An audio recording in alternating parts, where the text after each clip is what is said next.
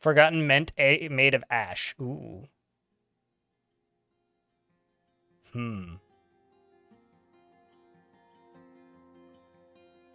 Imagine a towering forgotten beast dropping logs onto dwarves on death. Just exploding and... Actually, I wonder if you could make them butcherable into their correct materials with that modding capability. Like if you, like, or even like the same way like bronze colossi work. You know? Because like bronze colossuses, when they die, they turn into a statue. What if like a forgotten beast made of gems fell into like 30 gems?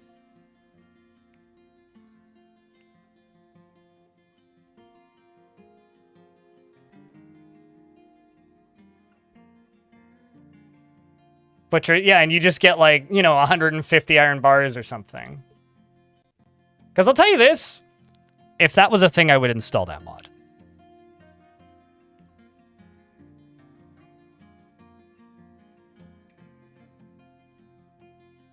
Here's the thing. If you're annoyed with bins and trading with elves, Legend of Zia, I suggest using, like, copper bins.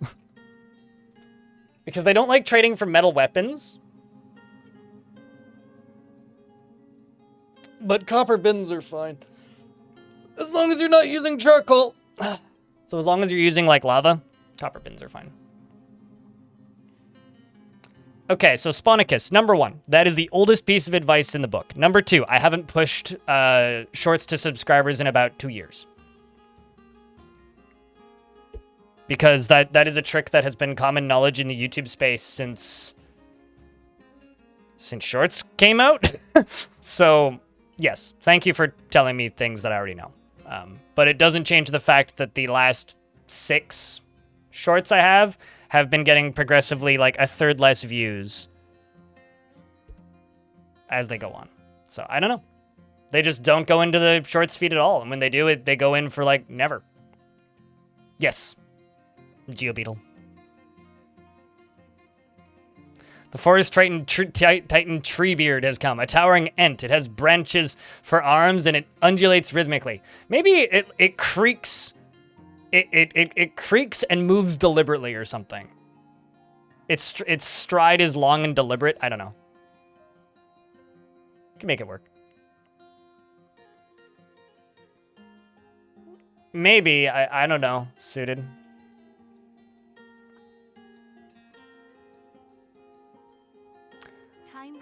Here's the thing. YouTube doesn't want you to see content that you're subscribed to. YouTube wants you to see content it thinks you will watch. So if YouTube thinks you won't watch content, YouTube won't serve it to you. Time goes by really fast. Yep. El Deuterino. It feels like only yesterday I got my sub button on Twitch. And now how many months have I had my sub button? I can tell you by clicking on my own username. 87 months.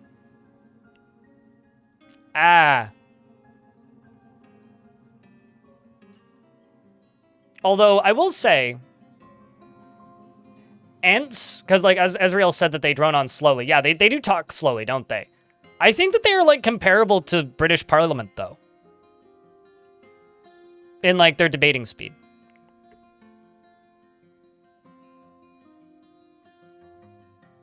But seriously, Deuterino, thank you very much for keeping that sub alive. It really does mean a lot. And as a reminder, it only takes 1 penny to get number 2 on the leaderboard for bits. All right. Who hasn't seen this fort before? Because I just kind of mined out a layer, more or less. I mean, there is some space on either end all the way around. And I may mine out the rest of it. But I'm just going to fill this thing up and make it into a vibrant city. That's what we're doing. Because I'm trying to get to 500 dwarf pop. And as you can see, all of these dwarves that don't currently have quarters need quarters. So that's going to be priority numero uno here, is making everybody a bedroom. But this here fort is the Fortress of Seedvault. We are prioritizing farming quite a bit because I need a very active clothing industry. This is our clothing industry. We have, underground farming over here, and I'm just starting to work on above ground farming over here, which is also definitely not above ground. Up here, we have these mysterious floating trees. Yeah, it's happening. And those are absolutely putting holes in the roof. That's all I got, chat. El Duderino, thank you very much for gifting out a sub to Yvel. It means a lot. But, yeah. Suspiciously human-like settlement. It's below ground. Also, I will never understand people's, like, this looks like a human settlement. Dwarves are not purely underground creatures. They never have been. Dwarves are, above ground, below ground creatures. In fact, they get sick if they spend too much time underground. And this is evidenced by the fact that there's vomit everywhere, meaning they're spending too much time underground already. Anyways, this is Seedvault. Seedvault started on a layer that had a Cyclops in it. So the first 5 minutes of this fortress were very hair-raising and harrowing when our glorious dwarf named Eyeminer stabbed a Cyclops to death with a pickaxe by removing its head with a pickaxe. We memorialized the Cyclops right here, who died 6 years ago in this fortress. And this is the tomb for Eyeminer, the dwarf who killed it.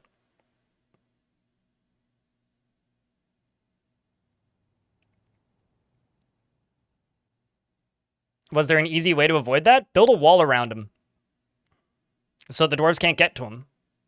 And that would solve the issue. Or drop something on his head that would crush him.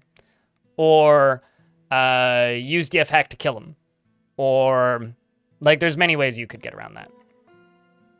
Drop something on his head's probably the easiest one, though.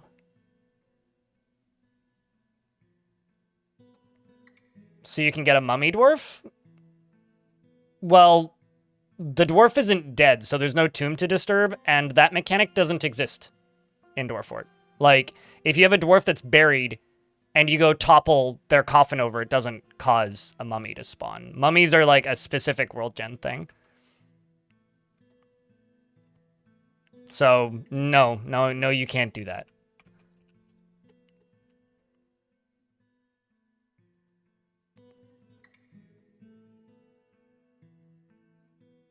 And also, the other reason I go, you're here going suspiciously human-like fort. It's like, have you ever seen a Helix?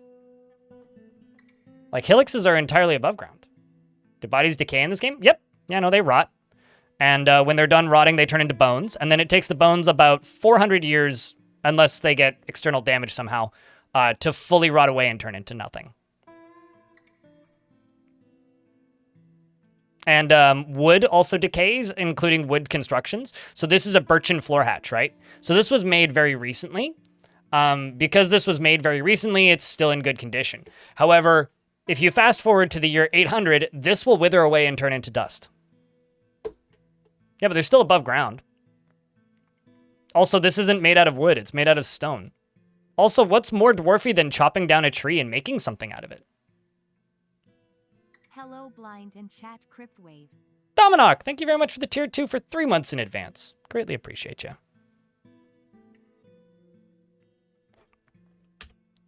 So the named dwarves in this fort are Hardfoot, Crypt Beer, a 404. I don't know that this dwarf's name. You keep. And Blazing Iceberg, thanks for the 10-month. Welcome back with Prime. Amethyst, Elfie Bean. A lot of dwarves have migrated here, so if you didn't name a dwarf, that's why. Lanix, 7, is here, as well as Drosta, and Darren, and Weltenschlang, and Darius, as well as Solinvictus, and Dominoc, the one who migrated here, the one who was here previously died. Iron, Renbird, I think that's Renbird? Weirdo Beardo, Arcloids. Weirdo Beardo, specifically. What else do we have? These names are too long, so the nicknames are getting compressed in this screen. I could just scroll down a different dwarven name list. Magical Goth Girl, thanks for the 2nd month, and Slicin' the Ice. Thanks for the Prime sub. Jasper Crow, Ilmirin, Nodo Casa, Deadly Jive, Ivy Lurkin, Glass, and Neezer, and that is everybody. And that also means that it's time for me to enable this thing. But our main character in the fort is iMiner, who I think I missed in that list. If you didn't hear your name and you're worried that you died, let me know and I will double check to see if you are in fact dead. But it's time for us to build some bedrooms. You want to be a tavern keeper, Dwarf. Can't do. Yeah, iMiner is currently in the tavern. Wants to acquire an object real bad, wants martial training, is missing a leg due to Etten, but is a good dwarf, member of the small farm, manager of the small farm, and bookkeeper of the small farm. You want a tavern keeper, hey? Well, pick one.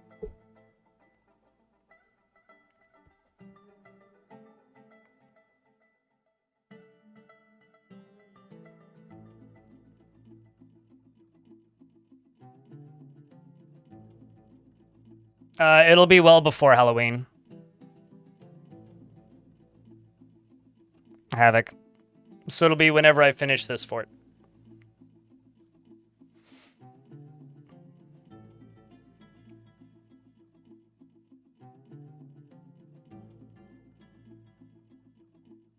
This one, okay.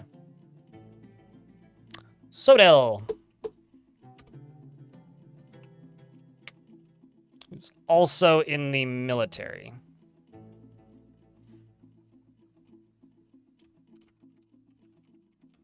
Faint Speaker is a coward, completely overwhelmed by fear when confronted by danger. Well, you've just been fired from the military.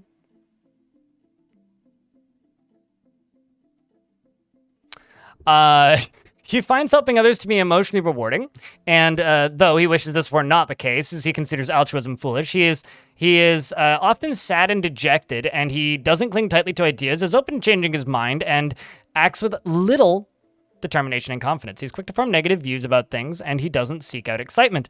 He is quite ambitious, and he does not easily fall in love, and he rarely feels positive sentiments. He is somewhat quarrelsome, and he is bothered by this since he values friendship. He often acts with compassion. He is often cheerful, slow to anger, and tends to be a little tight with resources when working on projects. He tends to share his own experiences and thoughts with others and needs alcohol to get through the working day, does not mind being outdoors, at least for a time, and doesn't really care about anything anymore. And he personally believes that it would be a fine thing if all time were leisure time. Thinks that he finds the notion that one would persevere through adversity completely abhorrent and values merrymaking, values parties, and respects the law. He values peace over war, sees sacrifices as wasteful and foolish, and dreams of creating a great work of art. He likes magnetite, light pewter, and sardonyx, as well as pecan wood, coral, rami fabric, bins, large gems, rabbits for their ears, harp seal men for their adorable pups, and the sound of the tenebrous embrace, and when possible prefers to consume slug.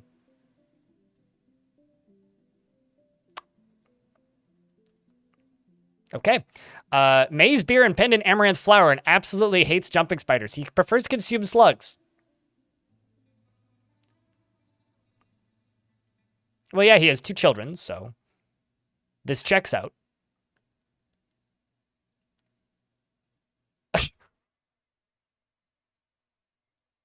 Dwarf eats slugs.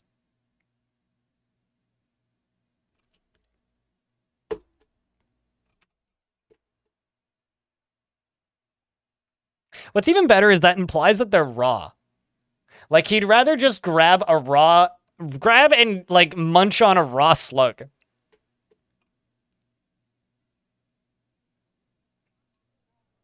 I'm upset. I don't like this. Can someone clip that? I'm gonna make it into a short or something. Our All right, well, I need more bedrooms. So let me just see where there are bedrooms that are not yet claimed, if any. Okay, no. So I'm gonna just make some. I'm just gonna sit here for like the next 10 minutes and designate some bedrooms. You guys want to see a cool trick that I discovered the other day while working on this fort? It's pretty awesome. It really speeds up construction like this. So all of this stuff's made out of shale, right? So I've just made this square out of shale. Now, you would think I need to go in and like delete the walls and then build other materials. Well, no, you don't actually need to do that. You can just do this, right? And then you'd be like, okay, well, then I need to go type in shale and select shale for it to be made out of shale, right? Wrong. You can just use nearest material and do this. And it just presumes that you want that to be shale. And it's awesome.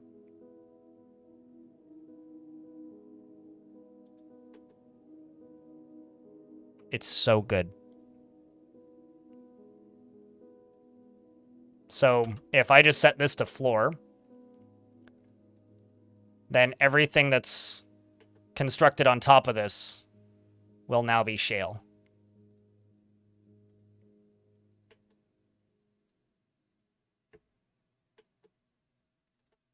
What's even better is I'm pretty sure this is a bug. Like, I don't actually think this is intended to work this way. But I'm very happy it does.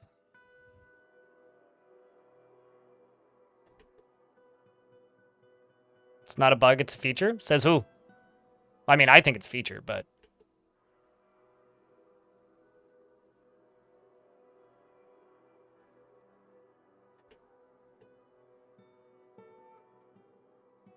It's just so nice that it exists. Anyway, so that's one bedroom complex right there. That'll give us a nice bedroom boost. Although there's one more I see over here that I need.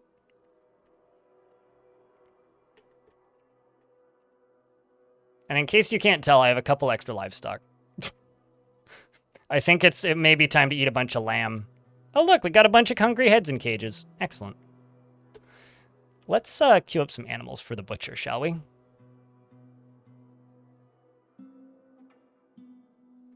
Apparently I caged a cave swallow blowgunner. Great.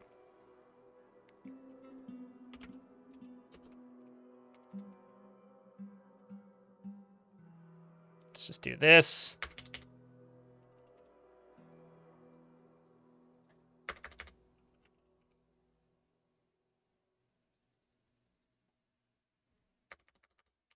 Then we'll say lamb. Oh my god. We'll just do a whole page of them for the lambs. And then say...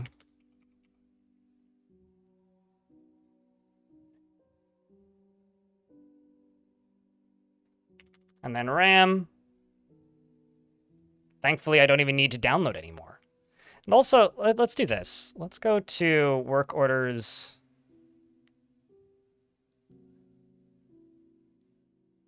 Spin thread. Let's take this off the timer. We'll just say 15. And increase you by 10.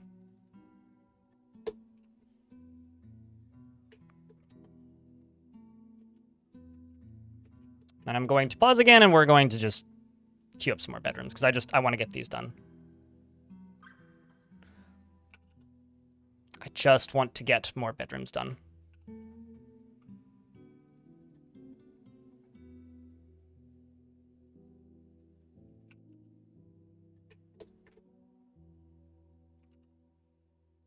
Still have to force myself to remember that I don't actually need to do bedrooms the way I've been doing them the whole time I've been doing them in this fort. Such a nice, like, unintended feature.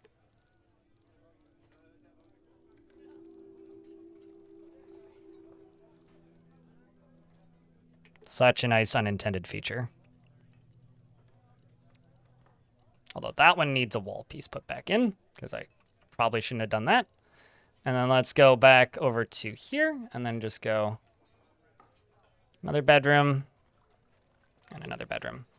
Then I can just go into here and do that, this, that, that, this, that. And there we go. Not bad.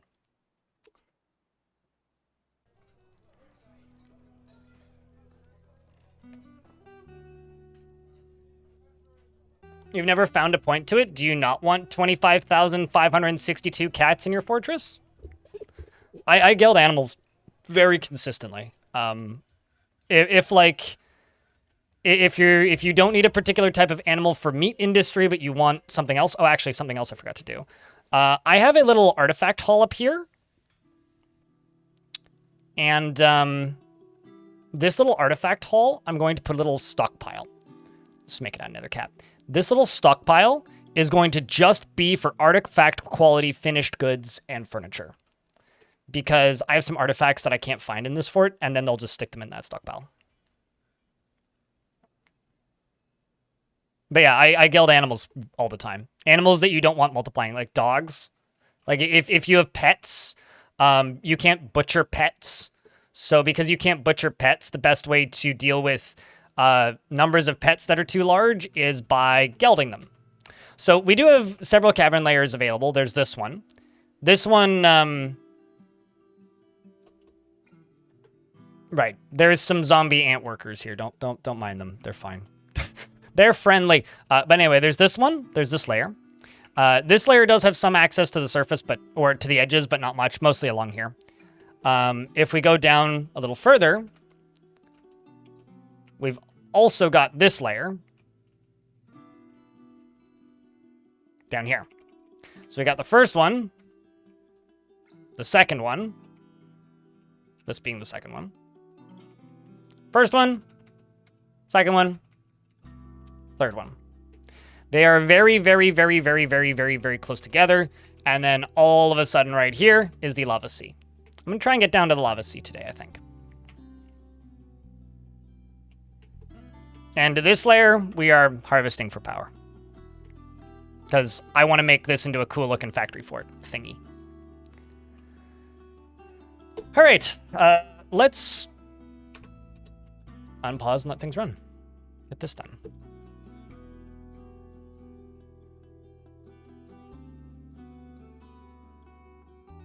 So this is going to be furniture, finished goods. Yeah. Except I only want artifact quality stuff.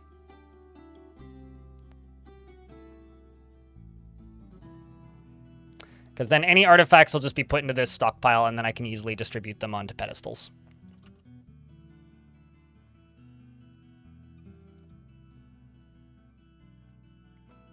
Yeah, it's going to be interesting. I mean, we've still got time until it gets added, right? Because we don't know when adventure mode is going to be done. And I've heard through the grapevine that they're having some difficulties with Steam integration stuff, which I think is interesting. But that's not going to be like a going concern really until adventure mode is out of beta, so we got time. You fellas think that the storage system is the bottleneck that keeps many newer players from getting into the game properly? I'll be honest with you, I don't know what keeps people from getting into the game properly because I play the game. Are you asking if it's like a particularly if I think it's a complicated mechanic? Like which part of it? Like, are we talking bins? I think that most of the things that keep people from getting into this game is just preconceived notions about the game that they've heard through the rumor mills about this game. To get cavern mushroom trees to grow, have a 2Z level high area and put water in it and wait for like them to grow. Like that. You just wait. There is no like skill or gimmick to it.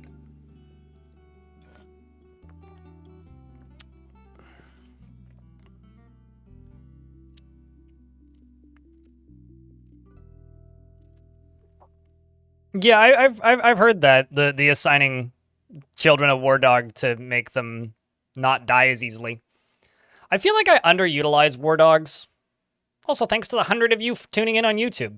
Although, I'll tell you this, just because I mentioned shorts like not performing at all recently, if YouTube has just been like, well, Blind, you don't get any algorithm on your shorts anymore, but your streams do well, I'm okay with that.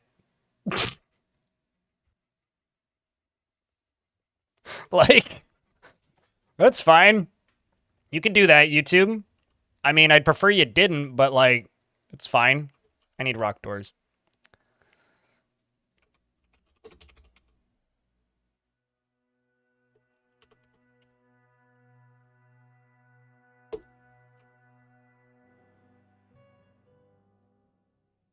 A force that is both dark and vile has arrived. I mean, I can mod Dwarf Fortress. You just need at least 1 Z level tall. But like the taller you make the Z levels, the bigger the trees will be, right? So the more wood you'll get. So if you do like 4 or 5 Z levels, you'll get even taller trees. But they need to be at least 2 tall. You won't get any in a single Z level tall area.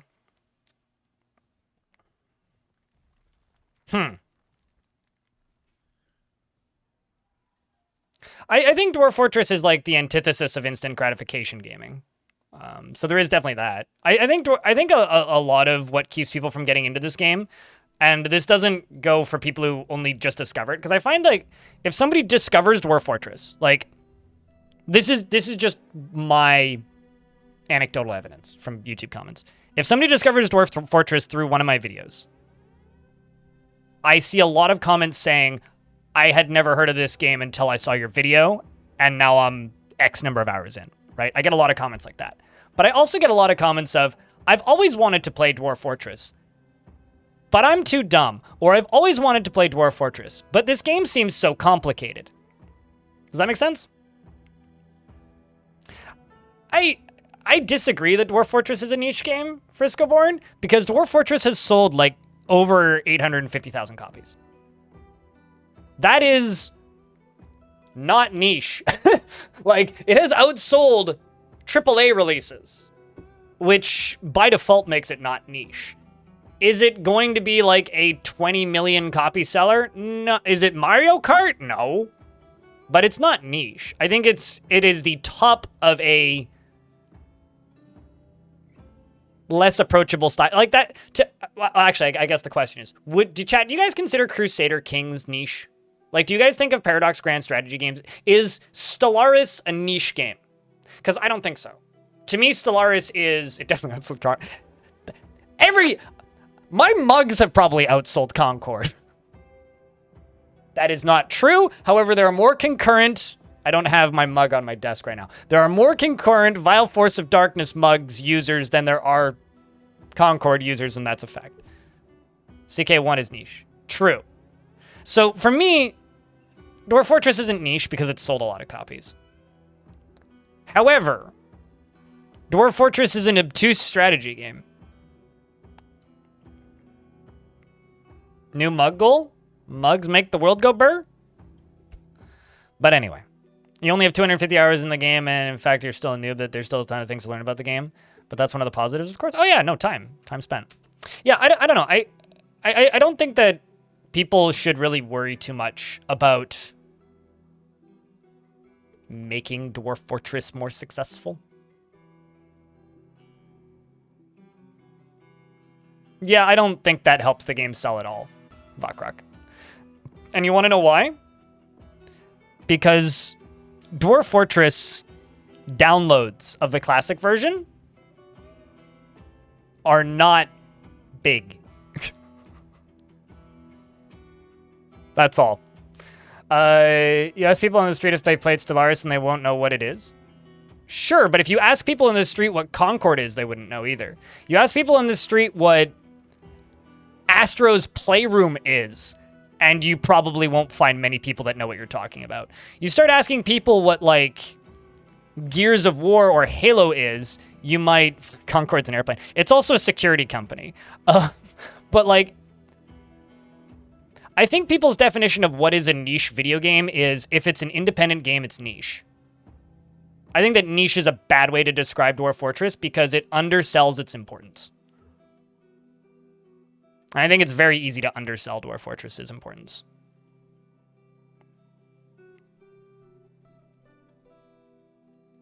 I think I'm just sensitive to that term. Concords are grapes, yeah. Unrelated. Chat, the company that made Love, Death, and Robots, which is like an animated anthology, is doing a video game one, I think for Amazon, which is just a bunch of like short, like animated features about various video games like Unreal and a few other games. One of the games in that list is Concords, so in like a year, a Concord animated short is going to release. Which...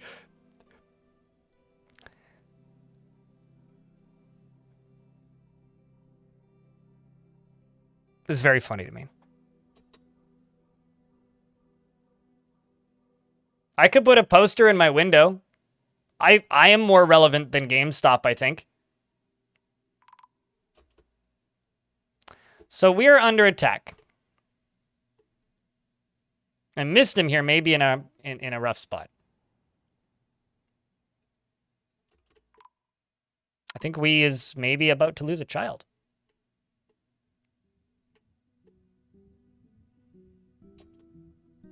Dwarf, that's not where I told you to go. There you go.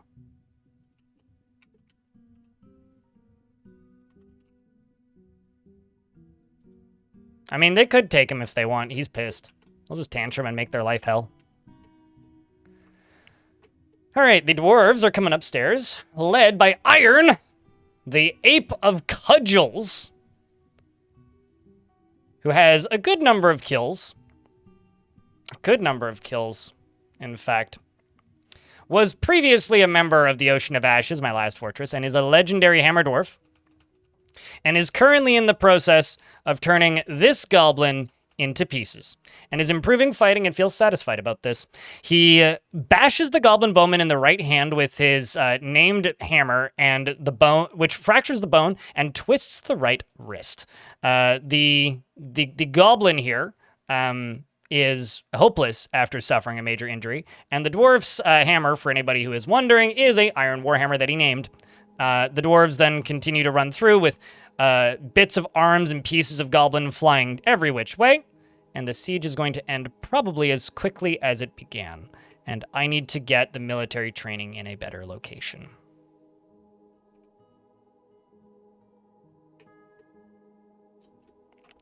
So did that thief show up again? Oh man, I forgot to look it up. So there is a goblin snatcher. So we discovered something about snatchers in this fort that I'm going to presume chat doesn't know about. But we discovered something about snatchers in this fort that I think is hilarious. For those of you who don't know, if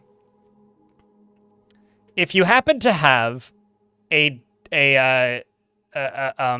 snatcher show up and then get away and then show up again and then get away and then show up again and then once again get away, each time they show up, they bring an extra bag. So if you have a snatcher and they're carrying like a dozen bags for some reason, that's how many times they've been to your fort. And I know this because we've had a snatcher named Lywindy. Yes, Lywindy, who's shown up, whose last name is Lywindy. And they've shown up a number of times now, and each time they show up, they have an extra bag. I think this is hilarious. But can they... That's what I want to know, Havoc. I would really like to know. Like, does this increase the number of children they can carry away? Like, do they get more powerful with each attempted snatching?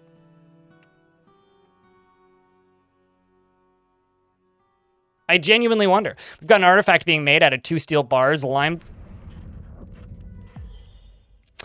Vobok the Soap Maker has created Tanalis Deg Thumur, a yak bone crown, not a dog bone crown, a yak bone crown, and offers it to the small farm. This is a yak bone crown. All craft worship is of the highest quality. It is encircled with bands of steel and rectangular limestone cabochons. This object is adorned with hanging rings of sheep leather and menaces with spikes of yak bone. and steal. I'm going to go into here, and I'm going to go into this, and I'm going to say, oi, quit it. Don't put these artifacts in here. No artifact, please. Thank you. Didn't we kill Lywindy? Did we kill Lywindy? If we did, I have zero recollection of this. We may have very well killed Lywindy. I thought that Lywindy escaped, though. I'm pretty sure it was like Lywindy's friend. Although I could probably check.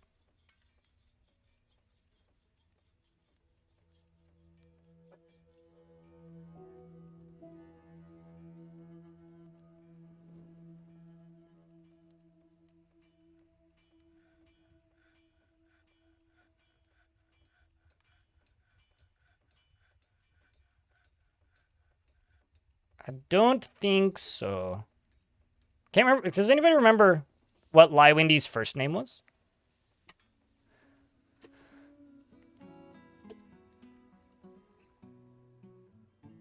Just making sure there's no invisible items in this, but let's plot this crown over here. Do bags weigh anything? Yes.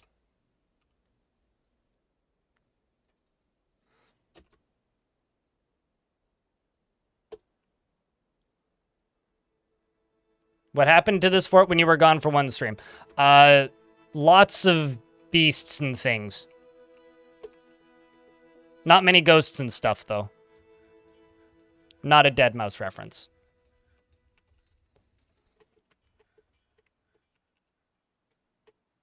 First name was Snowdub.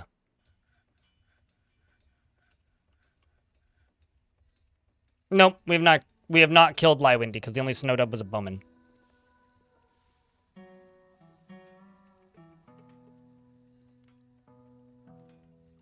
So Lywindy is in fact still alive. Doing goblin weightlifting. So I don't have any plans to attack the goblins in this fort. I want to just fight with the underworld and kill beasts. We're kind of running this as a beast hunting fort, like a cavern defense fort, if you will. That kind of shtick.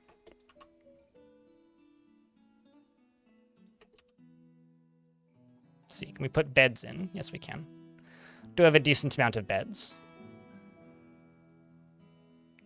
But we did definitely kill a goblin that showed up around the same time as Lywindy.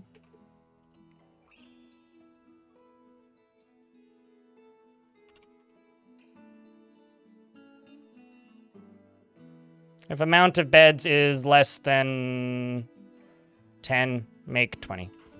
We'll just do that. Assuming that was the right one. Yes.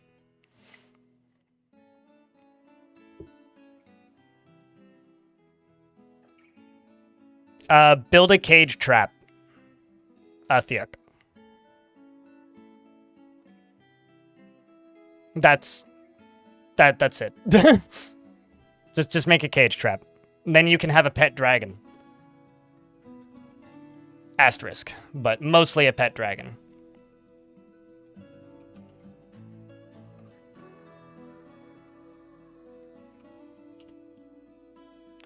Dragons are not immune to cage traps. You can make it out of wood and it'll be fine. I'm not saying this to scam you or make your fort die to a dragon. I am being 100% genuine. Ask the chat room.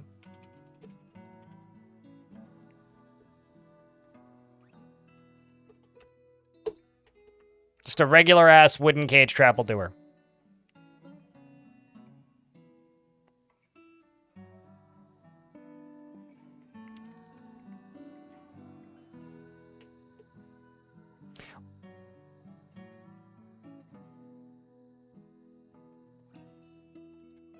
Yeah, not an animal trap. You just need a wooden cage or a metal cage, and then just a cage trap mechanism setup.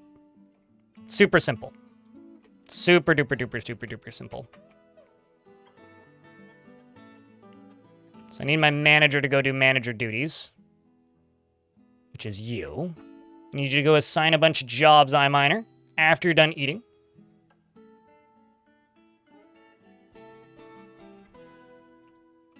Did you do it? Yes, you did. Must have done it while you were eating. Meanwhile, Bone Dolphin is throwing yet another tantrum. For those of you who don't know, Bone Dolphin has been tantruming for a while because Bone Dolphin wanted the most upset dwarf in the fort. If you're wondering why there's so many upset dwarves in the fort, it's because this is in the same faction as the last fort, which got a little spicy by the end and a lot of dwarves got real upset. And so we're getting a lot of migrants from that fort. And those migrants tend to not be the most thrilled with their existence and are kind of annoyed with their continued existence in a lot of cases. Meaning, I have some pissy dwarves around the fort, which is plenty of fun. Plenty of fun.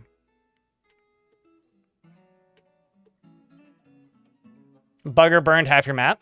Yeah, well, and the good news is if you're worried about the elves getting upset because like trees are getting burnt down, that doesn't upset them because the trees don't actually collapse. Like they don't count as killed trees. Oh yeah, and at the very end of the last stream, we got these two demands and built. We got a metalsmith's guild and a blacksmith's guild, which is very exciting. So hopefully we're going to get some talented smiths. We're also working on a lot of clothing. Our clothing industry is up and running and becoming quite successful. We got lots of yarn being turned into cloth, as well as cloth, plant cloth being made into cloth. So there's tons of that. We're also actively milling and dyeing plants. We're making flour. We are also trying to make dimple dye so that we can dye cloth. So we are, in fact, dyeing clothes, although I haven't limited them to dyed cloth for clothing. So we are getting some dyed clothing, but not all of it is dyed clothing, just for, my own sanity, because that would require a lot of industry, and I'd rather just let them mill plants in general instead of limiting them to only dimple cups. Why are the crafts not in bins? Why do they need to be in bins?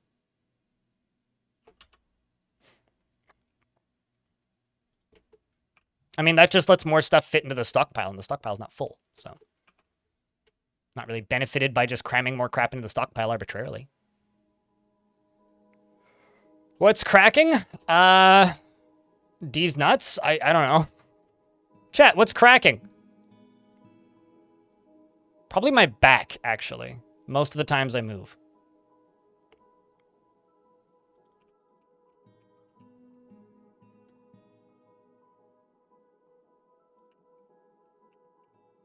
A lackin is cracking. Got it.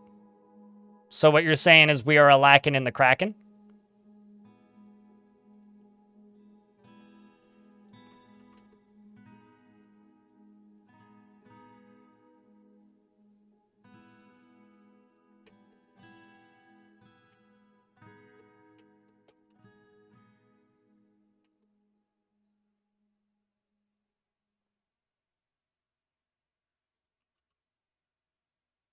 A lot of bedrooms. The normal yep. Well, I mean, this fortress is going to be perpetually lacking in the bedrooms. I think we're gonna have to turn up the population. Actually, I'll do that right now that I think about it, because I'm looking at the population right now going, we're at 172 dwarves. So we're trying to hit 500 dwarves, right? I'm going to...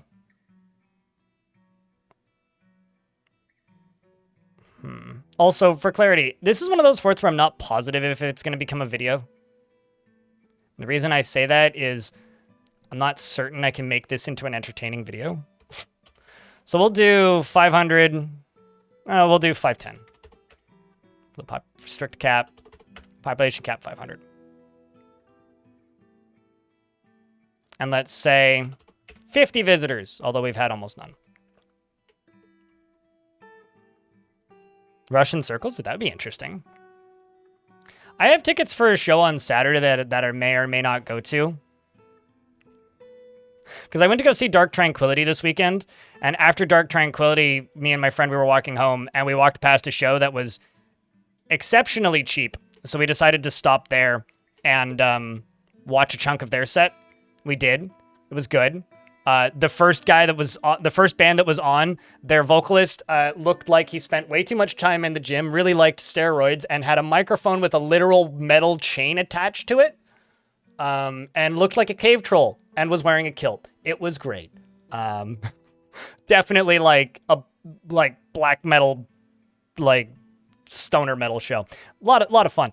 And there was a poster in there for another show that was also very cheap, which I bought a ticket for, and I may or may not go. I haven't decided. Sounds like a Hexic band. Yeah, I mean, it was fun. Am I all familiar with the strange bug where things you buy from caravans get left in the trade depot? Yeah, it's called not having space in the stockpiles for it. It's not a weird bug. It's almost always a priorities issue because stuff that's in the stockpile is considered lowest priority. So it means you have too many other things to haul. If you want to stop that, deconstruct and reconstruct the stockpile. And then it gets moved back up to higher priority. Items can still get stuck in places at times, though. Usually because they're getting destroyed is the only wording I can think of. What's the word? Devaluing due to being outside, because items degrade. Degrade, that's the item I'm looking for. Items degrade when they're outside and then become refuse shockingly quickly at times. And so people will be like, items are broken because they're not being hauled inside. It's like, well, they're considered refuse now, and you don't have a refuse stockpile that allows them. Stuff like that can happen. Especially if you're like in an area with like bad weather.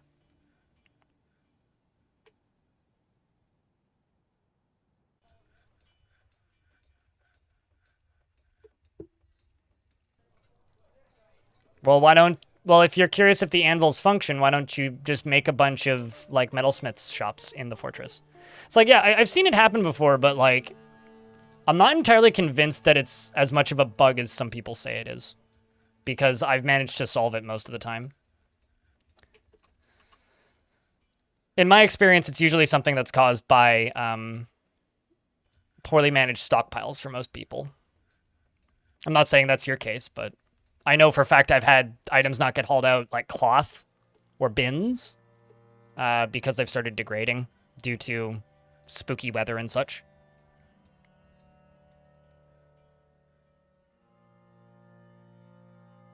Cheese, what? Cheese rotting in the depot? Yeah, that one's funny. It's weird that cheese doesn't get traded in barrels. Although I'll admit, I haven't seen that one in a really long time. Cheese rotting in the barrel? Or cheese rotting in the depot is something I haven't seen in ages. It's just that one door left that I need.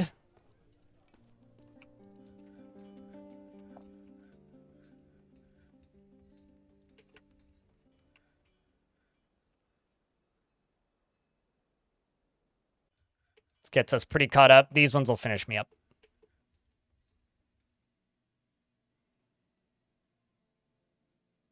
You buy too much cheese. You do not need a lot of cheese in a fort.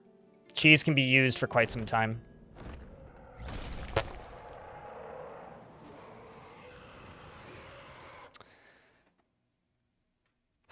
Amber is the color of this beast's energy. Forgotten Beast, Ibrazika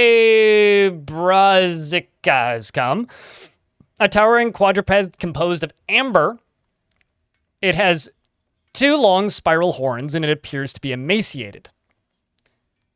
Beware its deadly spittle. But yeah, I am familiar with it. I've definitely seen it I've definitely seen it happen before, Havoc. I don't know the cause of it and don't really have solutions because the solution always seems to be different. But I will state that I've usually been able to find a solution when it happens to me. Your favorite is when they refuse to stuff meats inside of barrels and just toss them in the stockpile? That almost always just means you don't have enough barrels. At least in my experience, that usually just means you don't have enough barrels. Or the barrels aren't available, like they're full of something else. Which can happen. I mean, it's happened to me. I had it happen recently at a fort, and then I realized that I had a seed stockpile that allowed barrels, and there was just dozens of barrels just full of seeds that I wasn't using for anything. I was like, oh, well.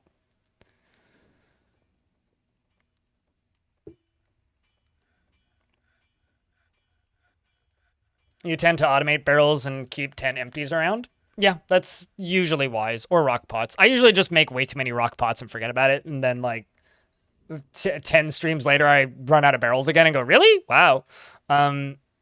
Anyway, so this beastie.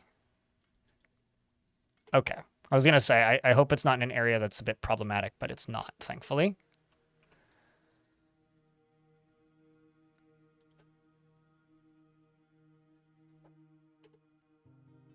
Just going to send my soldiers right here.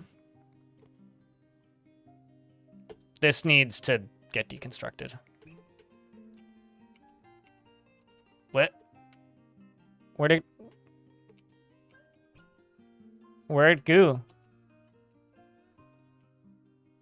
It just vanished. Oh. What?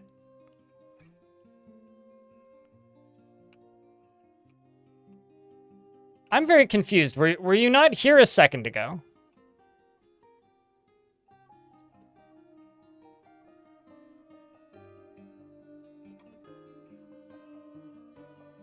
Because I thought it was like... What? Okay. That thing moved way faster than I was expecting. Yeah, I should do glass more often than I do. This map, as far as I can tell, has none on it, so I can't do glass, but...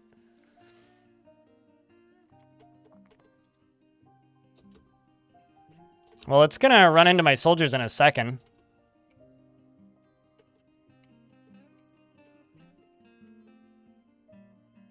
Oh shit, I didn't know there's an orb right there. Uh-oh. My Mark's dwarves are colliding with the creature, which means a bunch of them are about to die. We've got Locum here, who is just dodging repeatedly. Dodge rolling out from underneath it. Seems like a Kiddo here is going to help. This is Matto. Matto hopefully will turn around. Please. And run away.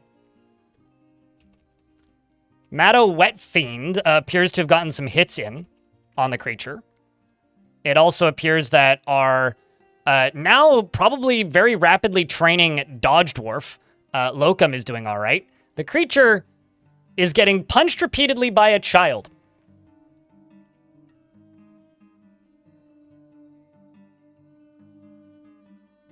I've been using fortifications because I don't have access to copious amounts of glass. Groven as well, hello, by the way. Usually make I completely missed that it was you who said that, but hello. So yeah, the Forgotten Beast is like taking damage from a child. Go, kiddo! You can do it! I have faith. I had no faith, but now I have faith. You're now a dabbling observer and striker. Excellent. How about you? Locum is also assisting by scratching the Forgotten Beast, which fractured it. Oh my god, if the kids kill this thing, and some random Tanner comes running in, and also Reg, the Hammerlord, is helping by thwacking it repeatedly, which seems to be, what, striking it with a shield, chipping it, scratches it in the lower body, chipping it. Forgotten Beast is still taking damage, shaken to the core now, being punched by children, dwarves, children, Hammerlord. It's being fractured, chipped, cracked, broken, snapped. The soldiers are surrounding it. Something flew off of it, its rear foot specifically, and it is still shaken to the core. More pieces are flying off of it, and the creature is dead. The question is, who hit it the last time? The Tanner... Okay, so Child punches it in the rear leg with her right hand, fracturing it. The Tanner punches the Forgotten Beast in the upper body with her left hand. Did you get it? Yeah, he got it. Damn it! Should have let Sloan have it. Man, what a bummer. That would have been too good. That would have been too good, man. Forgotten Beast got unfairly mobbed, yeah. Well, I'm gonna put the Beast corpse up here, because I've been memorializing memorable corpses, and I think beasts that I can't butcher are memorable, so... Thunk.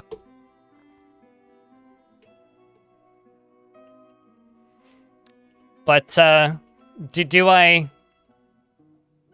give this dwarf a nickname, chat?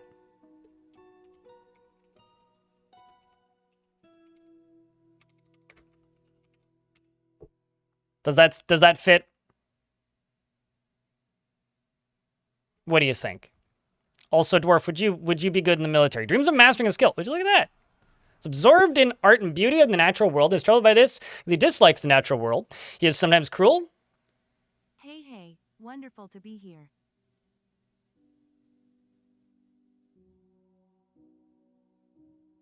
Beast boxer. Well, I mean, the child didn't get the kill. This dwarf did. I could also give the kids nicknames.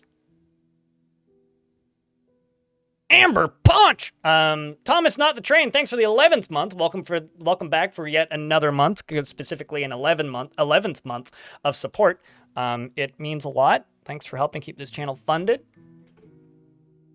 Like, seriously, I wouldn't be here if it wasn't for folks like you. So thanks for letting me continue that. Appreciate you.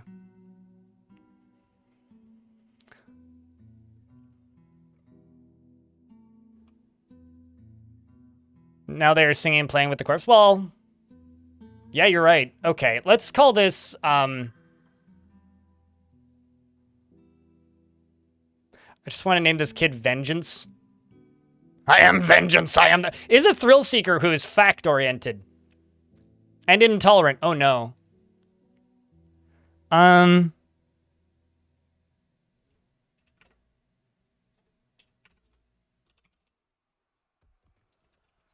So we've got Amber Boxer and Beast Puncher. Amber Slammer. But, man, to me that just sounds like somebody named Amber got slammed. I'm going to update the characters command. So currently we are sitting with Lywordy, the Terrible Goblin Snatcher, and Eye Miner. We now have Beast Puncher / Amber Boxer, Dwarf and Child who took on Amber Forgotten Beast. Or just an Amber Beast, we'll just say that. There we go. Save, updated, done. Done diddly dun dun. The Fist of Intolerance! Maybe not. Doesn't feel anything while in conflict. Good. As it bloody well should be. Doesn't seek out... He seeks out exciting and adventurous situations. Personally doesn't respect the law and doesn't care about craftsmanship. You know, I also didn't respect the law when I was a child. So I feel that. On a very primal level. But yeah, I just hope that today and this fortress is just a lot of forgotten beasts, because that's what this world has had massive amounts of up until this point is forgotten beasts. Just absurd numbers of forgotten beasts to the point where I've just been ignoring them in previous forts. So I'm really hoping we can just get a lot of that and good entertainment because of it. I just gave a baby a bedroom.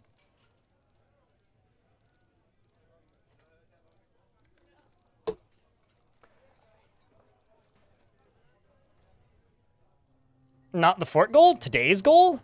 250 dwarves fully housed, probably. Also, I totally forgot to mention this. Ukeep is a baron. We have a baron in the fort. We have a baron in the fort because Ukeep just got the role of baron randomly. So, and my captain of the guard needs a dining room. Let's see if I can sort that out. Where is your office, Cappy?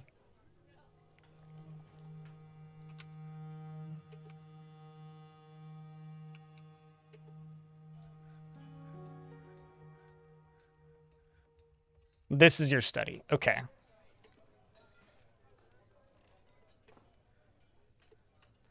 Okay, well, Cappy's dining room is going to go into here.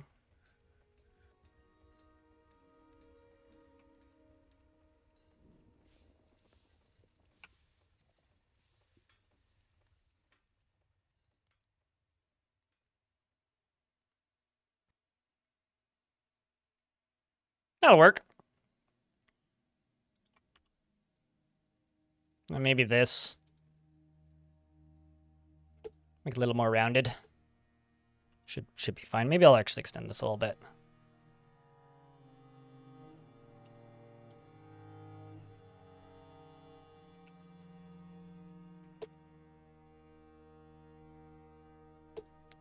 There we go. We'll do that.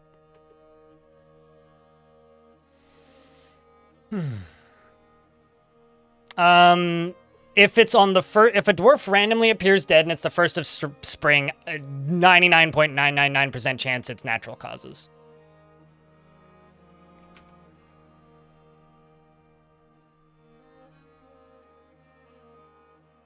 I think I need another bone doctor.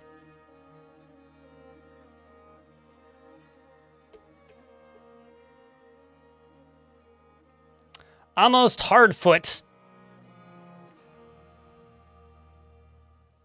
wants to join the fortress. I can't remember what Hardfoot did. Also, migrants. Oh, did I already close the notification? Guess I did. Crap. Well, it wasn't that many. We only moved up by 3, I think. There's only a few. This is going to be a dining room, and this is going to be given to the captain of the guard, Cappy. Good old Cappy.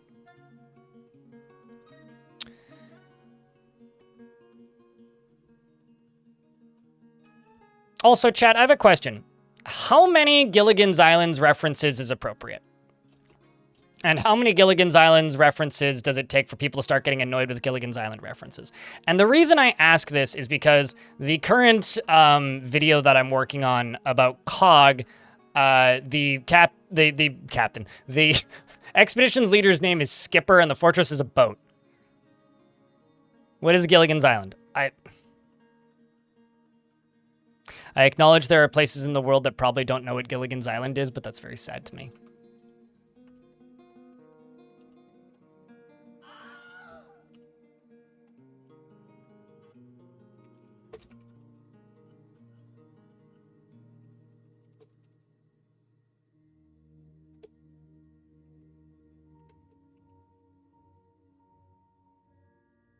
You never saw it?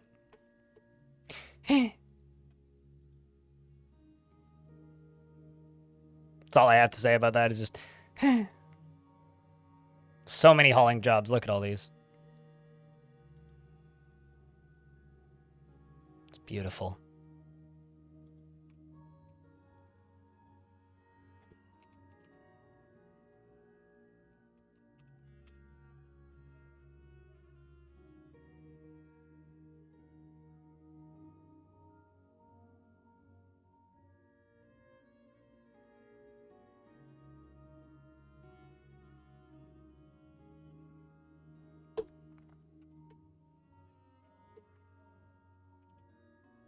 And then I need a wood burner, I think, like around here. So let's go into here and go furnaces, wood burner.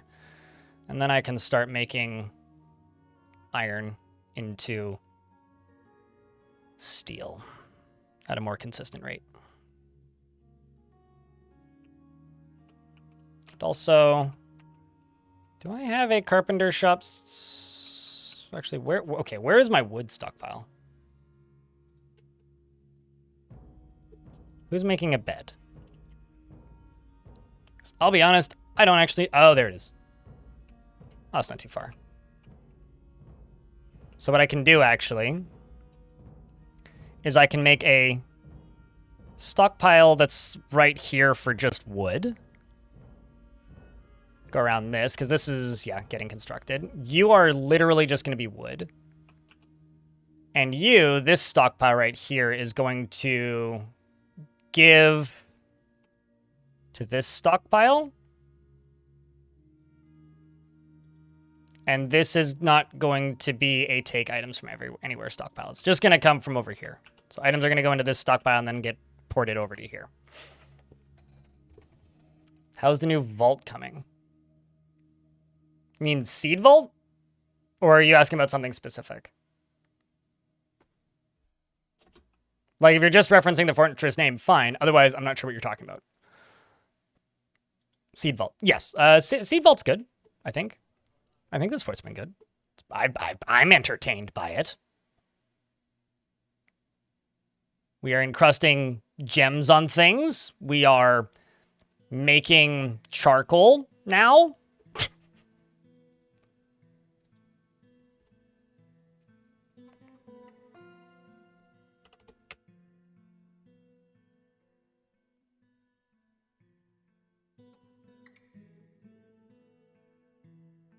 Let's say if amount of logs is greater than 25 and no amount of refined coal is less than 25.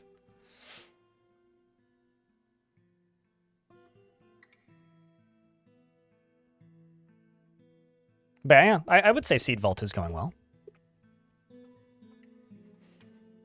If I'm doing parodies, then many references to TV shows. I mean, it'll be lightning fast, light speed references for the few who get it, which is generally how I do those things, but noted.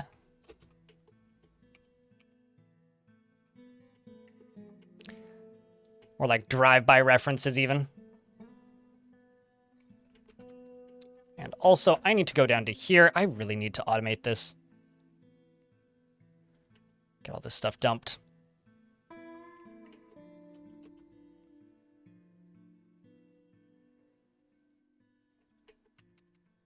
You know, because like I need to automate this thing. Like real bad. So it doesn't maintain a problem. Can you see what your region has after embarking? No, not in the vanilla game. Quick question. When you make multiple additions or work order, the ands and ors, and can it be changed? Can it be changed? Yes and yes. It can be any. There's a lot of different options on it. And I'm in an ad break, so I will wait. But this is a Forgotten Beast. Iskak Malstralosplek. Amil. Malstralosplek. Is it strange that, to me, that looks like Polish?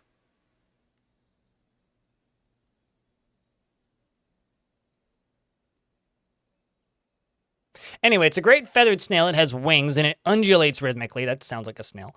Its green-yellow feathers are long and sparse. Beware its poison stench. Devilish Potato, by the way, how are you doing? By the way, did you start investments? Because I don't know if Chad has done it today. Also, hi, Buzzkill. And Briskill, hello.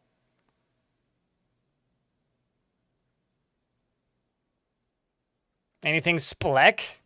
That's why it looks Polish to me. Well, rather, the rest of it doesn't look Polish. There's not enough W's in it. W's and Y's and C's.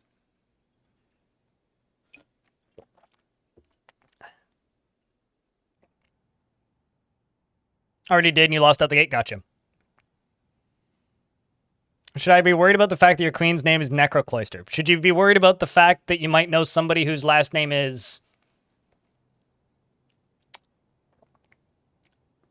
Chat, what's a slightly scary sounding last name that's not a made up last name that actually exists as the last name?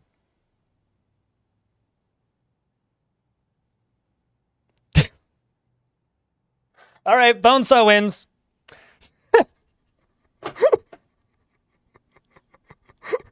Bonesaw wins. Cutter, true. Yeah, Cutter's the last name.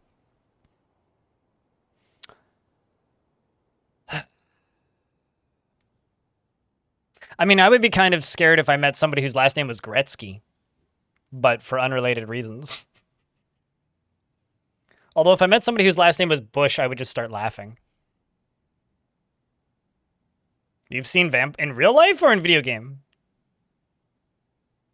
Mad Wolf. All right, so how bad is this poison? Where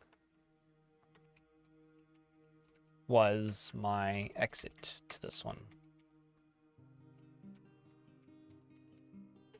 It's right here. So I think I'm gonna tell the dwarfs to go stand like right here.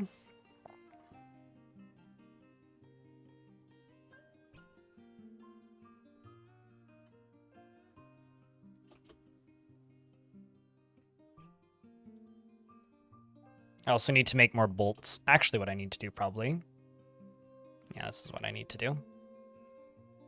Got plenty of bolts. Just need to unforbid them.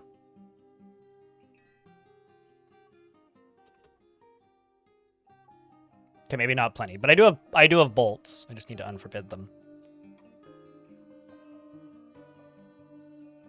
So I know this might sound like a dumb question, but how fast is this snail?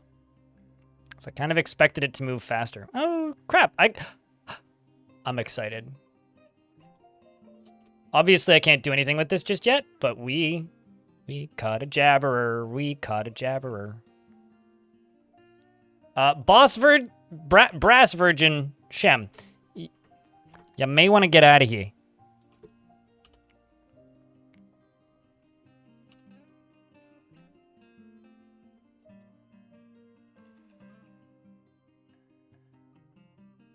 Okay, so it's not that quick. It is moving pretty deliberately, though.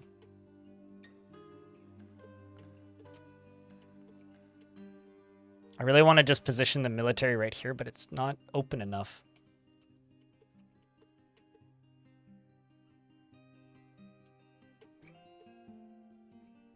Hello, Dulkin.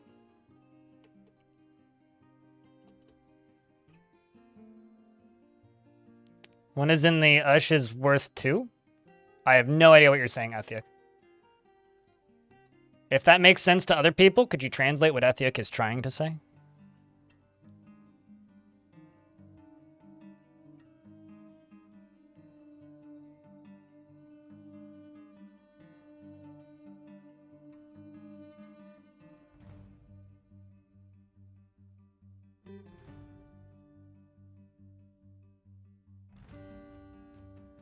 Just remember, chat, if you translate Dwarven names, you have much more cause to be concerned if you're concerned by names. I wonder if it's not even accessible.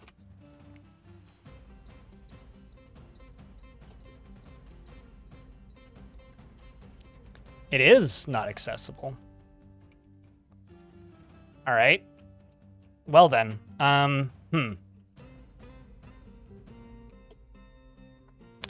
All right, who's the brave dwarf to go chop down the tree then?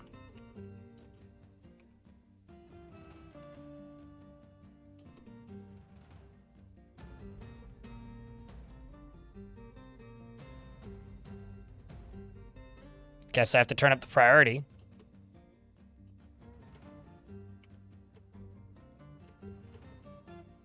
There we go.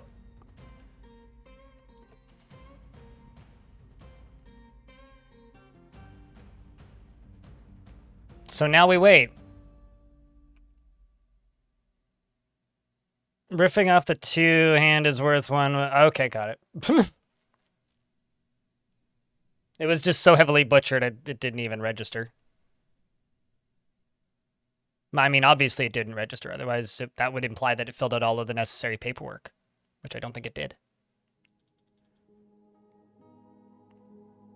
So this entire cavern layer is an aquifer, by the way.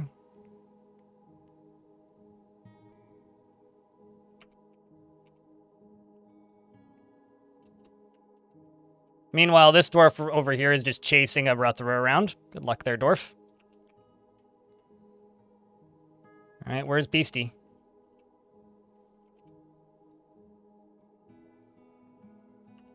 I'm hunting monsters.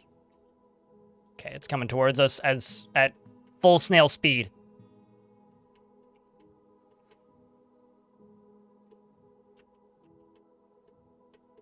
Here it comes.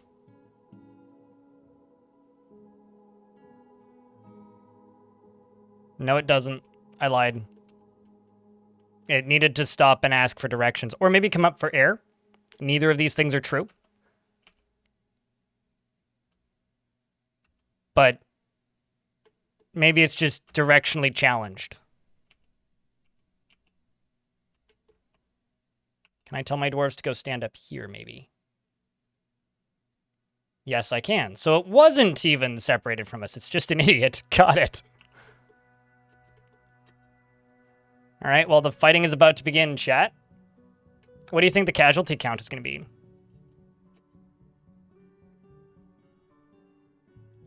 Does this thing have any previous kills? Once again, this is a feathered snail. It's 686 years old.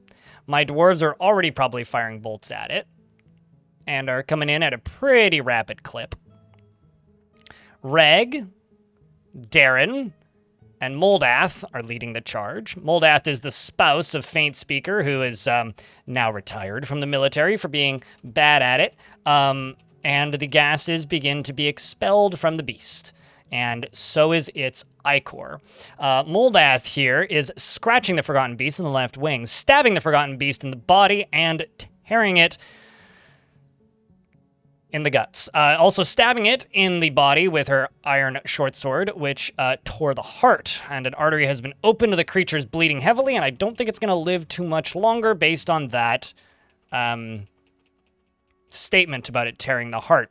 I don't think you can really survive that. It gets knocked backwards by the dwarves. In fact, I'm wondering who did that. The Swords Dwarf kicks the Forgotten Beast in the body, bruising the muscle, and then the Militia Commander kicks the Forgotten Beast in the mouth, bruising the muscle, which actually slams it into an obstacle, and it landed on its wing, and which took the full force of the impact. The Forgotten Beast then spewed out some of its vapor, and then the Hammerlord bashes it with her Iron Warhammer. And just like that, the creature is now a corpse.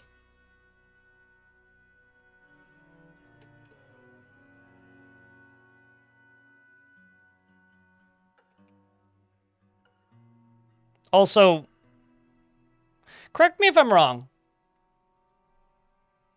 Was I not at 178 dwarves a moment ago?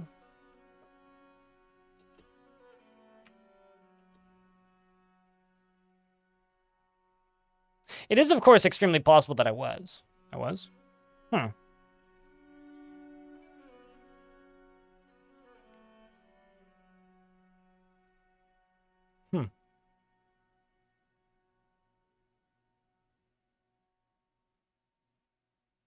Weird.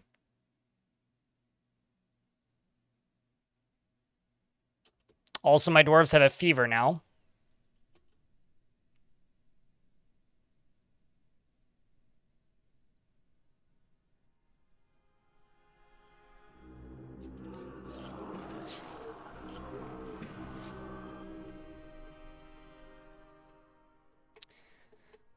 Fortunately, I've set up a few of these.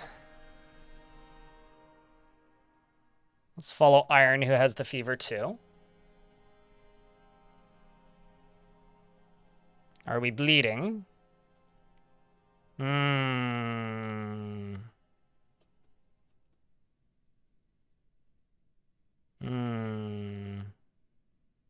Oh, it's mass blistering? I don't think that'll kill them.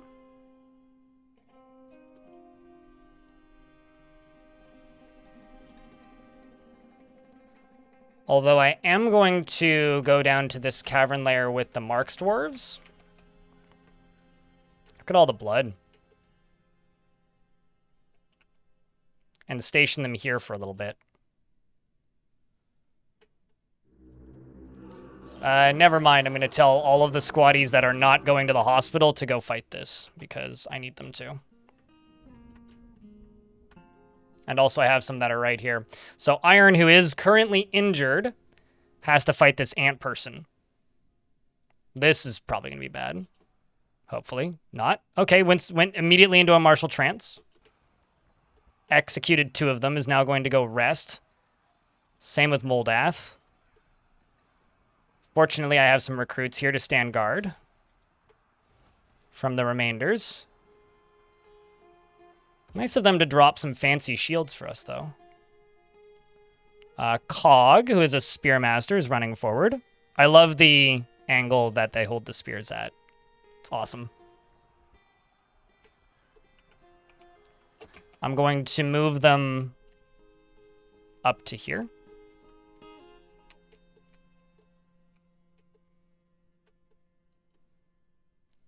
Zulban leading the charge, hacking up the first ant person. And now moving through. I think that we're clear. And let's jump to you. No longer has a fever, so that's good, but is still very bruised.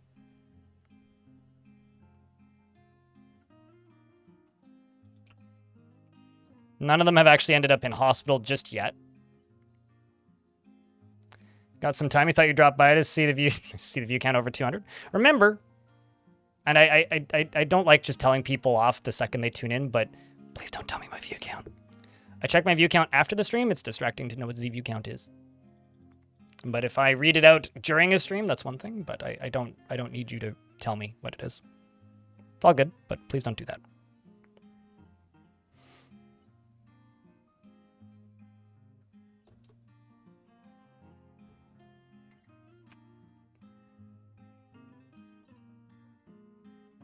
I'm waiting for dwarves to show up missing.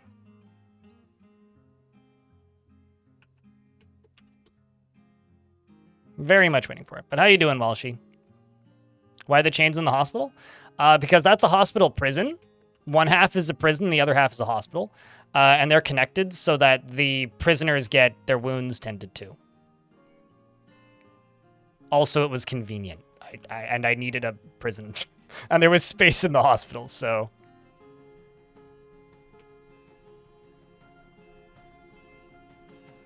Usually it's just because, usually the answer to questions like that is because I needed one and there was space there. And that is mostly the answer.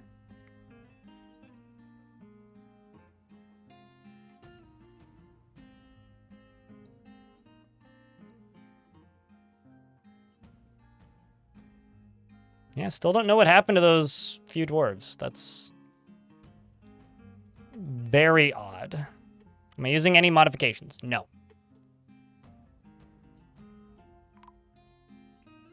There we go. Well, okay, no, this is completely unrelated.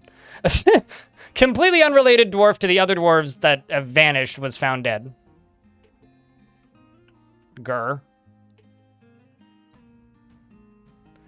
All right, well, I guess the blistering thing is just old wounds now. Looked a lot scarier than it actually was.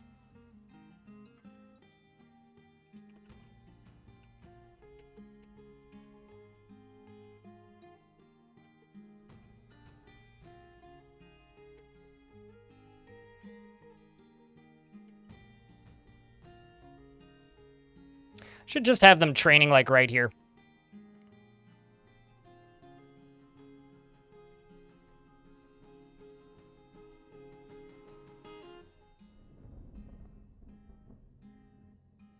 I'm tired of 2 cases going to court on Thursdays, so I've spent the last day prepping court bundles ready.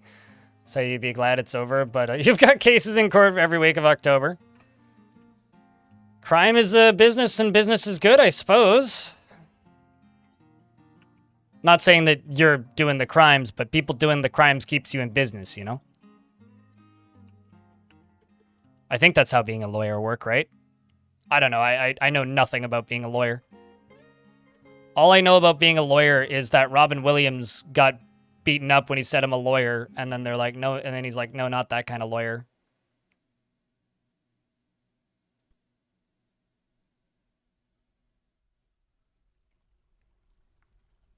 Seemed like such a good idea when you were younger. This has nothing to do with being a lawyer, but lawyers are people too, which was very loudly stated by that one video or that one picture that went viral of the girl doing her bar exam in her underwear with like a really nice suit on top. So she was like wearing a suit all the way down to her waist and then just in her underwear, sitting at a kitchen table on a laptop doing a bar exam during the pandemic. One of my favorite pandemic photos to go viral.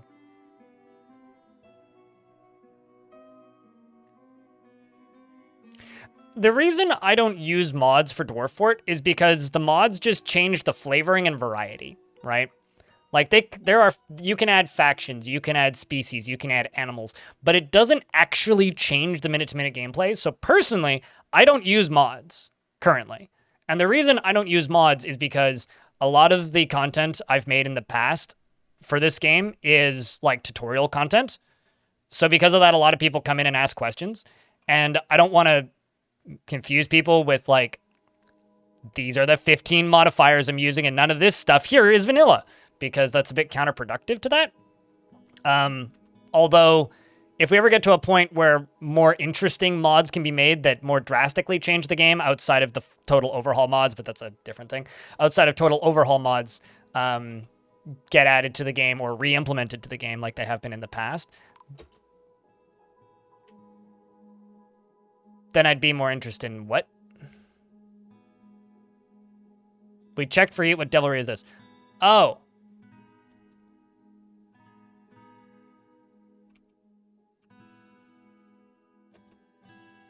Well, rip Lycott. I just saw Lycott on fire for a second and then gone. So... yeah. Yeah, I agree on that one. That screaming sound. Welp. Anyway, I got a tomb I gotta make. Not for Lycott, but for that other dwarf that died.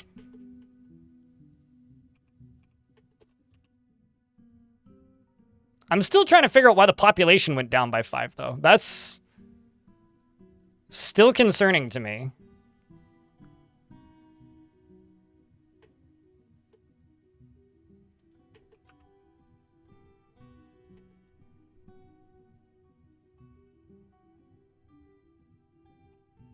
Like, at least the last ones that have died have been accounted for. So... I don't know, man.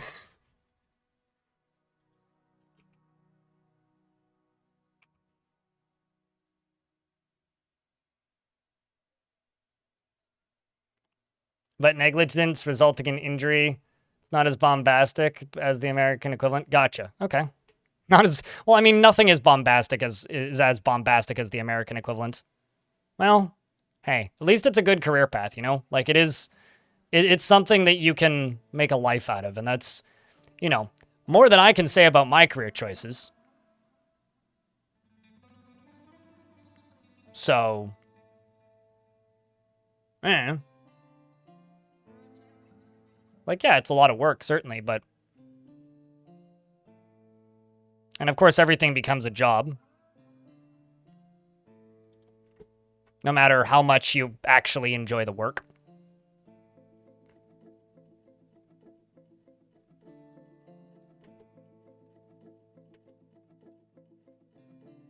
It's certainly a better position to be in than, you know, many other career options. Besides, as much as I complain about having too much work to do, and as much as a lot of people complain about having too much work to do, it's better to have too much work than none. So. You're a bankruptcy attorney? Oh, no. I feel like I run into I talk to so many different people through this job, through streaming, right? And I feel like lawyers specifically, I always just feel bad whenever it's just like, oh, like what? There's two types of people, or two careers that I talk to people about that I feel bad for a lot of the time. It's always lawyers and therapists. It's like, I could not imagine the mental toil of being a therapist or like a divorce lawyer. Like, I get annoyed listening to my neighbors argue. I don't know how long I would last having, like, being paid to listen to people argue. Or help people argue in one side or another. Like, that seems like a lot. I don't know. Therapists need therapists? Probably.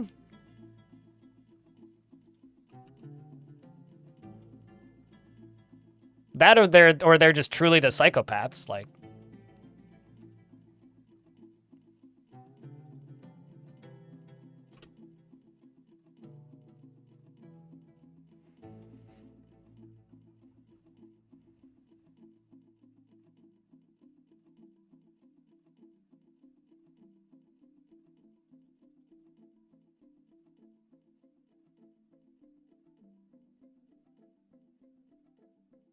I don't get paid $150 an hour for listening to my neighbors.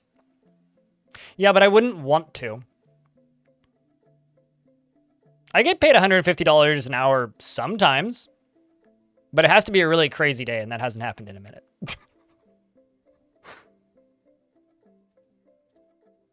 It's been a long time since stuff's gone hog wild.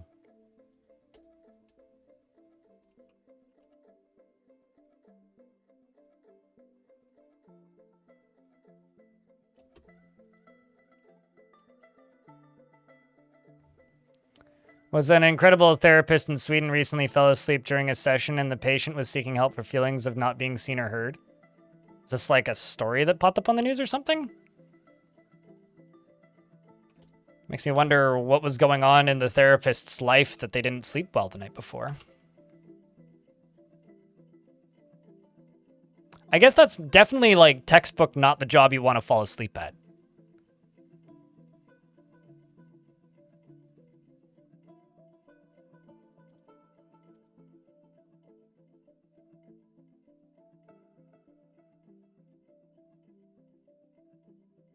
I had a online therapist that, without going into too many details, wasn't my therapist for very long.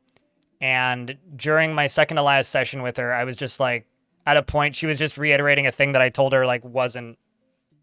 Basically, it felt like she didn't take any notes from the previous session, forgot everything. We were just doing the same session twice. And I'm sitting there going like, yeah, this ain't gonna work. And she like felt so bad that she gave me a free session after that, which was mostly just me giving her feedback about where she fucked up. And it was actually like kind of interesting. It almost felt like I was being a therapist for the therapist, but I didn't pay for it. So that was nice. And she refunded the session that I felt ripped off on. So I didn't end up leaving feeling completely ripped off, just a lot of wasted time. But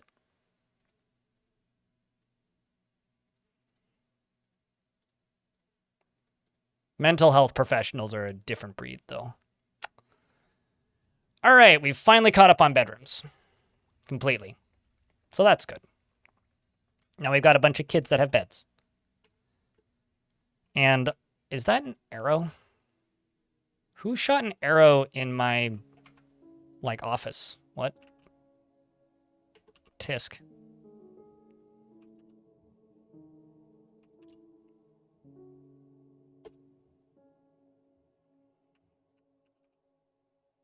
I'm going to go over here and go to this cabinet. All of these are done. All of those are done. Sweet. Was sued for malpractice. Yeah, that seems fair. That's all I can really say. That seems fair. Falling asleep on the job as a therapist. Yeah, I guess that counts as malpractice. I could see it. So I'm thinking I get one of my squads training right here, and then one of them down in the caverns. Mutton Dew. Okay, like A+ for that username, Mutton Dew. Thank you very much for that Prime subscription. Appreciate you. Thank you very much for helping keep this channel funded, one sub at a time. No, it certainly didn't help me get better, but it was interesting.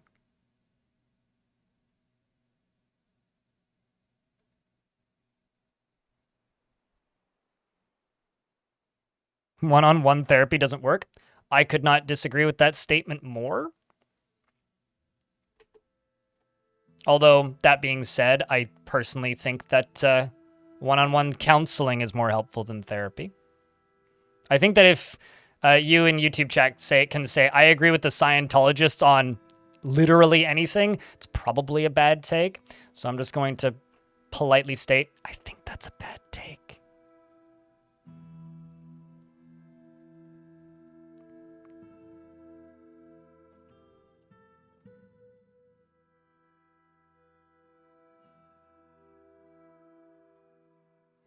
I mean, there's a lot of therapists that are shitty. A lot of bad therapists out there. But there's also a lot of home renovators and contractors that are bad.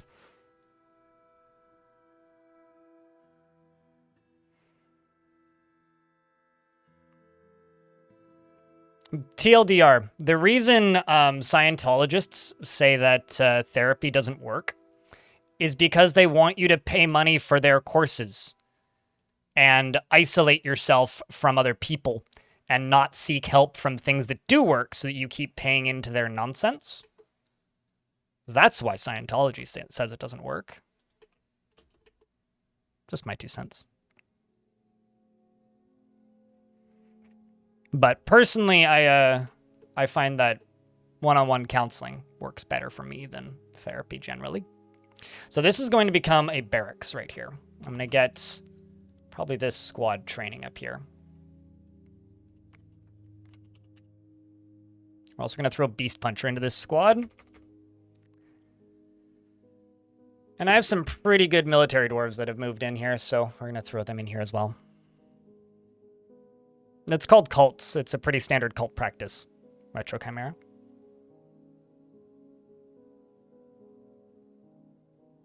Went to university and got her qualifications after she had the twins. She said that she'd rather stack shelves than go back to the industry now does admin work for the church and loves it. Well, there you go.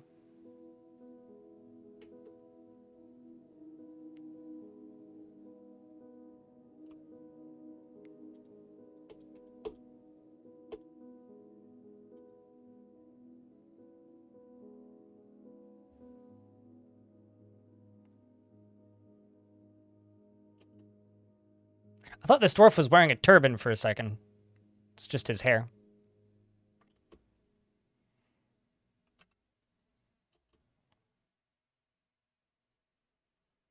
Yeah, I don't know. The only advice that I would take from Tom Cruise is like how to be an effective stuntman. I don't think him or his people have any sort of authority on mental health. Just like I wouldn't take sex ed advice from the Bible.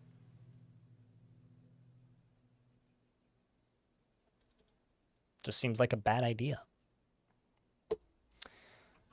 All right, let's do that. Get these dwarves training, and I'm going to put military gear into here. 2, 3, 4, 5, 6, 7, 8, 9, 10. We're also going to do 1, 2, 3, 4, 5, 6, 7, 8, 9, 10.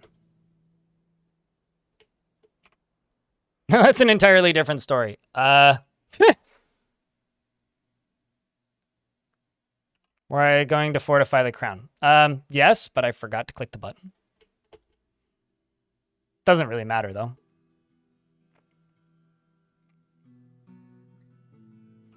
Cement Gunner, hello! How are you? What's the expected performance when I hit 500? No idea. Hopefully playable.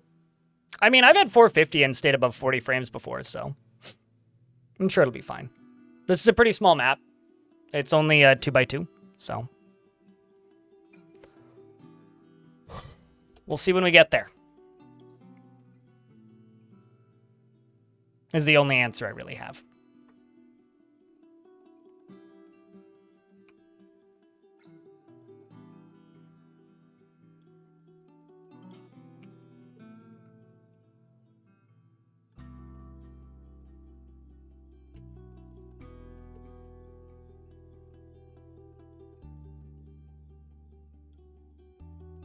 One, 2, 3, 4, 5, 6, 7, 8, 9, 10.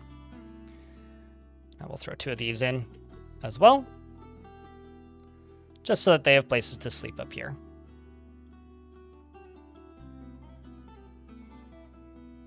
Hopefully you like training. Most of your needs have been met, which is good. Let's see how my pig iron bars are doing. 37 pig iron bars. There we go. So what I can do now is go, how much charcoal do I have? 27. Sweet. So I'm going to say steel bars.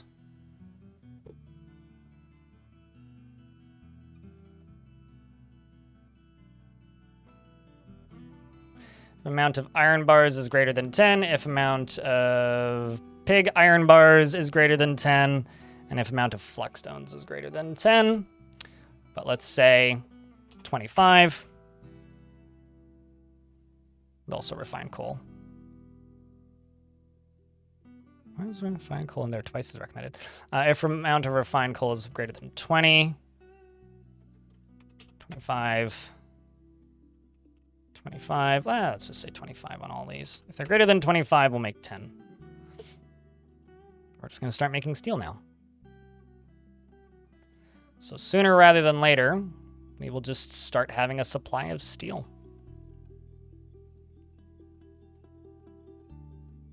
It's going to be that simple.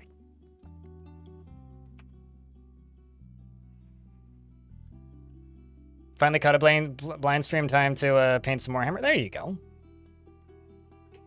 Hopefully they're good, fancy colors.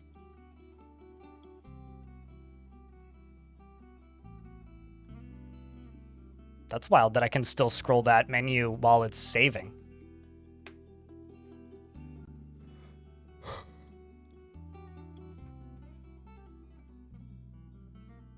The poxwalkers? That's what I used to call people who got the pox. Poxwalkers.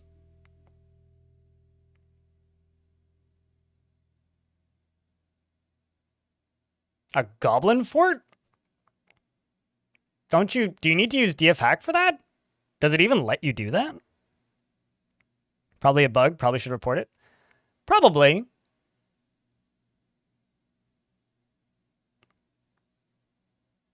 It's probably already been reported, though.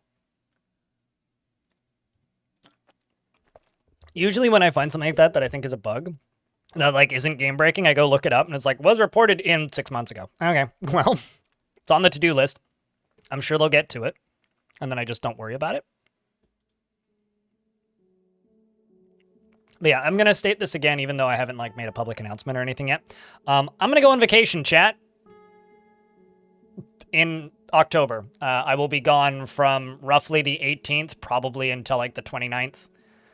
I need like 10 days off. I'm tired. It's been a long summer.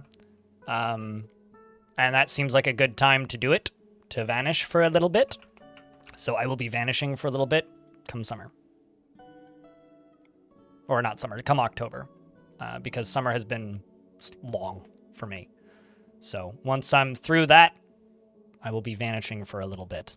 Just a heads up. I'll also be on vacation then. Good timing!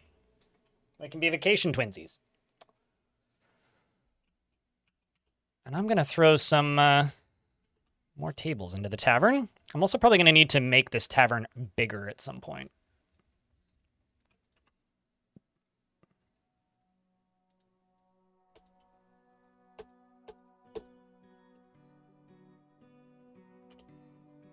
I may just be out of silver.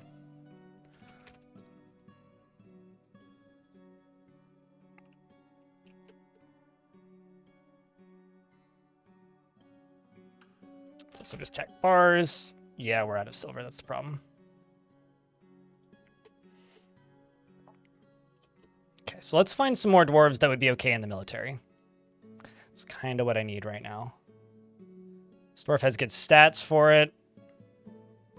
Doesn't particularly value loyalty. Martial prowess. Active sense of humor. Flight's fancy. Wasteful. Bomb wreck. You can join the military. This squad.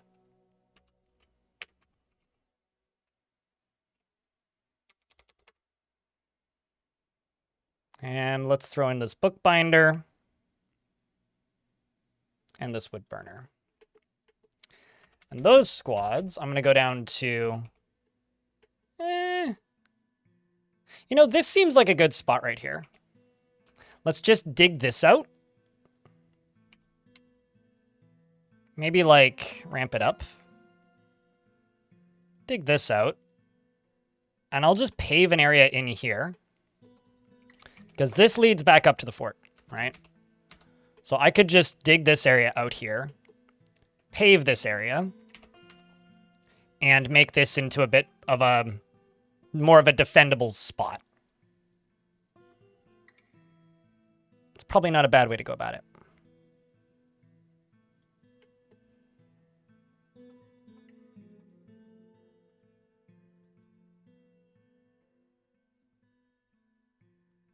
Definitely snacks for later in regards to the fish in the room.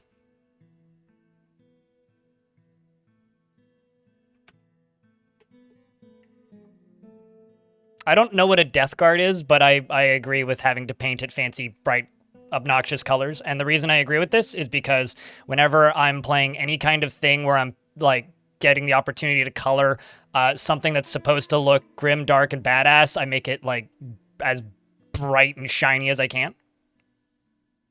So I just think that that's a solid idea. The best idea, even.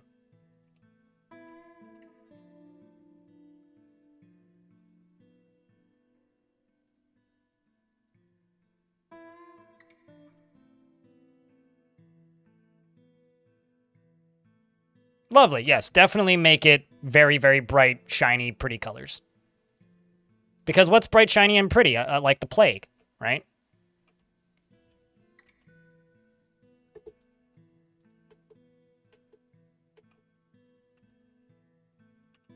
I'm also going to go down into here. And I think just fill this in.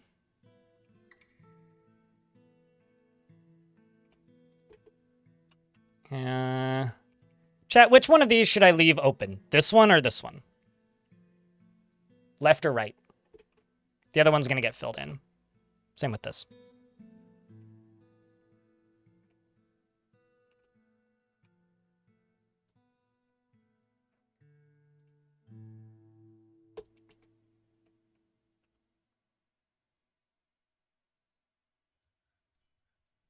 Some DF before playing other game with homie?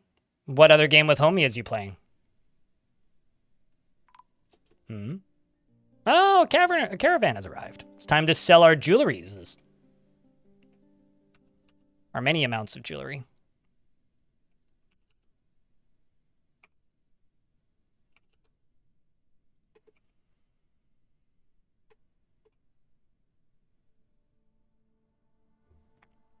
Are there any metal crafters? I should have some metal crafters now. I didn't for a while. Yeah, there we go. Plenty of blacksmiths, specifically, and weaponsmiths. Any preference, Jack Nurk? It's not a metal crafter, but it's pretty close.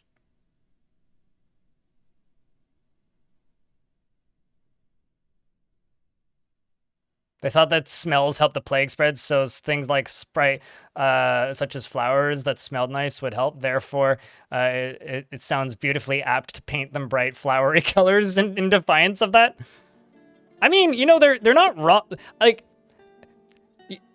one of my favorite things about our species is hearing about how we tried to explain things that we had no idea about how it worked. Like trying to explain plate tectonics by like the map is lower, the world is growing. Like there's early theories about like how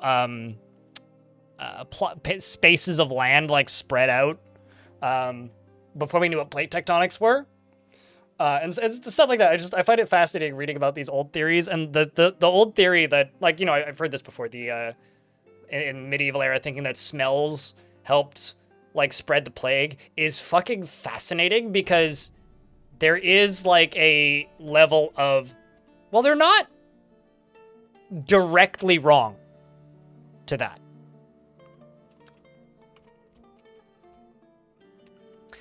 Jack Nurek is grounded in reality, feels strong need to pay back any favor done for him, generally acts with a narrow focus on the current activity, and tends to be swayed by the emotions of others. Doesn't seek out excitement, rarely feels discouraged, and is assertive. Is quite comfortable with others that have a different appearance or culture, and doesn't focus on material goods. Tries to keep his things orderly and enjoys the company of others. Needs alcohol to get through the working day and doesn't really care about anything. He personally values artwork and likes pig iron, yellow zircon, and voracious cave crawler, leather, and mussel shell, as well as cotton fabric and the color spring green. Backpacks, toy axes, and giant skunks for their foul smell. Artichokes for their yummy hearts, and the sound of the tenebrous embrace, and when possible prefers to consume giant cardinal, clown loach, and celery. Perry, and you hate mussels. You have quite a huge family, actually. In fact, you're related to Woad, specifically of Woad Rider fame, who was in the last fort, who died valiantly in battle. You worship a whole bunch of gods, and you have no friends. You've been in the fortress since this spring. It's only been a few seasons. welcome to the fort.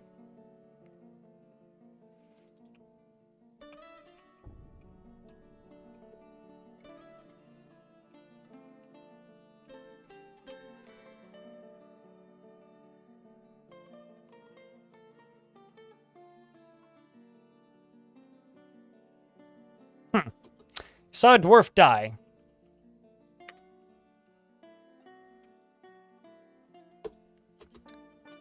And I don't recall seeing a notification for that.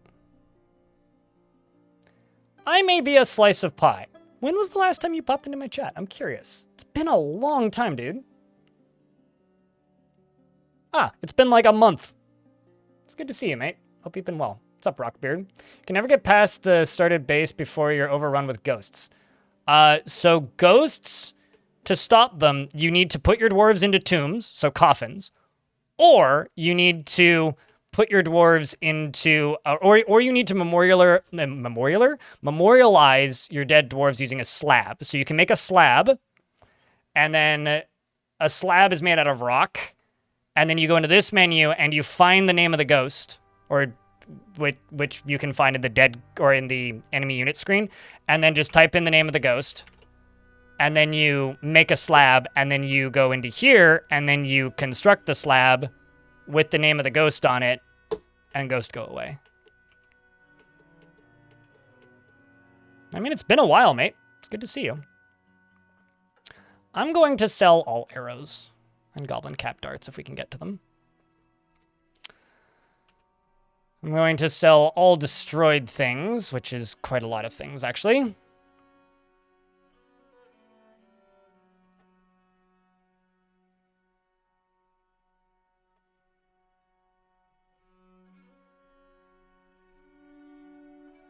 I blame these goblins for bringing so much destroyed clothing.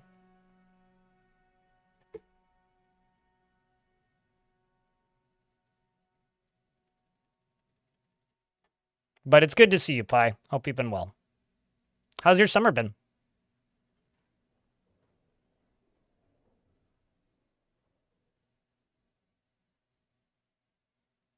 You have like hundreds. I would say this is a you problem. You kind of need, this is something you kind of need to get on top of from the start. Like, you really need to get ahead of the whole, ghosts thing. Like, have a couple coffins made and a few slabs at the beginning and just start making them at the start. Otherwise, yeah, they can kind of accelerate and get ahead of you, you know, in such a way that it's hard to keep up with them. But I don't really have much advice outside of that. It's just like, work on it. Like, keep ahead of it. That's about it.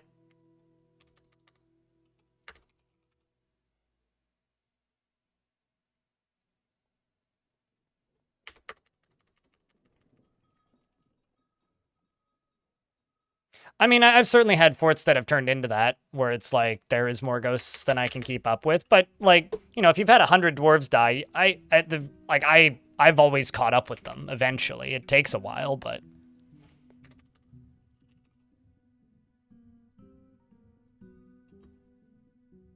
But it can take a while. All right, it's time to get all these items brought over while we wait for these traders to come in.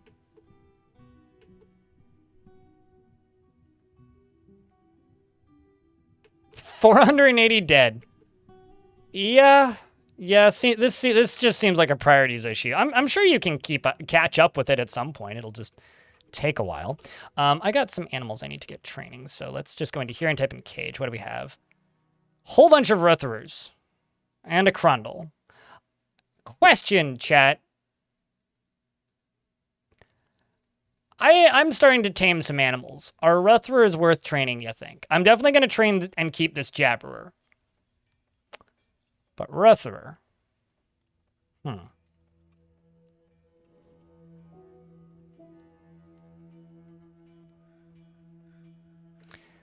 As for the Queen Ant people and the Hungry Head, those can just get thrown into lava. I don't care if these are higher quality cages. Don't care.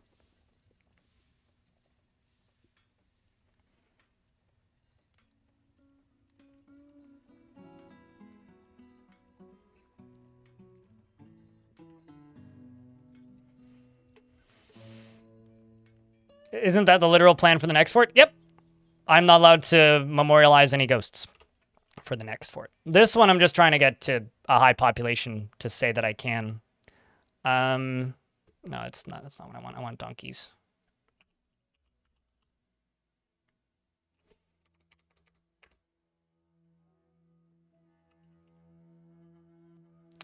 You know what? Let's just eat all of the llamas.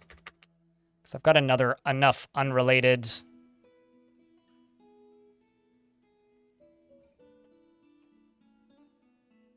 baby animals already.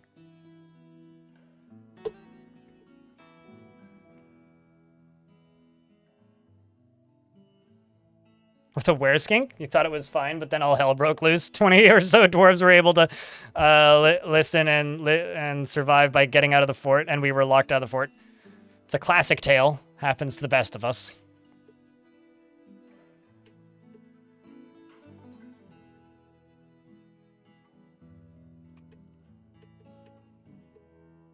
Does in fact happen to the best of us.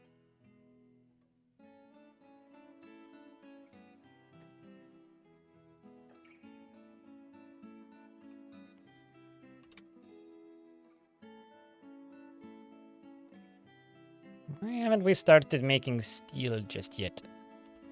Does it not come up on the thingy? We don't have enough coal, I see.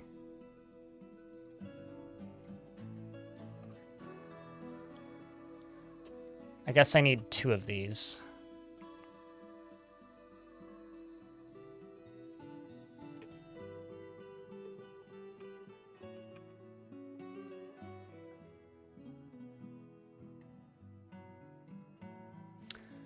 Lanix meets with the outpost liaison. I'm going to... Ooh. I'm just going to keep asking for coal from them, which is down here. They want tanned hides and rings. Well, that'll be easy. Oh, wooden spears. That's something I should trade.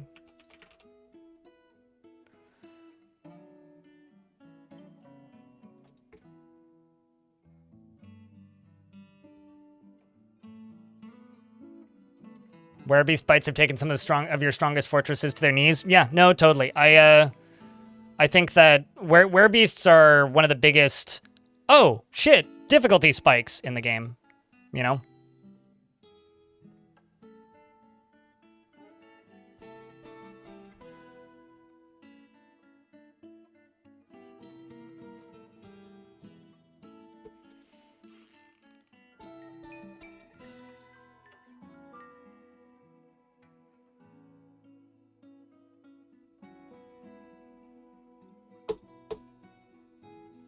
Hello, Mind. How are you?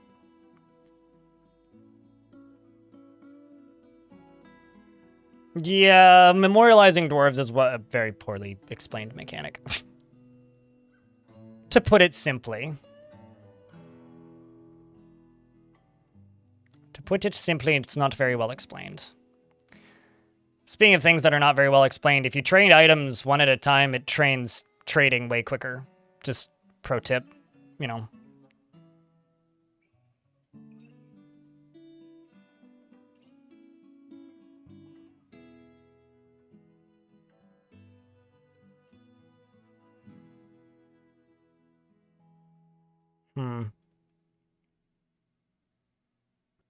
Let's trade for food variety. I mean, not the plump helmets.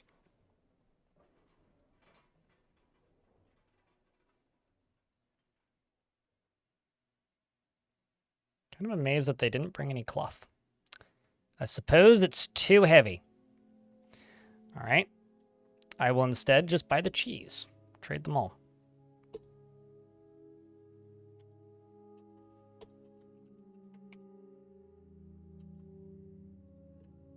Generally, moods seem to be improving, too.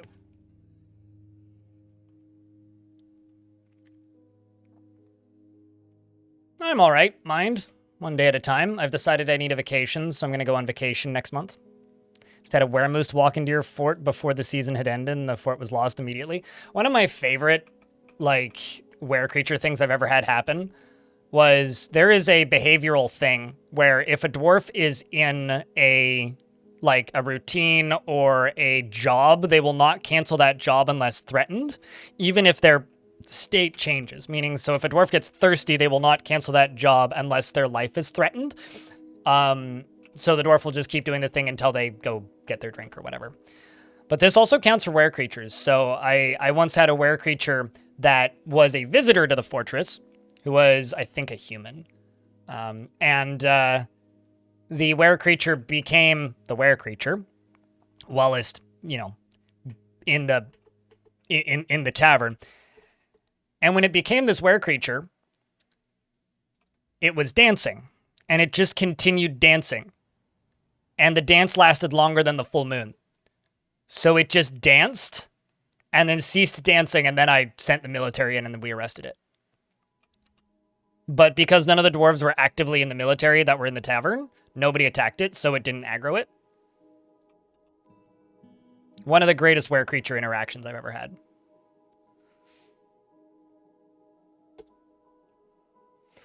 Elfie returns from Lunchems. Hopefully it was a good Lunchems.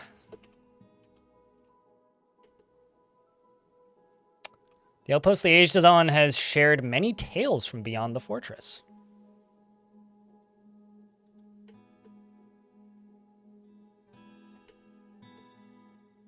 Something about Odgaz becoming the abbot of the Fellowship of Gates. Replacing Slulasp? Dwarfites? Neither of those look like dwarven names. Those look like probably human names, probably. Probably human names, probably. Mm-hmm.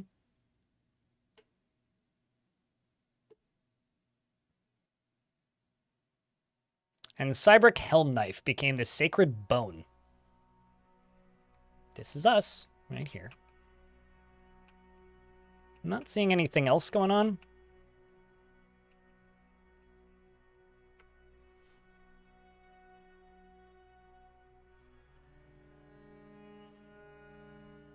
Yeah, we got lots of other things I can grow. Like white mullet.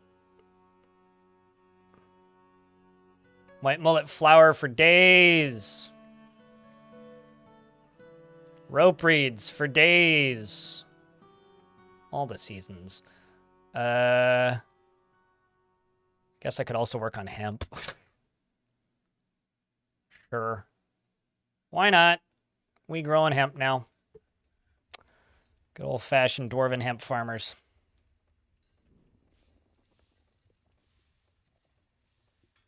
Let's do more white mullet.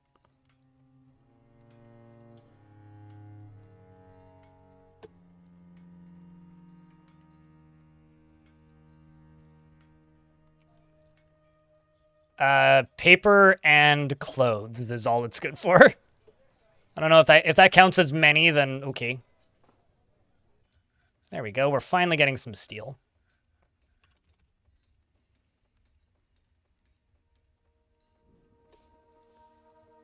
Bone Dolphin is still tantruming. Good lord. God damn it, Dolphin. Dwarf just can't stay out of prison. Just can't.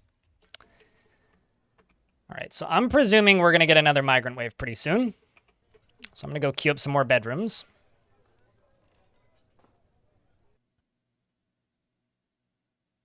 One, two, three. 1, 2, 3. 1, 2, 3.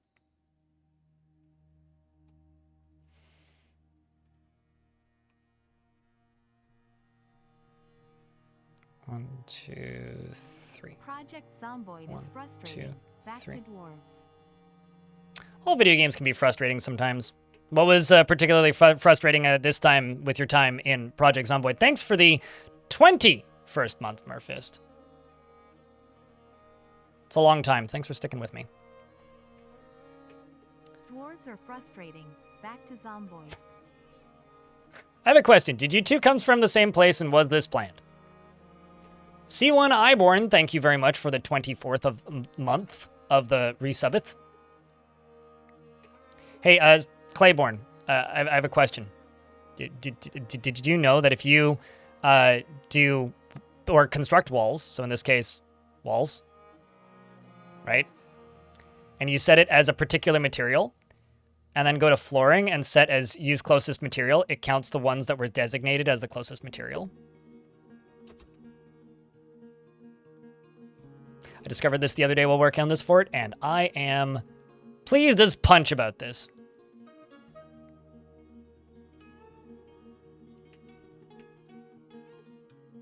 Because it has made my type of building up very easy. But you have to make sure it's the right material the first time, otherwise you have to do it again.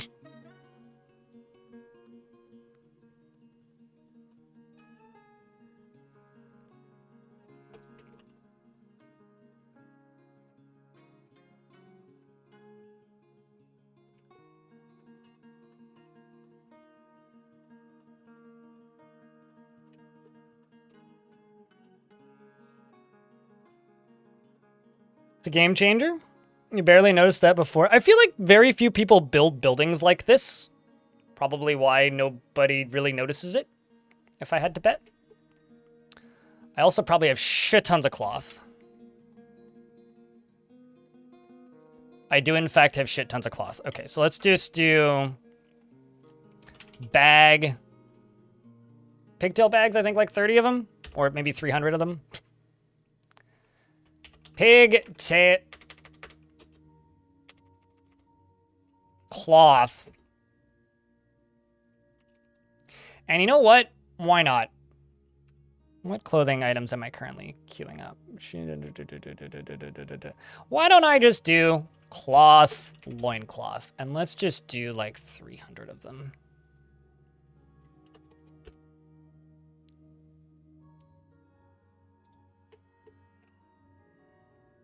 Let's make everybody some fancy undies. And I'm in an ad break, so I'm going to pause.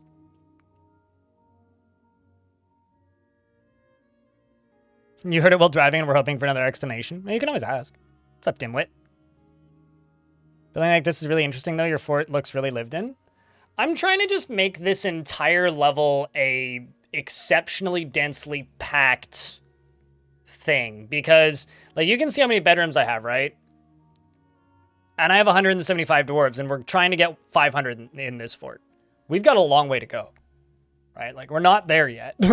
And we have a ways to go still, so.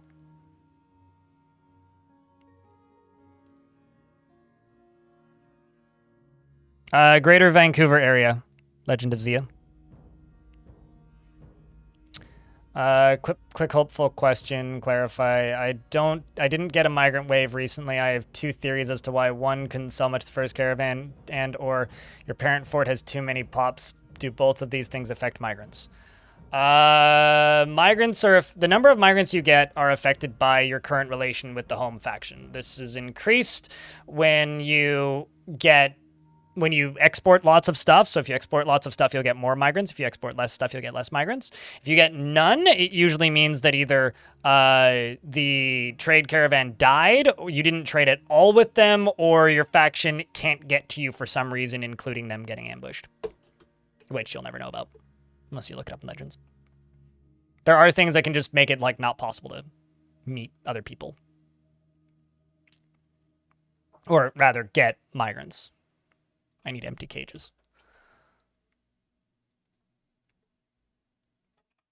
Let's just do wooden cage. Let's make 10.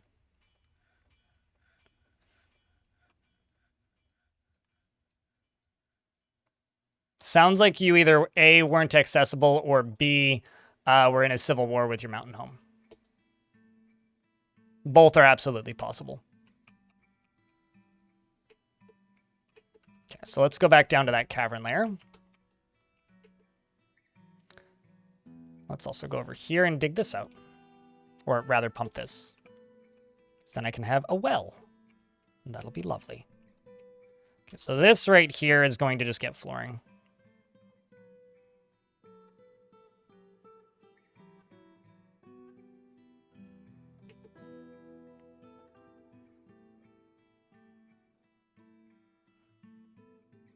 I know I asked chat what direction I shouldn't cover, and I don't recall the answer, so I'm just going to cover this one.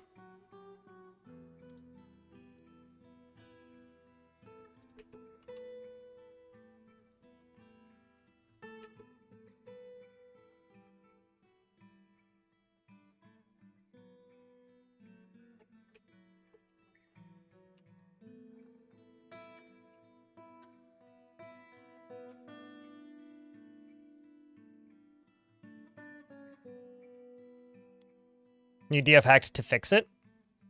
Yeah, well, I mean, things that like there are some questions that I can just like snap my finger and answer when it comes to issues with Dwarf Fort, and then there are things like this where it's like, if you're not getting migrants, there's like 40 different things that could cause it. Some are fixable and some aren't, and some, even if you do fix it, they might not actually fix the problem. Like you might be in a civil war with your faction, and your faction has almost no population left, and thus can't trade with you anyway, right? It could be that bad. So it's one of those. It's always going to be difficult for me to just give you a direct answer. When do migrants come? When are babies made? Same question. Or how are babies made?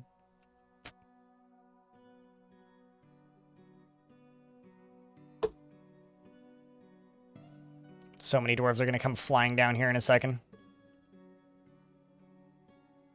Here they come. Yeah, mass construction in this fort is going to be super satisfying, I think.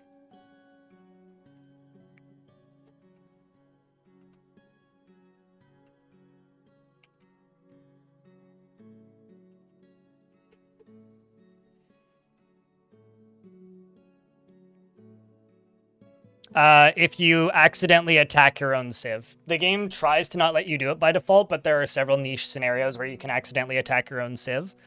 One is if you invade and destroy a location at the exact same time that the background simulation invades and destroys the same location, which I've done before and is always very awkward.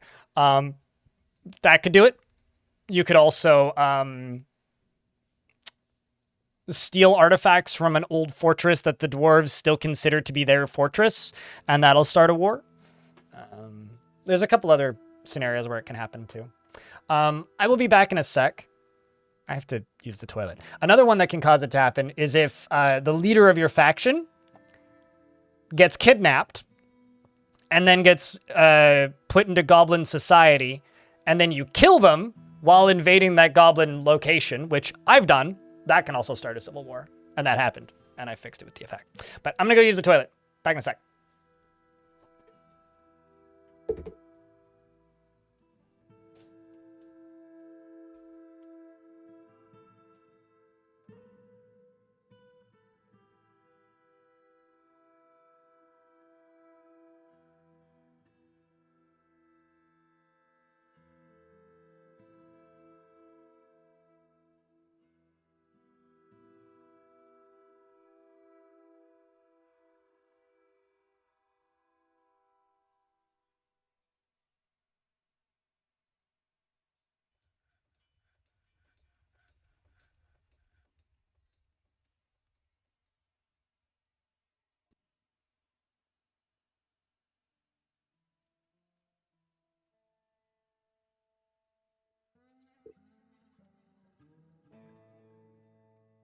Do your dwarves walk faster on smoother floor?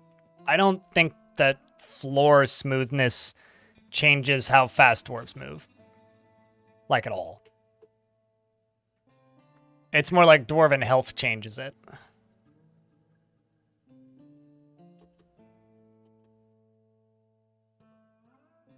His hands are animated when he speaks. He becomes very focused during conversations. When he's trying to remember something, he laughs very loudly whenever he's surprised. He repeatedly snaps his fingers when he's trying to remember something. This dwarf has a lot of, like, funny little mannerisms that they do. Also a big family.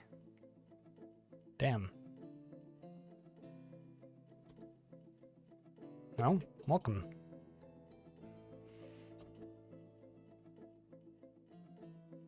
Dreams of ruling the world, hey? Personally values knowledge and sees introspection as important. Strong, fearful, slow to anger. Patient. Values knowledge. Devil Laborers. Previous member of the National Nightmare and the Flighty Lie? Really now? The National Nightmare is a goblin civilization that we are at war with.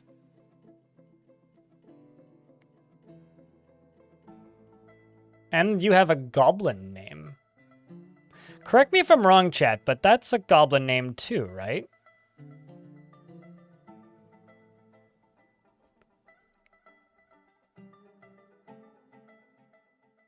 We have a we actually, hold on. Are you bi or gay?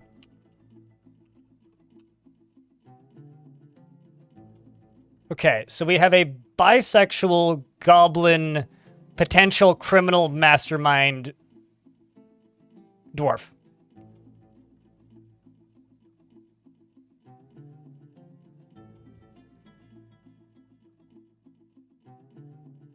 That's a bug. It shouldn't ever say 0 kill. It's like the game failing to hide lying. He has great trouble mastering fear when confronted by danger, doesn't generally respond to emotional appeals, is very ambitious, is looking for a way to better his situation, and has an active sense of humor. I feel like this might be an interesting dwarf. Who's your husband, and have they arrived yet? Okay. Wait a second. Wait a second. Wait a second. Did your husband remarry?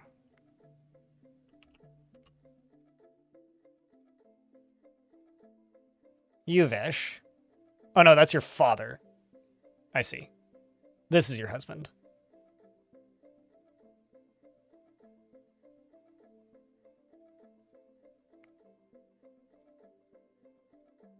So he was his husband was never a member of the Goblin faction. It was this guy who was. Man, what the hell happened to you? The interesting thing to me is this dwarf is 27 years old. So all of this dwarf's history has happened in the time I've been playing in this world.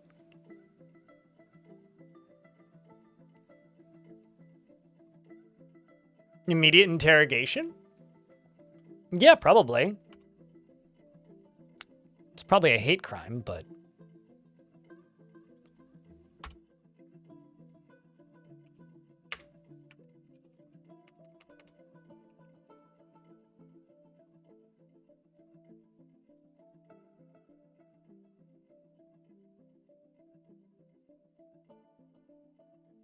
That's fascinating. 304. I've been playing in this world since April. Or 303, I think, actually. I started playing in this world when Adventure Mode released.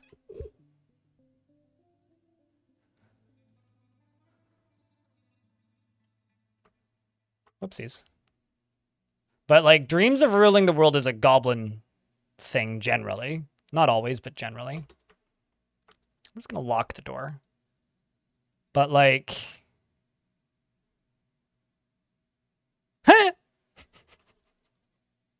Hey, YouTube chat! You were this dwarf's, auntie. From Gortusk. For anybody who remembers.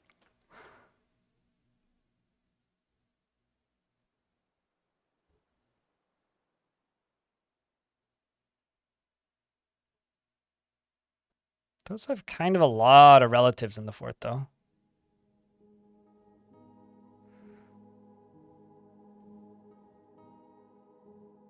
That looks like a demon name.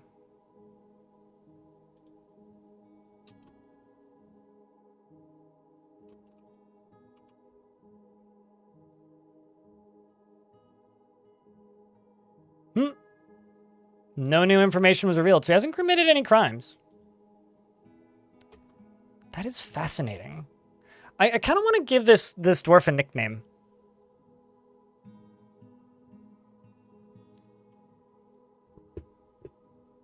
You have a big family, yeah.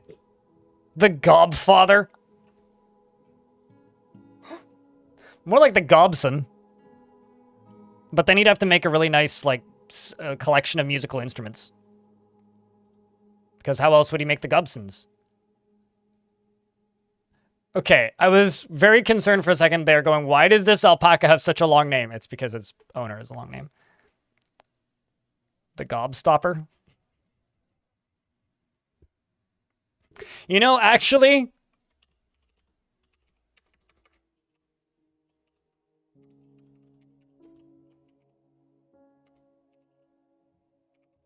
YouTube's nephew. Sold it. Done.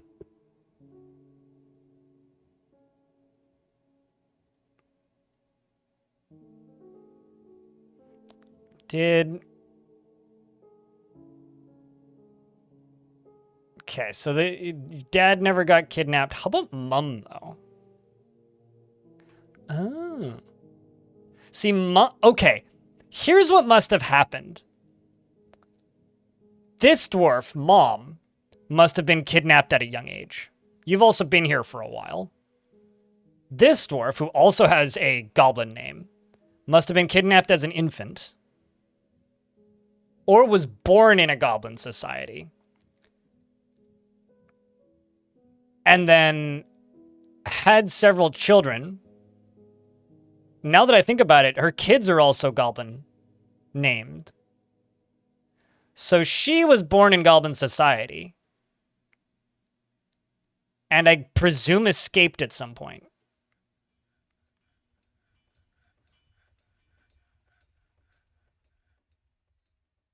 Yeah, also worships this, which I'm pretty sure is a demonic overlord. 3x3 ramps does in fact lead to mining incidences.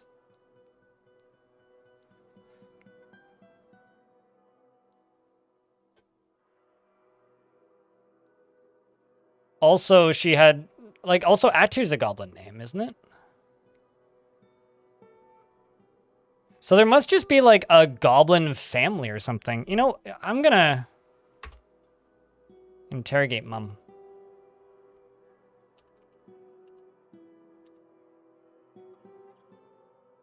How do you spell that? NGR.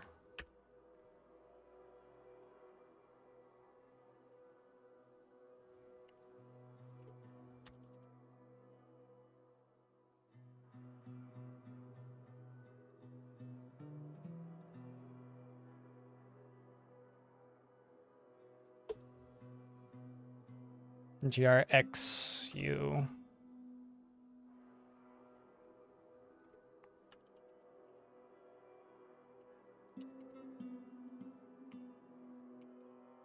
There you are.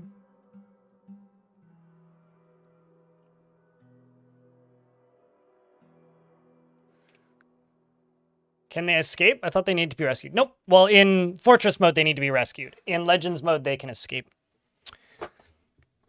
They can defect, basically.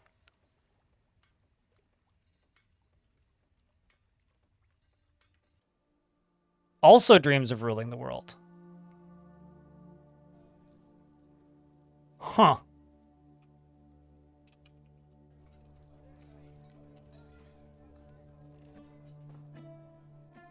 Fascinating.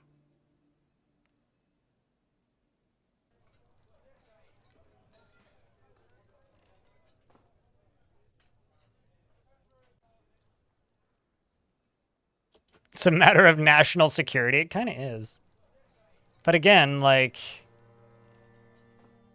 no new, like, they haven't actually committed any crimes.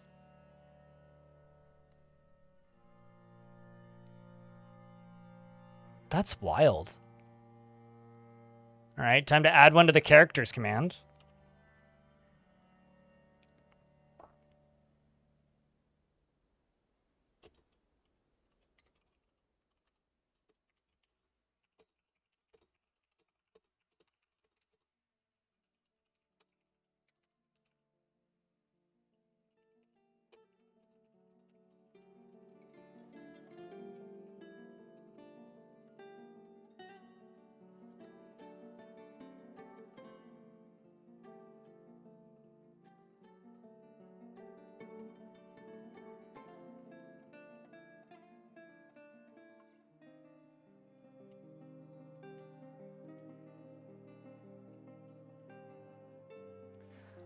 Onimara Masa, hello! Exclamation point characters has been updated now. Because, like, I don't think that this is a dwarf that we necessarily need to be aware, like, wary of or concerned by. I just think this is fascinating. Anyway, her husband can stop pumping now. So that's more than enough water for a well. And, I think I can go from, like, right here, right? Yep, that'll do.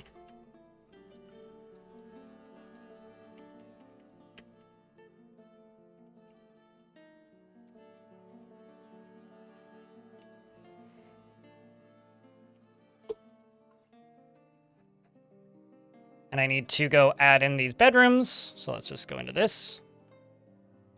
Scroll down to here and unbreak all of these.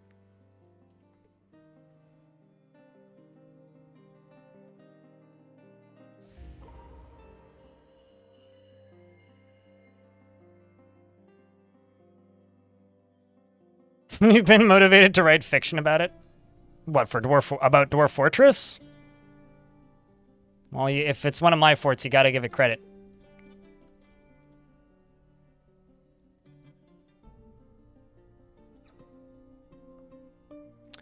Speaking of, Atu, one of her children, I think. Yeah, Jacknerick. I'm pretty sure. Okay, nope, never mind. Different Atu. Is making an artifact. Wait, hold on.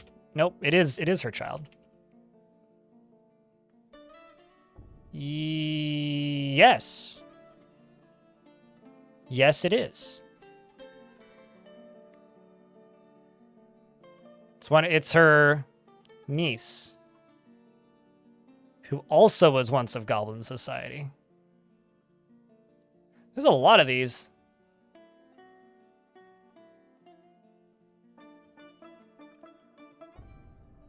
Once again, just fascinating, man. Works furiously. Iron bars and shale blocks. I mean, why you used iron when steel is readily available, we'll never know, but...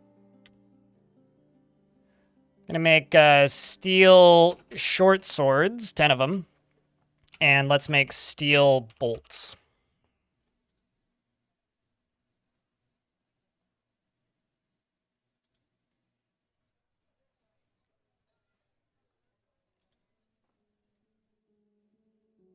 You're hoping for a goblet? Yeah, I mean they're just a peasant. Yeah, I won't look at what their what skill they have.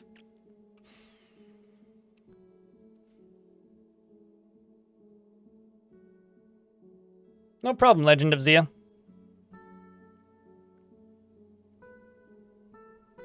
You might want to build a wall around that reservoir, or just don't let the dwarves see in the reservoir, because dwarves don't like seeing dead bodies.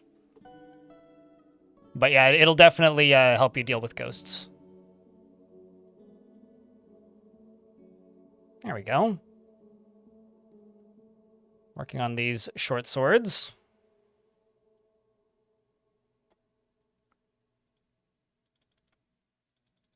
Okay, so the next thing that I need to do is let's just jump back up to this screen.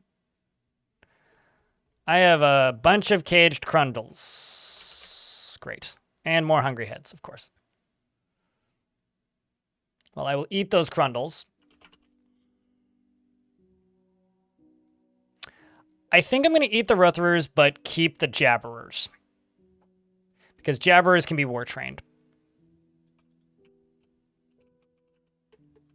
We'll put the Jabberers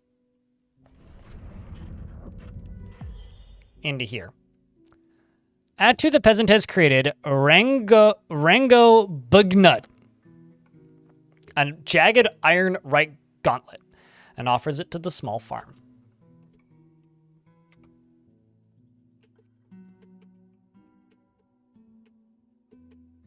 Odd thing to make, but I won't complain.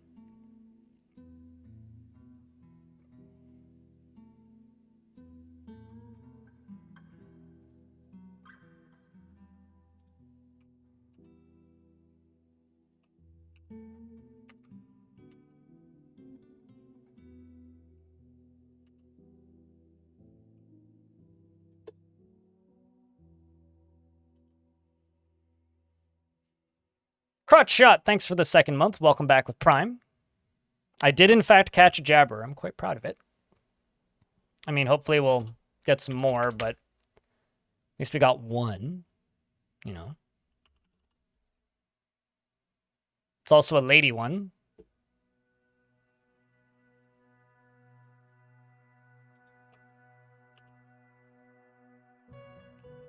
Probably also need to make a stockpile for animal cages. Let's just go right here. And make this for not empty cages, just the full ones.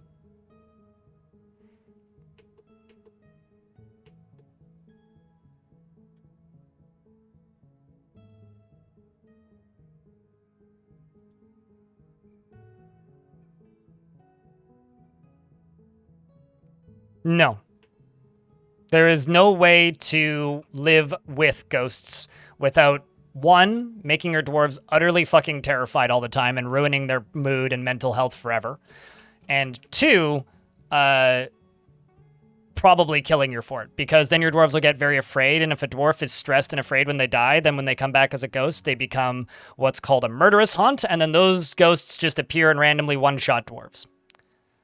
Or scare them to death. Quite literally. So no, ghosts need to be dealt with. Or you're asking for inevitable fortress failure, which, you know, some people are.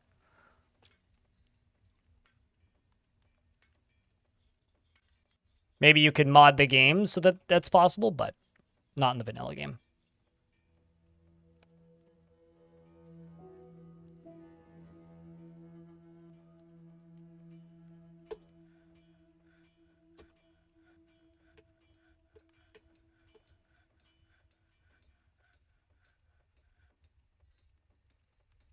Dwarves are metal as fuck.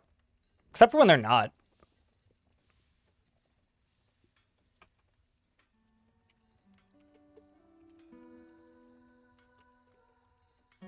So that was a jagged gauntlet that we just made.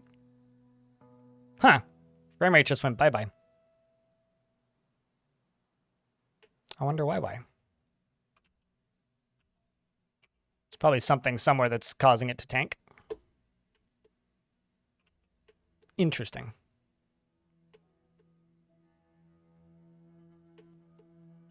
I wonder.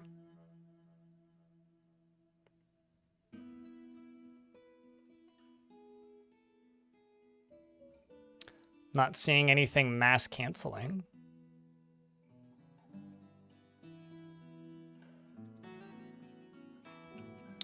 Strange.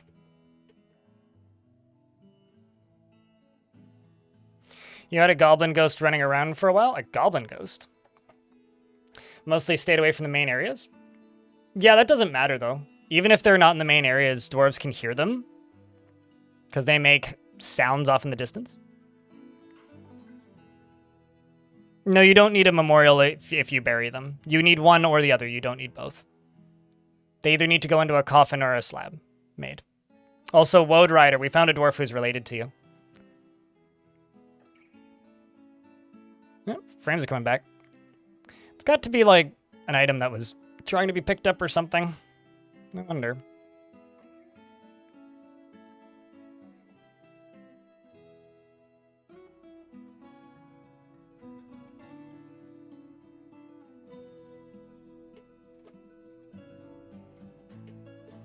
Off instead of vertical bars. Vertical bars are toppleable, walls are not.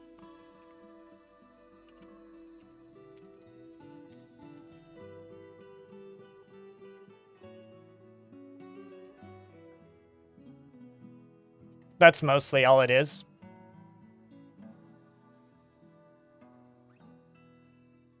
You are dead, Load Rider. Can gates be grates be destroyed? Yes.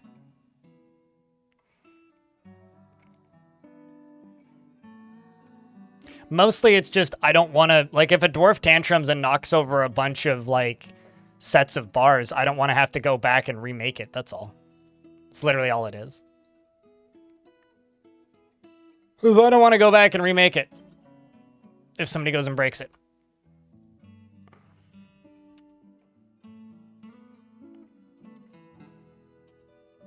which I think makes sense.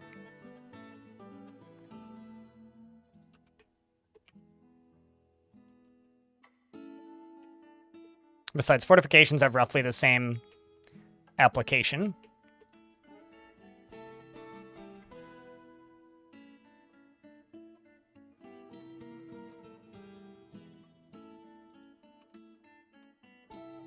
Okay, so my animals are all there. I bet you that's what was hurting the frames. I wonder if it's something to do with, like, them trying to slaughter animals.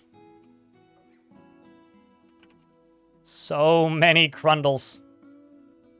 So many Crundles.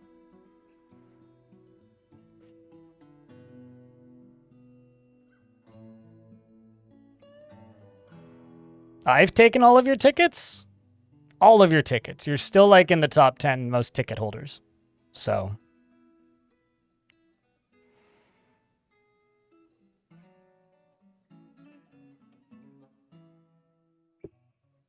No, I have no idea why that is happening, Legend of Zia.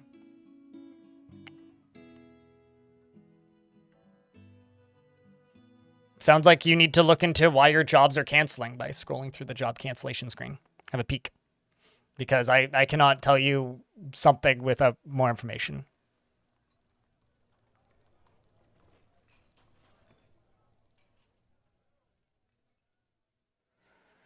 So I'm going on an overnight camping trip this weekend with a friend of mine, and we're making meatball subs for dinner. That's the plan. And my friend says, I'll bring frozen meatballs. And I'm like, all right, I'll bring buns, red onions, cheese, mustard, lettuce, peppers, and green beans. And then he's just like, are we opening a Subway? Definitely would be more profitable than going camping.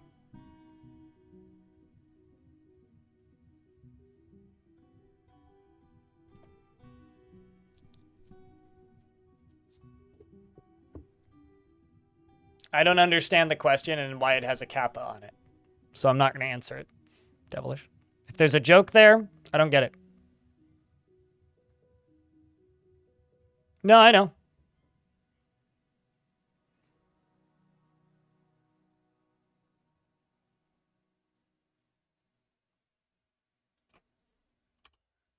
Actually, I should interrogate that elf snatcher. I wonder if I can. Hold on, let's see if I can. Or will it just kill them if I interrogate them?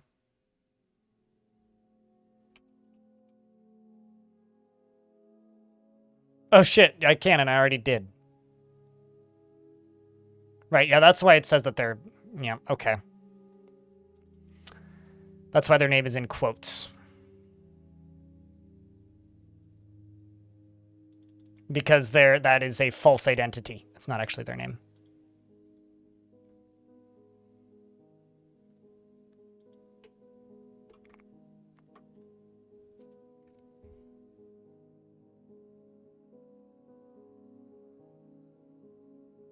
They're just never getting assigned, and if the work you assign them at the smelter? I have a question. Do they only get assigned if you press, like, the exclamation point to make them get assigned? Because it sounds like you're just overworking your dwarves then. Like, that's what it sounds like. Like, you have too many jobs and not enough dwarves. Or dwarves with severely unmet needs, so they're very inefficient. That's what it sounds like to me.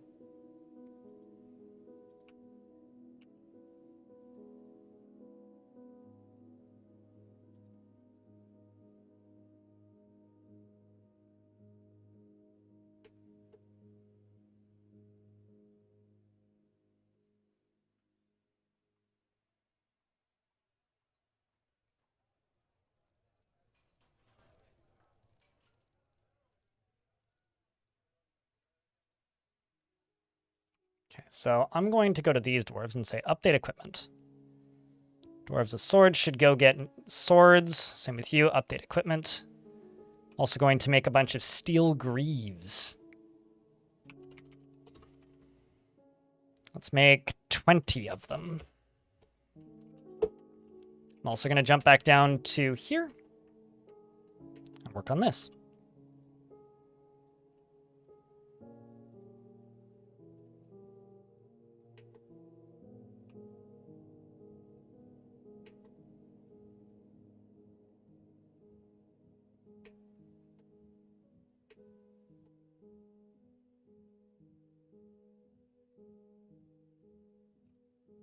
We're going to go into this, and I'm going to automate that. And this can get demolished, and this is going to be a barracks.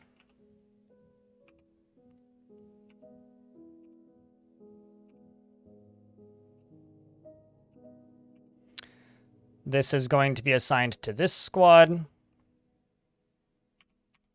I'm also going to go up to here and get rid of this, because that was another barracks I had previously. And these dwarves are going to go train here. They're also going to store their stuff and sleep here as needed, although obviously we don't have any beds in here yet. I'm going to give them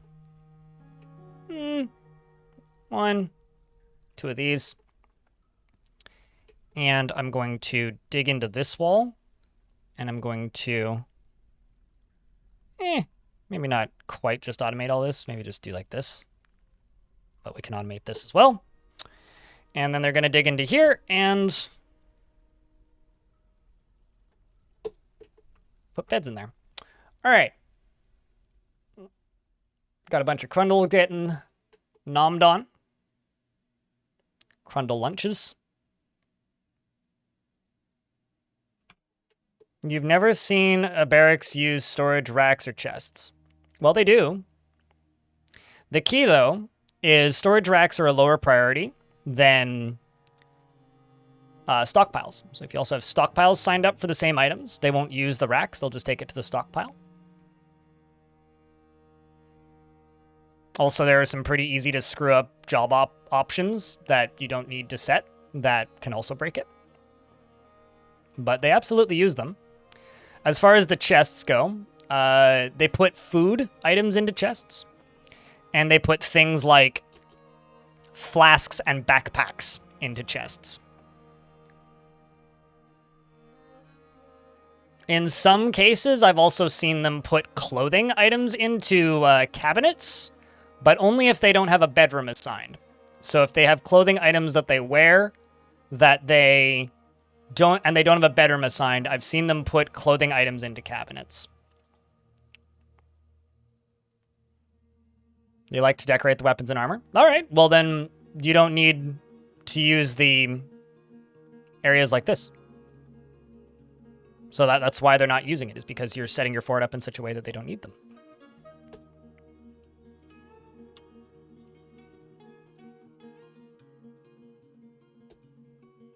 Like, you can set up your weapon stockpile as a give-take, as an example. Set it to not take from anywhere. Set it so that the only stuff that goes into there is stuff that comes out of a out of your forge. So your item is done in the forge, then it gets moved into there, as an example. That could do it. Once it's been moved into there, then it is, used by your military and then moved once it's done being gem studded and encrusted into a stockpile that the dwarves can take from. And then once it's in a stockpile that the dwarves can take from, then it goes to where you need it. You could do that. But it does work. It's just kind of a niche use case thing that I think a lot of people just kind of presume will never work, because in older versions, it was one of those things that there was a lot of hearsay about it not working, even though I argue that that's not true.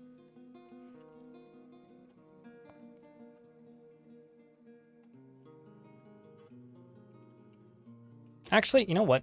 To heck with all this. Let's just go here.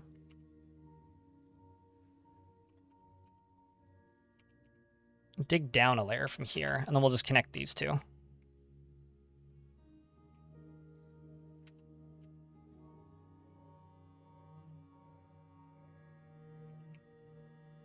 Come on.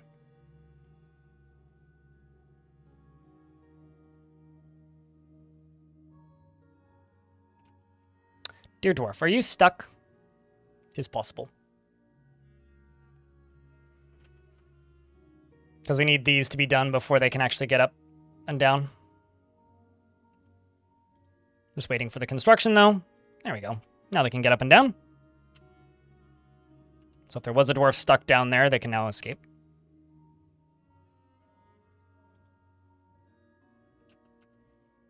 Excellent. We also have more stuff that I can mine out. But yeah, let's just fill this in.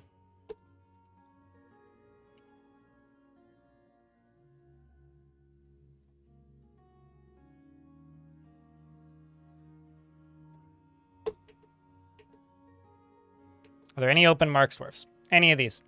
I cannot tell you if they will be any good or not because they're not currently training.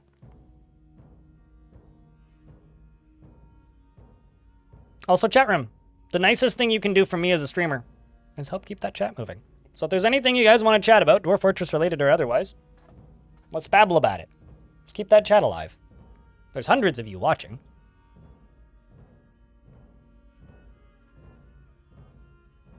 Let's make it act like it.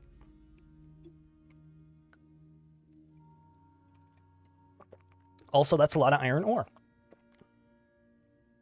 Would you look at all that? Would you look at that?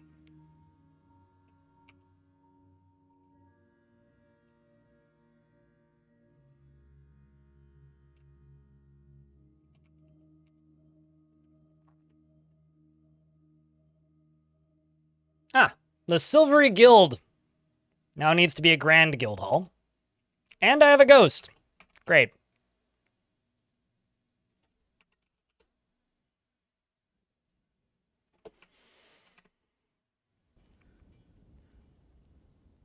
Are a little unhappy.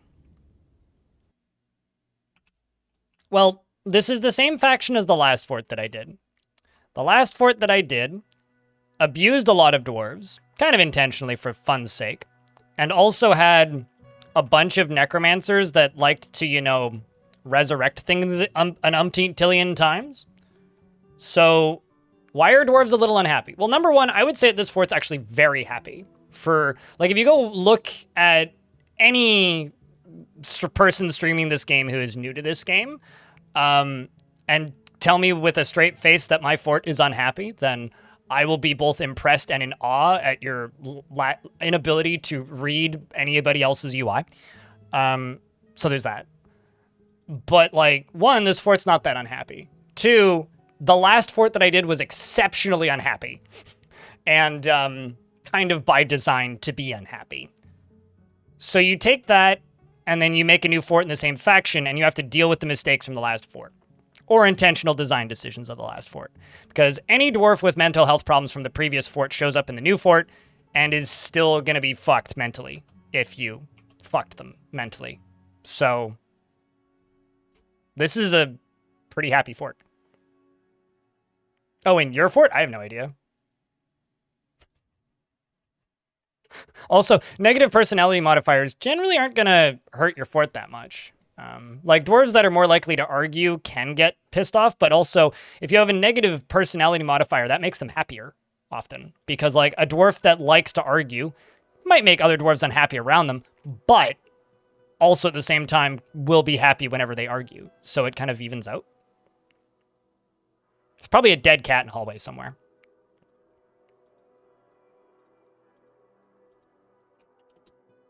That'd be my bet. Also, I really wish they never put this here. Because I think over-focusing on how happy dwarves are isn't a positive way to play this game. I think it actually builds bad habits. It's sort of like one of the best things they ever did was dwarves that were not doing a task that was productive, so a blue task, plus the dwarves that have the no jobs, which are just between two tasks, used to all be listed as idlers in the top of the screen. The best thing they ever did was remove that, because when they removed idlers, then people stopped focusing on how many dwarves weren't working and instead started just, you know, focusing on keeping dwarves happier. Because keeping dwarves working all the time around the clock 24/7 never will lead to a, well, productive or happy fort.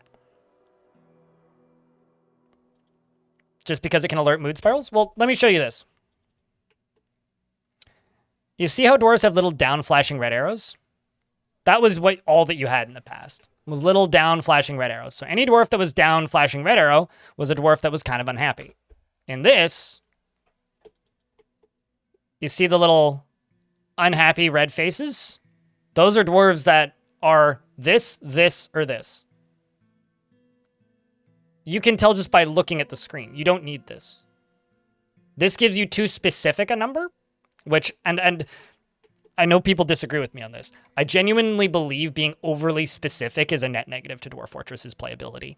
Because if you are overly specific, that leads to people hyper-focusing on stats that are not immediately relevant to the success of their fortress. Such as, is every dwarf absolutely happy?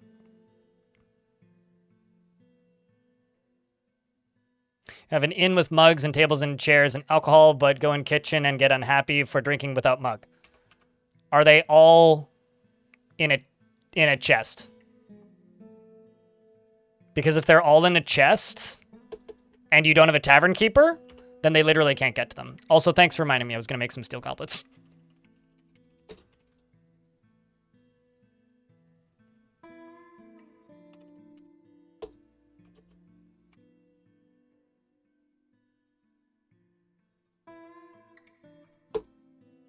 Also, I need to give Zacher a dwarf. Zas.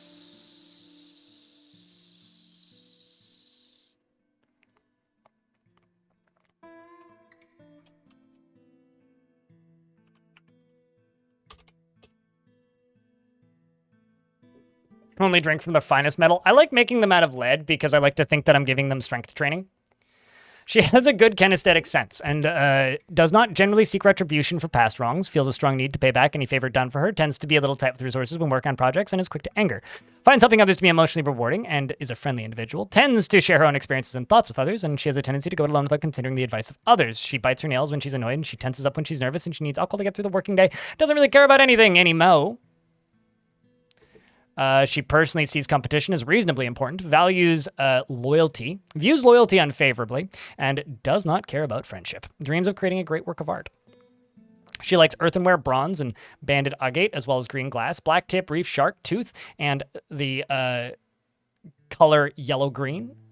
Figurines and animal traps and sheep for their tendency to flock. And the words of the umber sparkles and the sound of the adorable satin, and when possible prefers to consume buckwheat beer and absolutely hates brown recluse spiders.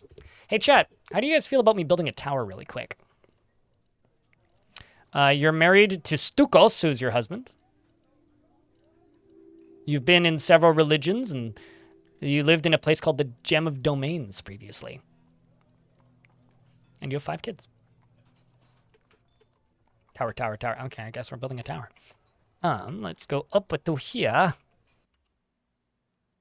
The reason I say is because I don't mean to brag, but I think I've developed a method of building upwards that's going to be very quick.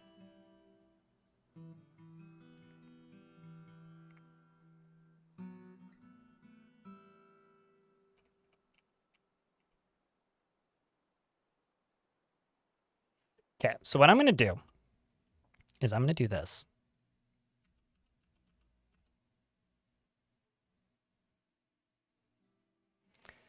Then what I'm going to do is I'm going to do this. I'm going to delete these corners.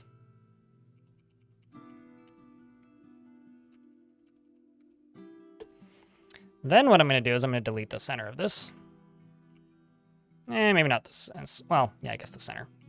I'll go up like this, which I can go a little higher. Then the last thing I'm going to do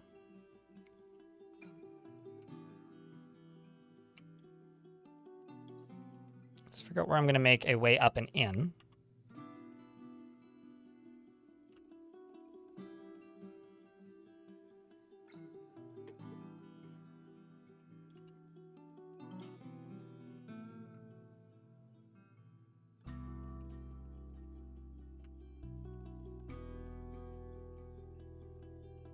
Because I'm thinking, can they even get into there right now? Don't think they have a way into that right now. Because what I'm thinking is, if I kind of build upwards a little bit here. If I kind of build upwards a little bit here, I could very easily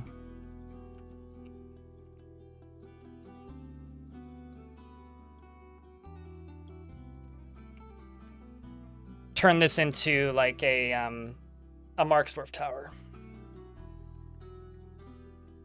You wonder if this game can simulate atoms. Maybe dwarves named Adam. Pretty sure it can't. Pretty comfortable in saying that. I'm pretty sure it can't.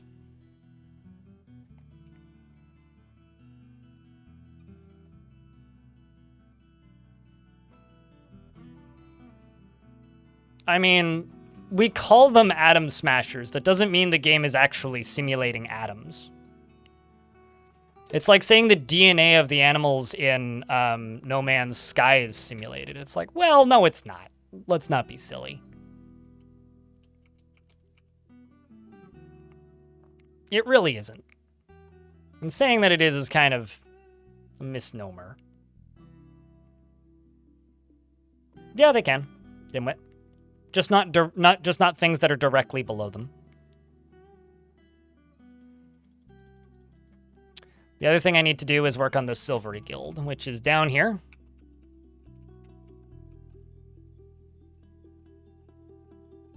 Not this one, it's this one. So the Silvery Guild is going to get some very expensive tables and chairs, probably. As well as some statues. You know what? Actually, I kind of like the way that looks.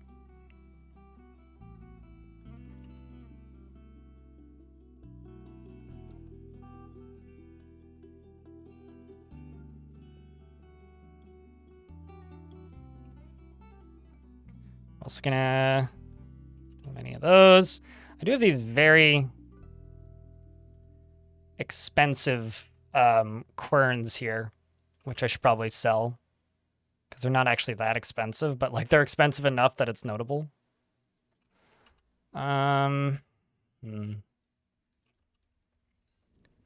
Let's throw a pedestal into here, maybe another pedestal, and then we'll put some gems in there.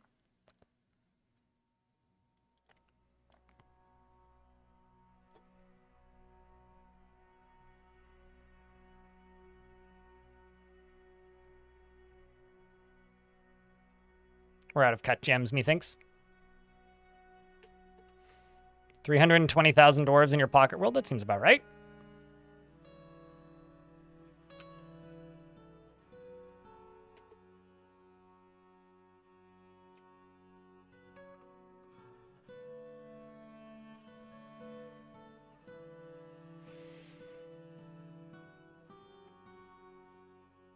Totally. But it didn't read as too obvious, so I thought I'd clarify, Celestine. Very Tetris? What, the slightly right angle thingy?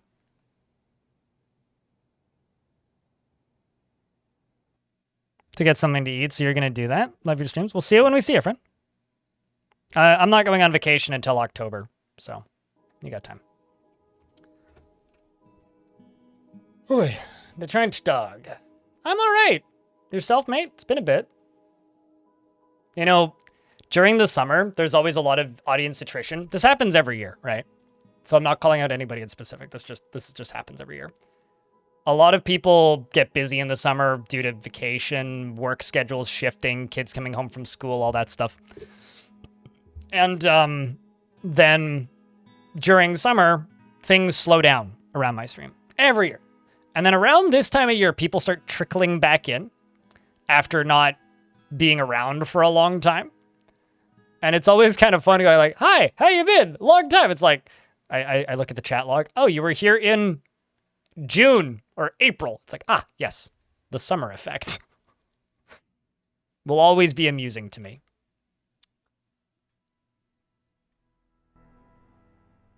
A force that is vile and dark is arriving and seeking a parley.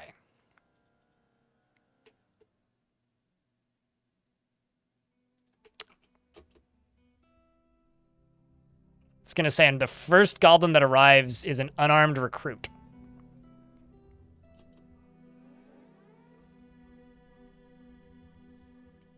I have a question, chat. Have any of you ever just, like, parked a squad on an area like this, or just told a squad to go kill goblins that show up like this.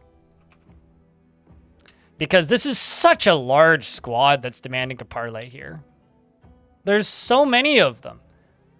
Like, how are we gonna have a chance to fight this? There's like 1, 2, 3, 4, 5, 6, 7, 8 of them.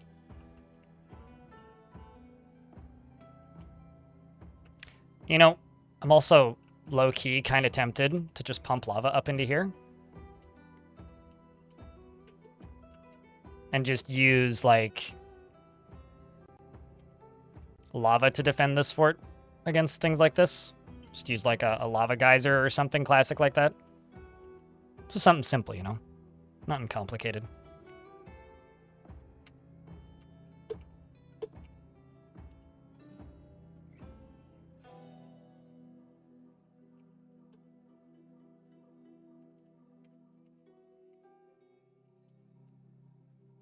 Well, we've got this that's being built slowly.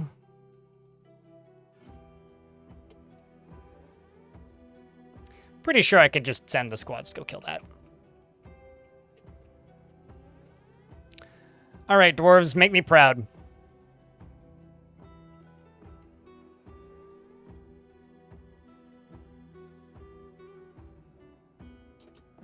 Seems like Rith is charging in first. Who's ready for a fight, chat? Let's vile force this vile force with a vile force of dwarfness.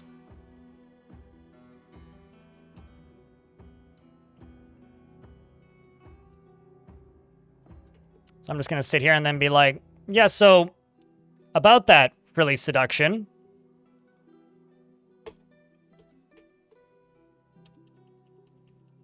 The bolts begin to fly, and the dwarves begin to slash.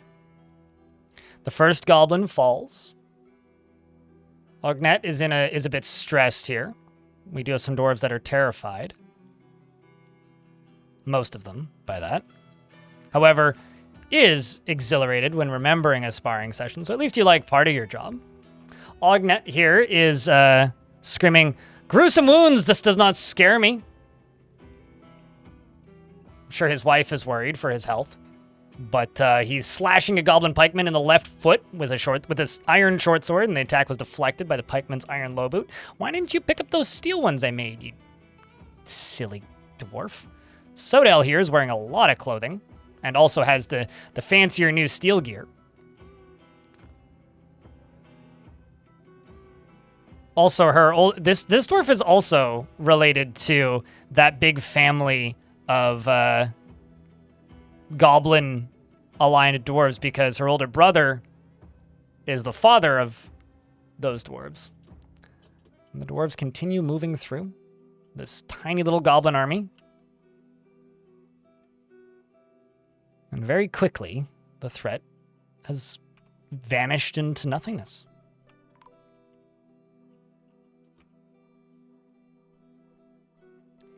But the dwarven caretaker was found dead? Excuse me?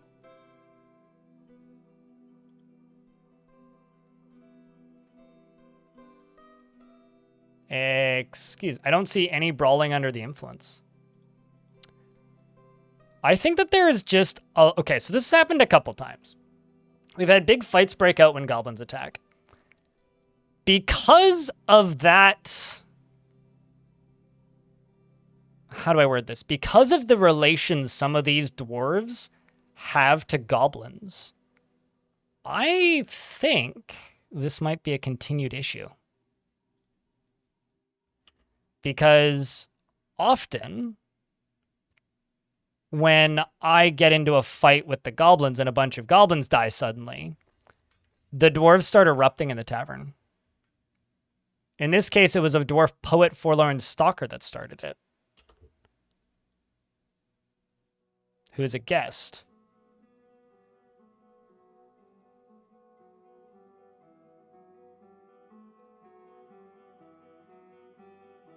Yeah. She's here to perform. Sure you are. I'm sure this won't cause anything to go badly, will it?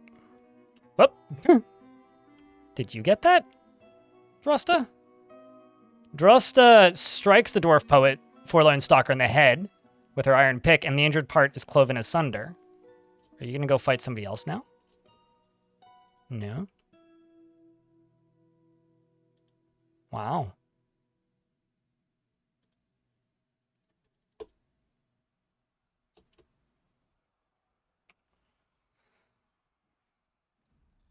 Fascinating.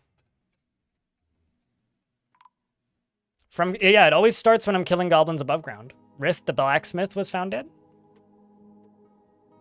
Again. No idea why. Who did Rith get attacked by?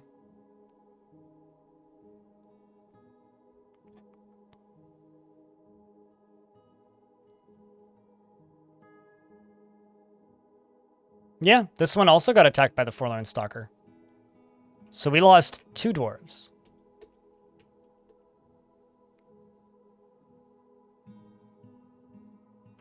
Blind is in the tavern, murderer with a sword. Uh-huh. What sword? That is wild. That is wild, man. Fascinating, though. Absolutely fascinating.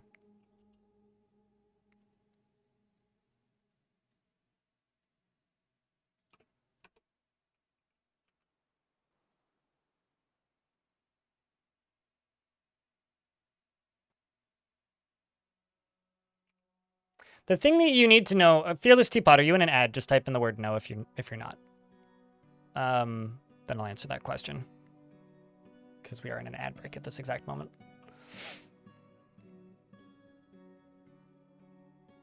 Vukrok, every single one of them have died after starting, so. Are you through it now, though, Fearless? Because it's been a minute. But yeah, I think it's from killing goblins above ground, Jasper, because it's happened every single time we've gotten into a fight.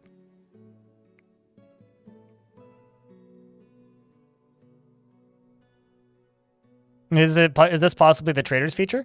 What I think this is, Zach Schroeder in YouTube chat, I think that this is what happens when you have systems stacked on systems stacked on systems, right? Dwarves are loyal to their family, so if a family member dies, then dwarves that knew that person get upset with the person who killed the family member. So maybe these goblins are like third cousins. Because like they can be in a family if they're kidnapped, right? Because their kidnapper becomes their parent. El Deuterino, thanks for gifting us up to Fearless Teapot. Now you won't get ads anymore. But in regards to the crime system, you need to remember this about the crime system. It's like 60% finished. You can't actually complete all of the steps that you need in order to topple a criminal empire in Fortress mode right now. So my camera's a little high now that I'm looking at it. So the thing that you need to remember is like, it's not a finished feature.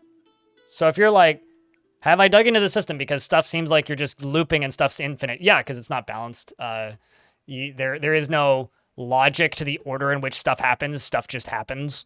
There's no logic to the number of things that happen. Stuff just happens.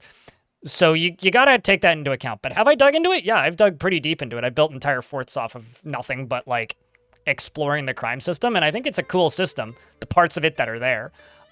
Because, you know, people, you'll always see people, no matter how long this game's gonna exist for, or is actively developed for. You'll always see people that complain that Dwarf Fortress gets developed too slowly. You need to remember that those of us who were playing before its Steam version came out were very, very excited for an update series, a series of updates that were getting very close to done. And they still are close to done, which is called Lords and Villains. The Villains update, which adds crime in the modern sense. There was a crime system before, but revamped the crime system, allowed people to show up and try and steal your shit, and would theoretically allow for things like assassinations, goblin coups, spies to come into your fortress, which that is in the game. They look at where your traps are, and then enemies will walk around the traps if they have the option to. Basically, it allows for a lot of the things that we currently know in the crime system. Also added the Hammerer and the Dungeon Master roles instead of just the Captain of the Guard for local crimes, and also added interrogation. But what we didn't get, because only half of it was released, what we didn't get was the ability to actually complete those essentially quest lines. So you cannot figure out who the leader of a criminal organization is within Fortress mode, unless it is just a single or a double entity. You cannot send out assassins to kill them. You cannot send out spies to go figure out where they are. You cannot do a lot of things that they can do to you. But the plan for those systems are to allow the player to have as much freedom to go after the enemy and their stuff as they have to go after you and your stuff. And also, like, right now, if you look in Legends, if you create an artifact, you can go into Legends and look at it within a couple weeks. Within literally hours of that artifact's creation, every single villainous entity in the entire world sends out a message saying, I want that item. And then every single adventurer in the world that isn't created by the player that has any kind of relationship with that criminal entity goes, I'm going to go steal this item on behalf of this criminal entity. And that's why you have like 20 people show up to try and steal your stuff, because it's not a balanced system yet. It's because the system was just thrown in because Tarn had it half done and then went, so everybody, I am no longer working on Fortress mode and Adventure mode, and instead I'm going to go work on the Steam version, which many of us were like, yay, that's great, looking forward to it, Tarn. And then some people were like, that fucking sucks. Please make the video game that you said you were going to make. And that's why there are some people that are still mad at Dwarf Fort. Because there's still to this day systems that were promised to be done in 2019, which are not done yet. And will be done someday, hopefully.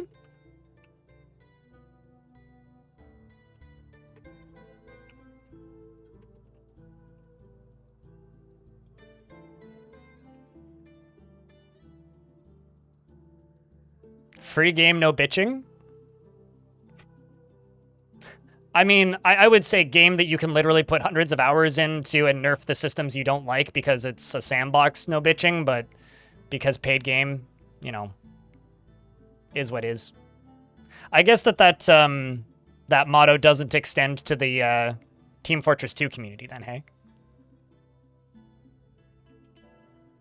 Villains should either be disabled or have the ability to be disabled, which is why I usually don't have many visitors in my fort, because I don't want to deal with villains.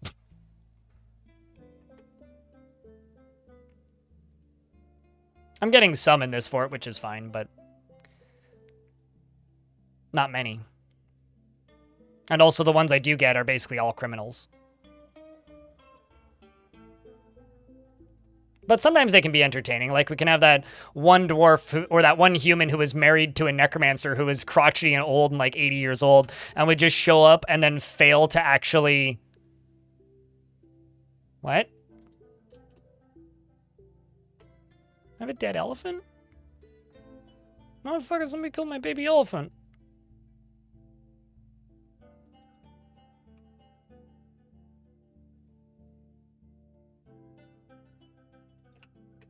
I mean, I got more elephants, but man, you killed my baby elephant.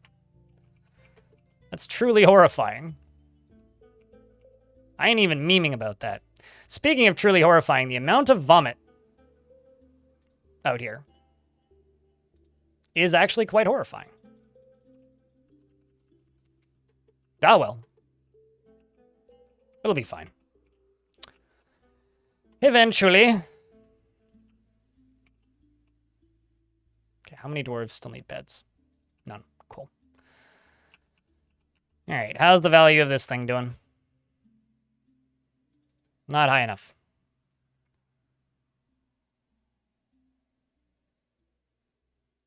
You know, I know for a fact that bolts can be very valuable.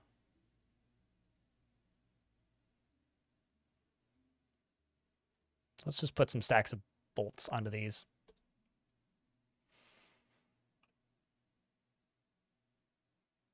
It's many dwarves, more like. You got it in a bundle with Gmod? What, TF2? I mean, TF2 wasn't originally a free game, yeah, but it did become one.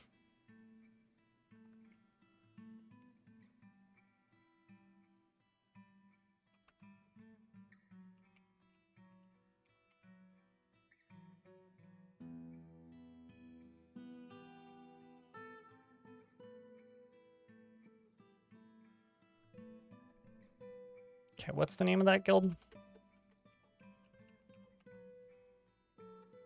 The Boulders of Bronze, the Silvery Guild.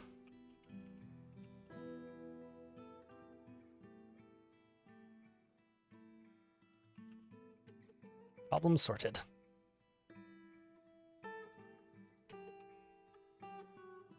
(2008) TF2 gamer? Yeah, well.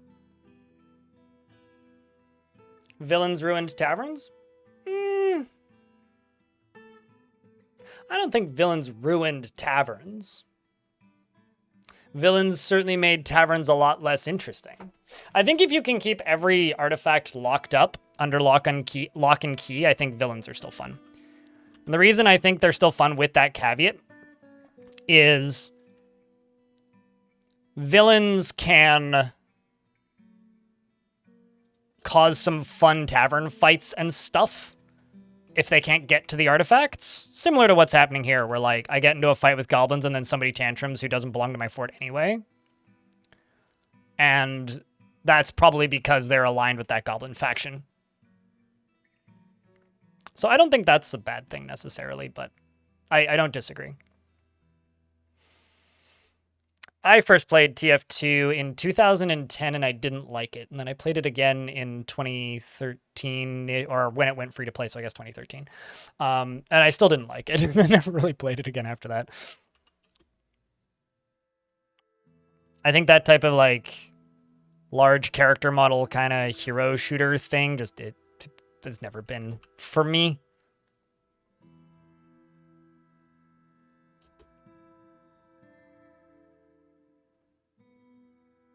Which, honestly, I would say is a good thing, because I didn't ever get debated by into thinking that Overwatch was good.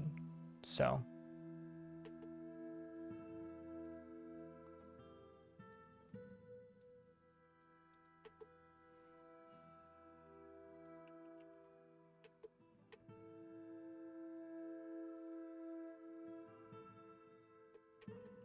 Won't work with weapons you intend to use?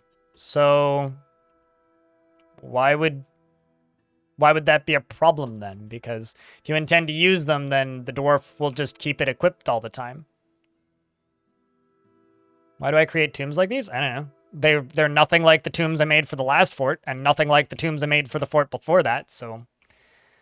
I don't do things the same thing. I don't do things the same thing twice. What? I don't do the same thing twice very often. So my forts are almost always different from the fort before it. So one fort will look one way and act one way and do one thing. One fort will look a different way and do things differently and do a different thing. And that tends to be how I roll. I don't like just doing the same thing every time. So why am I doing something this way? Because I didn't do it this way last time.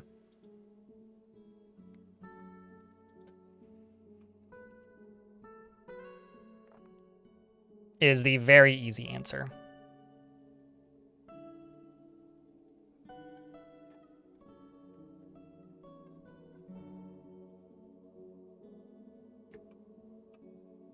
Thought there was something to it? Nope. No. People always ask, like, what's your favorite kind of design aesthetic? It's like, well, I don't. Because, like, I make so many forts that if I had one thing that I stuck to, I would be very bored of it. The only thing that's truly consistent about my forts is that I don't generally make them symmetrical in the slightest. They're very rarely symmetrical. That's the only truly consistent design thing in my forts.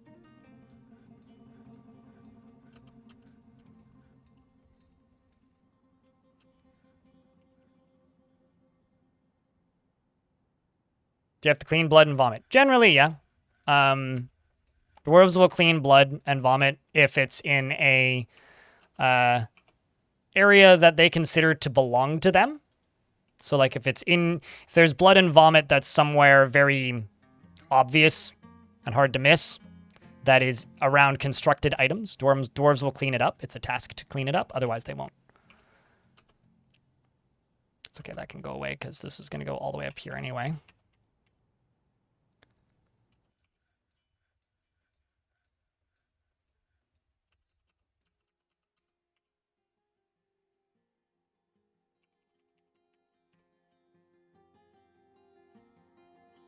Built that one a little bit too high, but that's okay.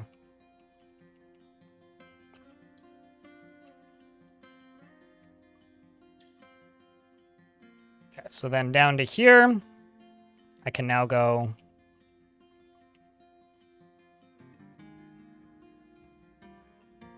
and go, I did persimmon logs, right? Yes.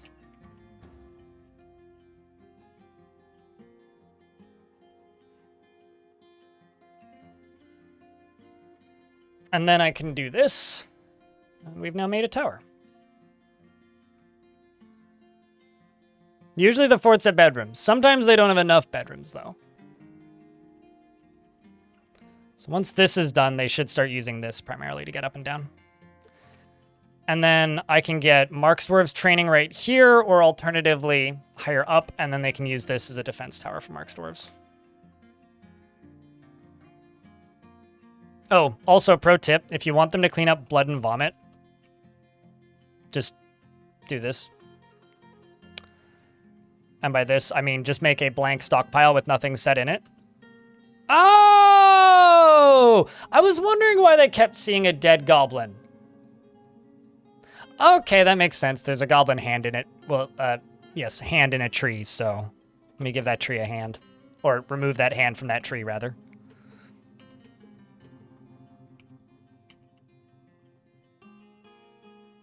I was wondering about that. I kept seeing it, and I didn't really want to say anything because I didn't really have an answer. And it's, well, I guess that solves that.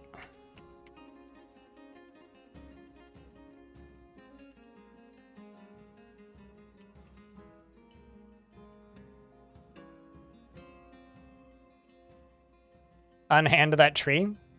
Yes. Correct. I will not deny this statement.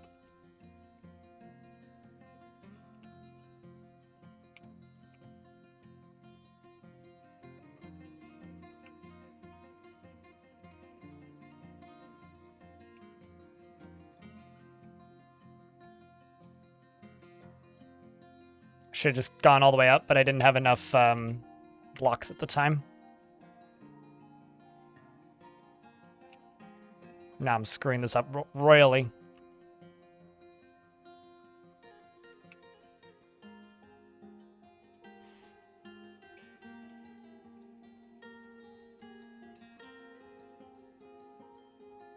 I think I made a short about it at some point. But I think they'll also go away if it rains. But don't quote me 100% on that one.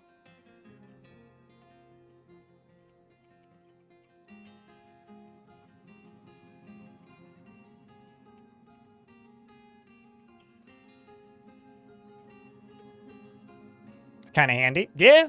I mean, it's really useful early on.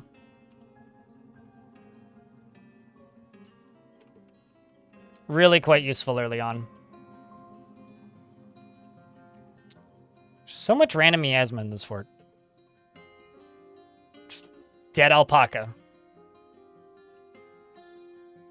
I mean, okay.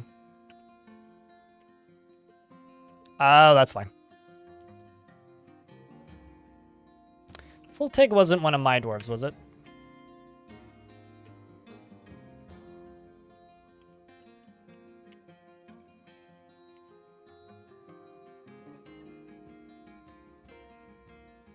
No. All right, well. I will dumpster them.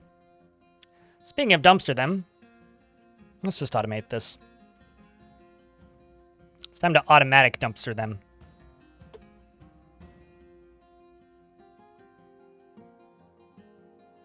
Stinky as hell in here? Yep. You're telling me.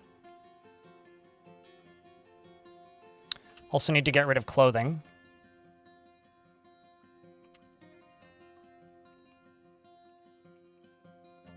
Okay, so military down here. Let's go shale. I feel like this fort's kind of slow, so hopefully you guys have been entertained. Going to expand this. And you guys can sleep here. Okay, let's jump to this and go here. Well,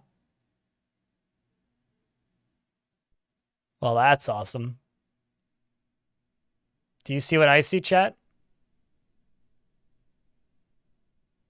I have 2 giant cave spiders.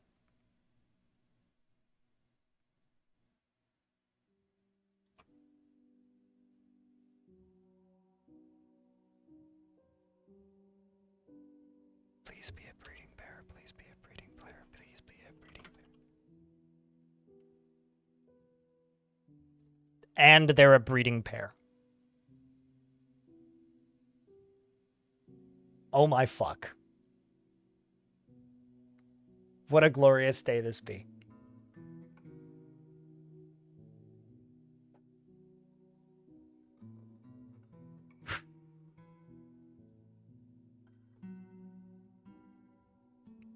Question, chat, because I genuinely do not know. I'm opening up the wiki right now to double check. Do giant cave spiders have a baby variant?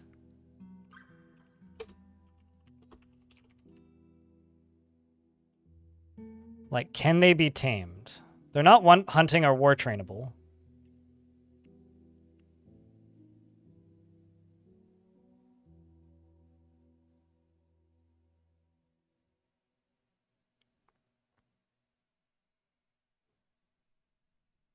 Some dwarves like cave spiders for their mystery.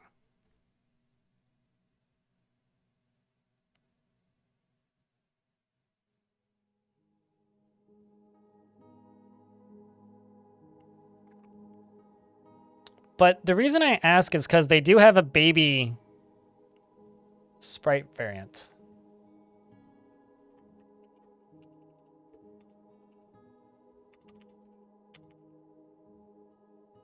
They cannot be fully tame.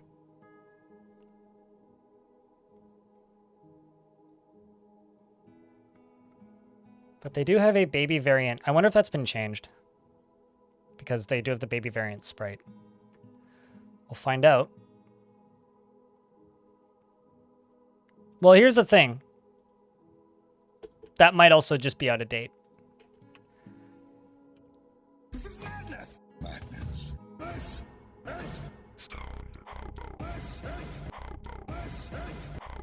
Yeet. How are you doing, hobo? How's things, dude? I have a breeding pair of cave spiders. Today is a beautiful day. I think the cave spiders need their own enclosure. I think keeping them with the jabberer and crockies is maybe rude.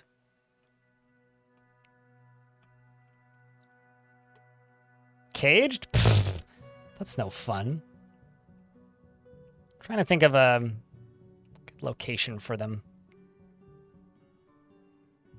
We got Spodes.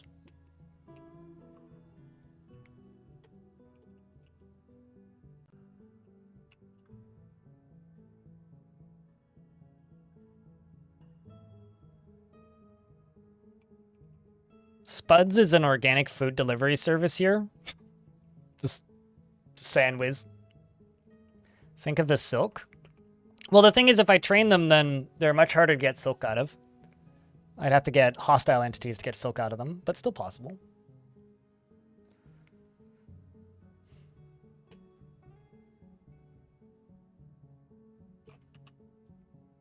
You know that a spud is a potato, right?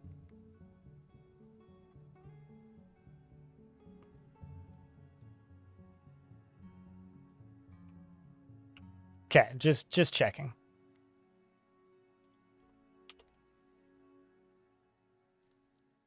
Just wondering, is anybody actually making rock blocks right now?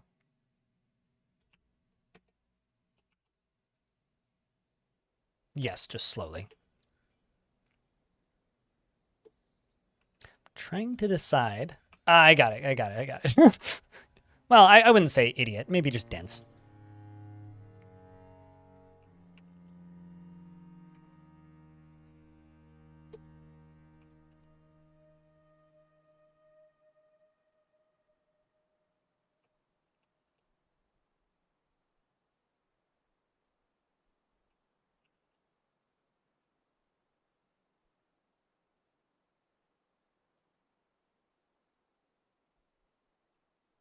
Let their milk is silk thread?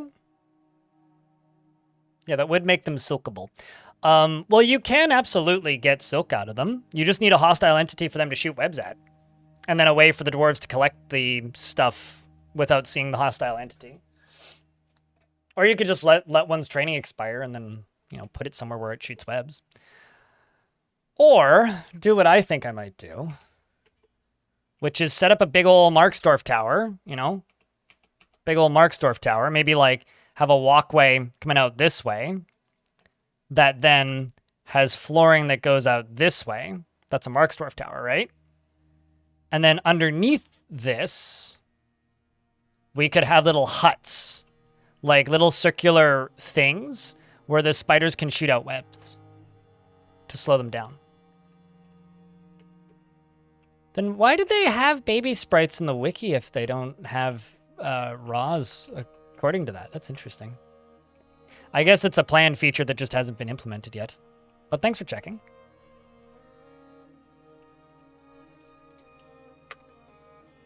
The only reason I ask is I genuinely cannot tell you the last time I had a breeding pair of cave spiders. Like, genuinely, I have no idea when that last happened. Also, they lay eggs, right? So they probably... They do lay eggs, right? Or are they just like, I give birth to full-size baby immediately? Because if so, we may end up with like a crab situation here.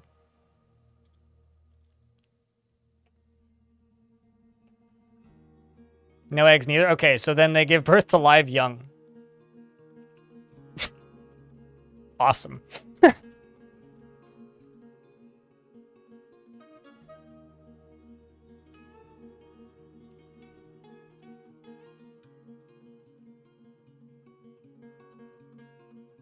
I'm not saying that that's logical or makes logical sense, because it doesn't, and it's not.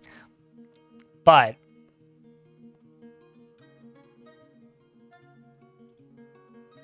that is really funny.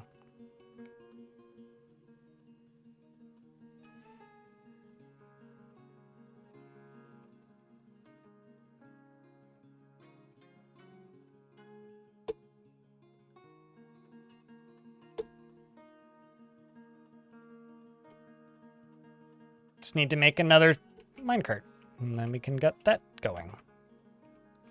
Where is the minecart? Also, I don't need to capture Goblin. A Crundle would be sufficient. That's something that's just worth noting about, like, giant cave spiders and such, is, like, I don't need a Goblin to do it. Like, just a wild animal would be sufficient. They're born in default. Are they? How are they for butchering?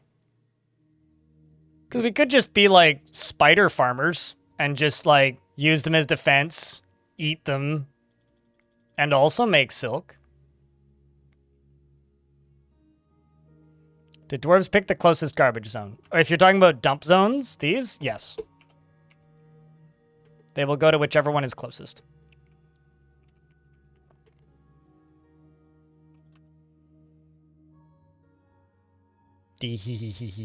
Or we could just sell giant cave spiders. Like, giant cave spiders could be our export.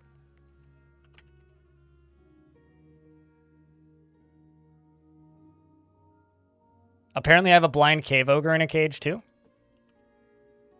Unlike the spiders, not trainable.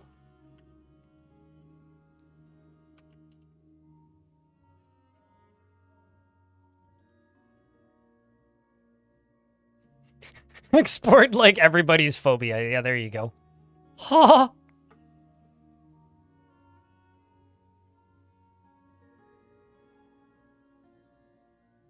Wow.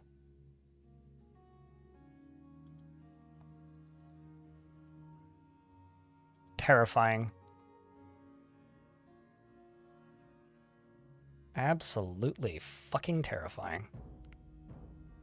He's just standing there. Well, what would you be doing?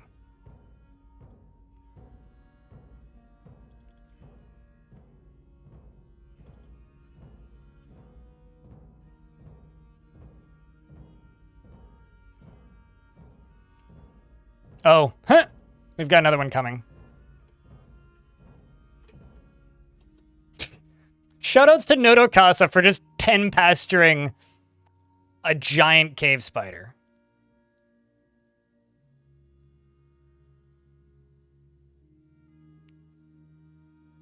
You know, just like little kids playing around the giant spiders.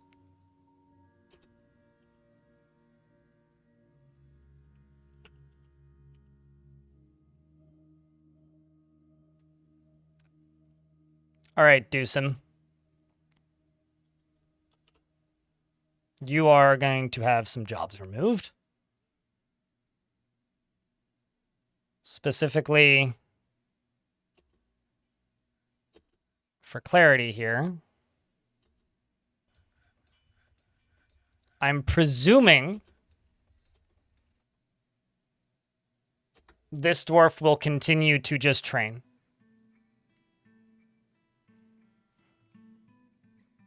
Why mosquito men specifically? Also, I don't think those exist in this world. They're highly valued. They're also pretty light, I think. Well, 20 kilograms is pretty light.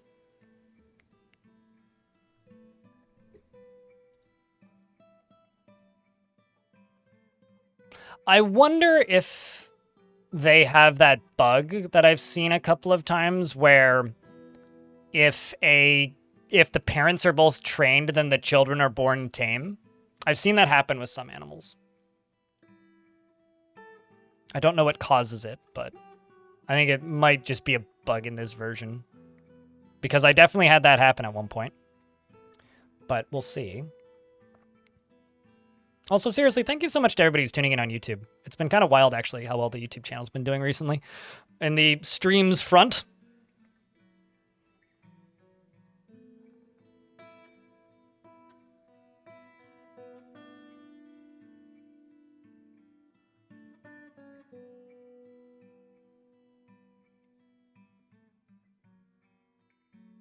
But yeah, I'm curious, Dimwit, why mosquito men specifically?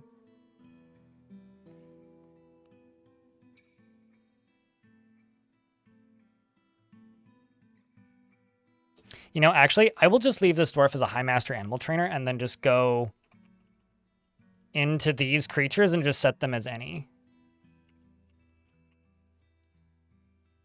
So any trainer and any trainer, because I'm not certain that that dwarf will continue to train them.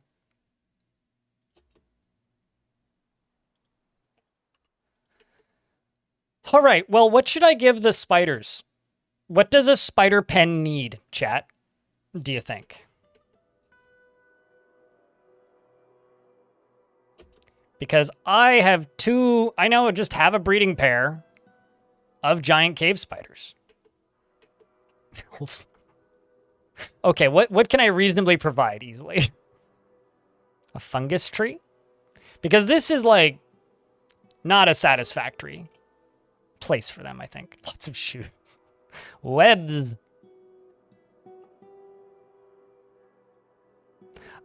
I swear, Dimwit named themselves Dimwit. I didn't name Dimwit Dimwit.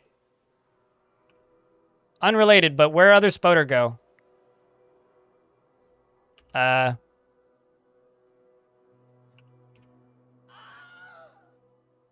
Also, I lied. They're both males. Unless...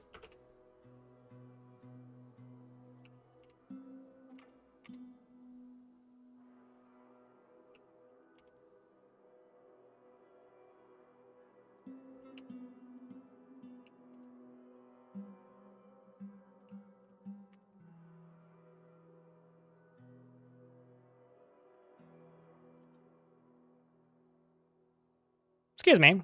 Sir. Where do you think you're going?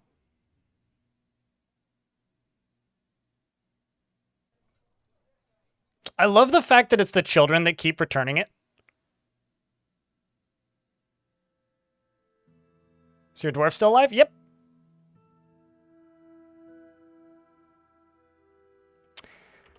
Well, they're not uncommon. Speaking of not uncommon creatures, I have a bunch I gotta dump into the lava. But speaking of not uncommon creatures, there's another jabberer. So, you know, if we're catching jabberers already, I think we're in pretty good hands for the future, to be honest.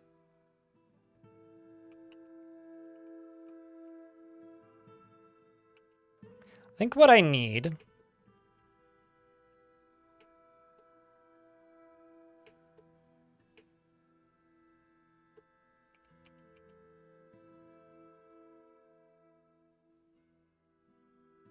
being put on spider wrangling duty? Well, I mean, maybe if you're not afraid of spiders, it wouldn't be so bad.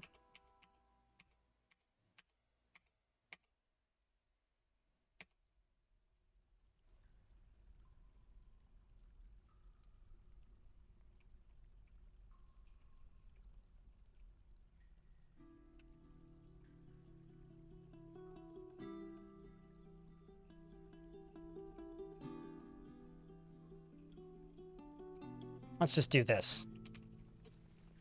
So if I'm going to do this, I have to do this smart. Let's just do 10, and when number of empty cages is less than 10, just make 10 cages. And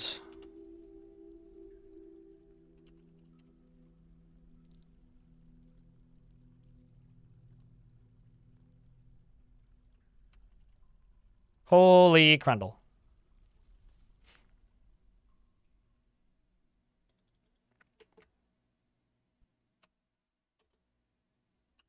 And then we are just going to...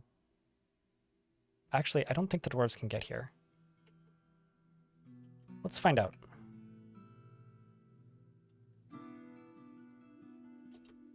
Oh, nope, they can.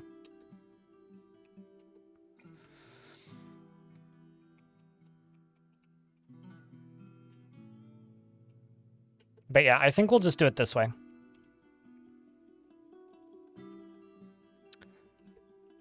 What the hell are all my dwarves doing? Oh, a lot of seed planting and such. Makes sense.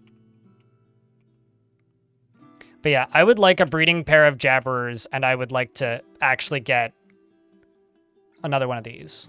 How come this one is strong, but this one isn't? I should make these pets, though. The spiders. Let's see if I can get them named. Let's also see if anybody claims them. I feel like one giant spider would be easier to handle than thousands of normal spiders. I mean, Elfie, are you in the chat?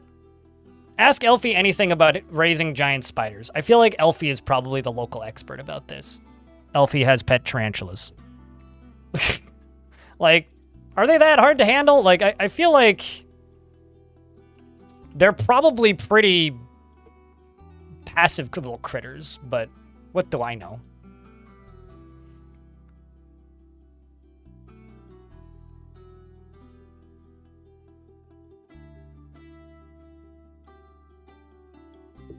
Sitting in your living room on your YouTube chat. English Dragon 10 says, sitting in my living room, YouTube casted TV.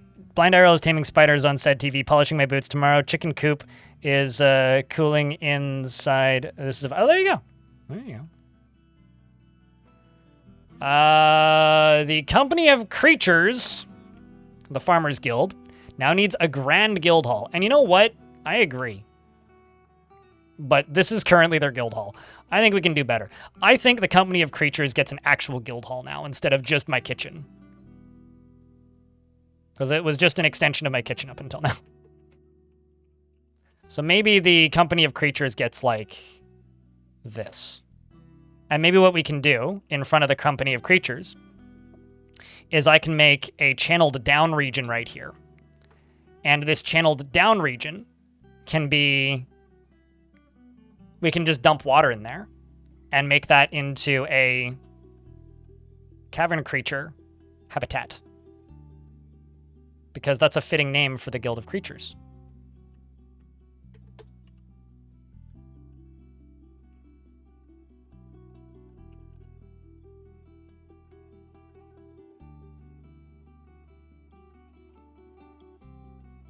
You've always wanted a spider? I've always wanted a snake, but I've never lived somewhere where I can have a snake. Because we have weird laws in BC about having snakes in apartments. Due to some unfortunate incidences of people being terrible snake owners in the past. So it's like, always wanted a snake. One day I'll have a snake. Just one little African house snake or something, you know? Little mouse eater. Or finger remover, depending on how nice of a snake it is.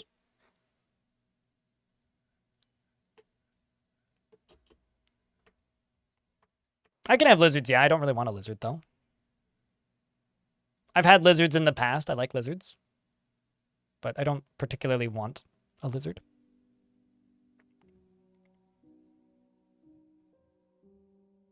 Yes, I am from British Columbia.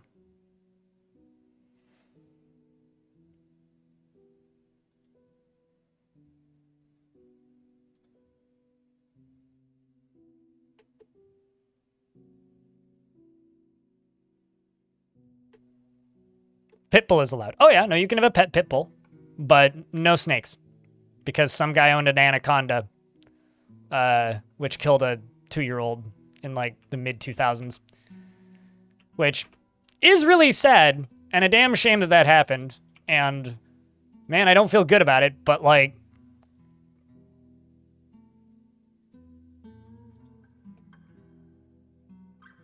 now I can't have a corn snake because of it. Well, I mean, here's the thing. I probably could. In fact, there's probably somebody in this building that has it. But if word got out and I got caught, it wouldn't be worth getting evicted. That's my take. Glad you like the YouTube videos. Bro BVT 94. Glad you like the YouTube videos. Man, I'm so bummed that I misread them as being male and female. God damn it. Well, we'll just have to catch another one.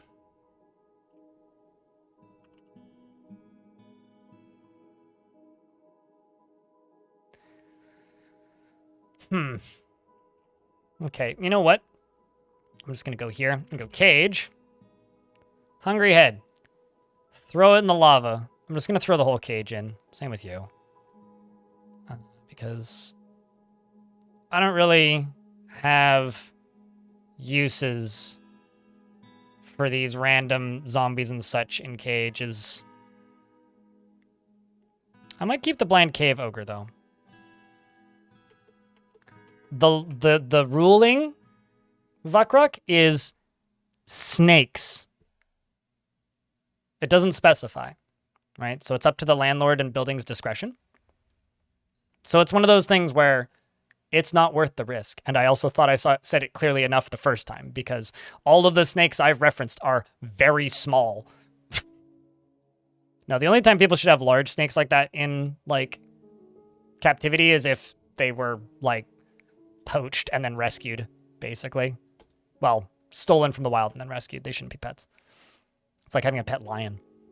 The last time this discussion came up, I actually had to ban somebody from my chat because there was somebody who started saying, nope, those should be allowed to be pets. I have one. And I was like, oh boy. Like, well, I think that's kind of irresponsible. It's because people like you that I can't have them. And then it's that turned into a nasty argument. But no, I agree. But like large constrictor is bad pet. I mean, I would even argue like a king snake is a pretty bad pet, but at least they can't kill you. If your pet can reasonably kill you and not feel bad about it, it's a bad pet.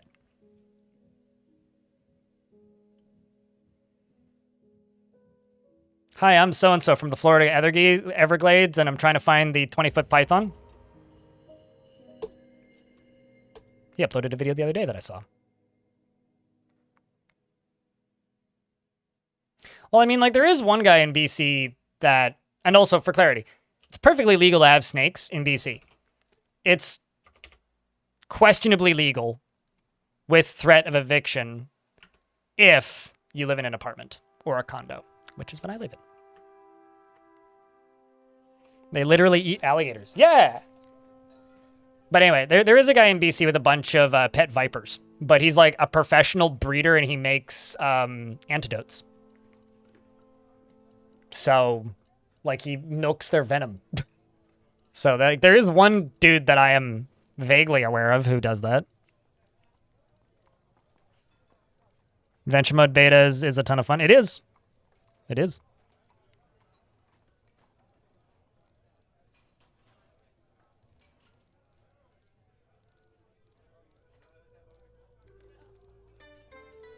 I'm playing on the beta. That's what I do.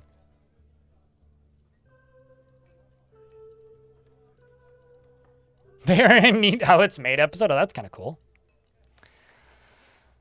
Well, this dwarf says they need silk cloth.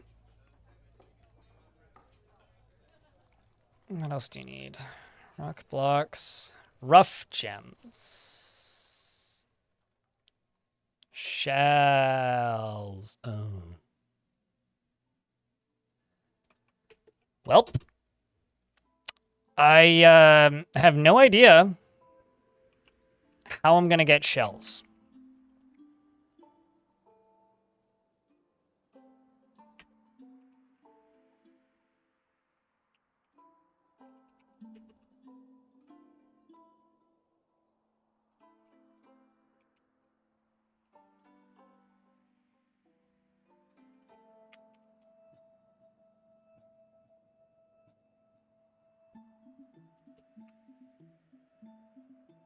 Can you get shells from magma perhaps? I thought they weren't butcherable. I mean, a forgotten beast, I could. But, you know, as you can tell, there's, like, kind of none. I think that dwarf might just be dead. Wall him in? Why would you do such a thing?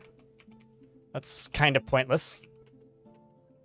No, I'll just let him die if he wants to die. And if he wants to go berserk and get mauled to death by the dwarves around him, we'll do that. Now, walling him in doesn't really help anything.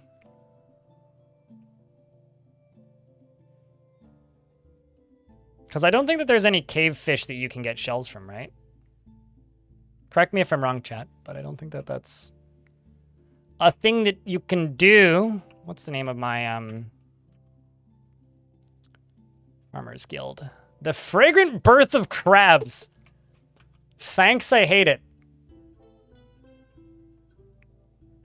That's awful, game. Thanks.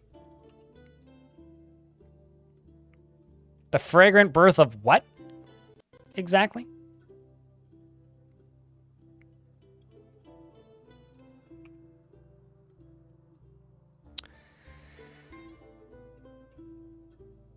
Everything about that is awful. Just awful. My day is ruined. And I can't remember the rest of the quote.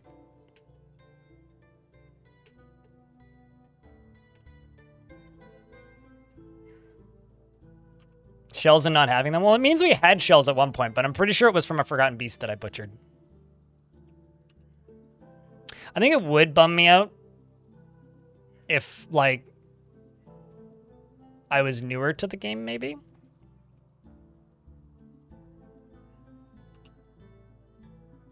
But at this point, no, it doesn't bum me out. It's just the usual stuff. My disappointment is immeasurable, and my day is ruined. That is the quote I was looking for. Thank you. Greatly appreciate that. Remember Tarn mentioning pocket dimensions in your interview and you watched? Do you think when he'd implement those, that is specifically a planned magic, myths and magic thing? So that's something that would happen alongside of myths and magic whenever that happens, which is years away probably, because that's a pretty lofty, like, end goal of myths and magic. So not something that would happen, you know, in the next couple months. But it's one of those things that Tarn prototyped ages ago that he knows is possible in the engine. And if Tarn knows something is possible in the engine, that means it's reasonably going to happen eventually. As far as when? Shrug.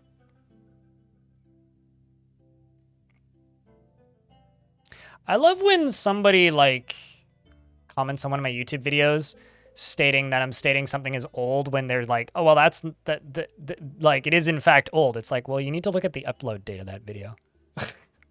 I was referencing something that was relevant 3 months before that. But anyway. Let's engrave these and engrave these.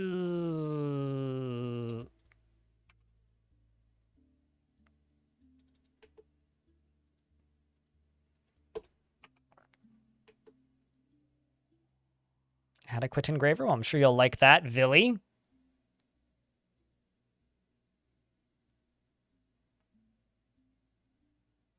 Since when are elves vegan? Since forever. They were just bugged before.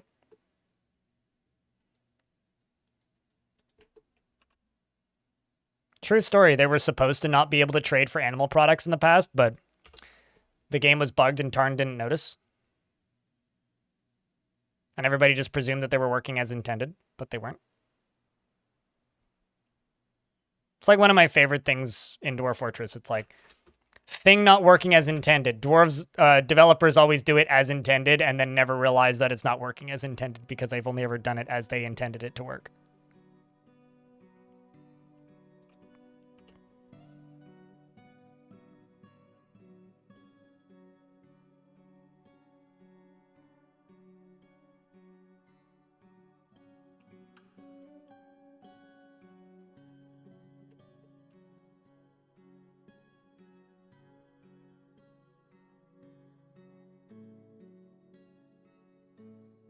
It's when a bug becomes a feature? Certainly.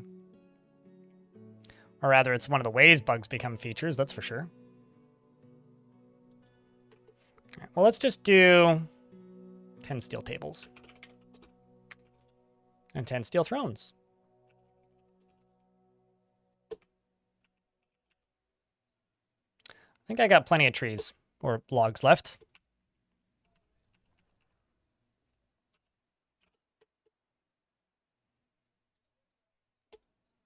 Well, that seems to be working.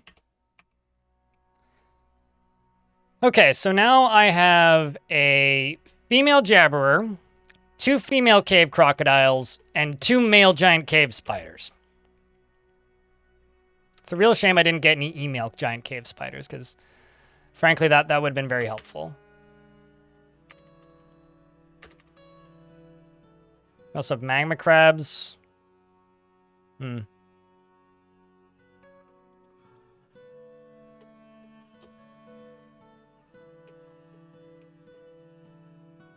Can't even sell them yarn. Yeah, it's like, I've always thought of my sister-in-law as a pretty strict vegan, but at the same time, she walks around in leather jackets, so she's not that strict of a vegan. Feel so bad for this dwarf, but is what it is. I can't fix you. Can't help you. How's tower coming along?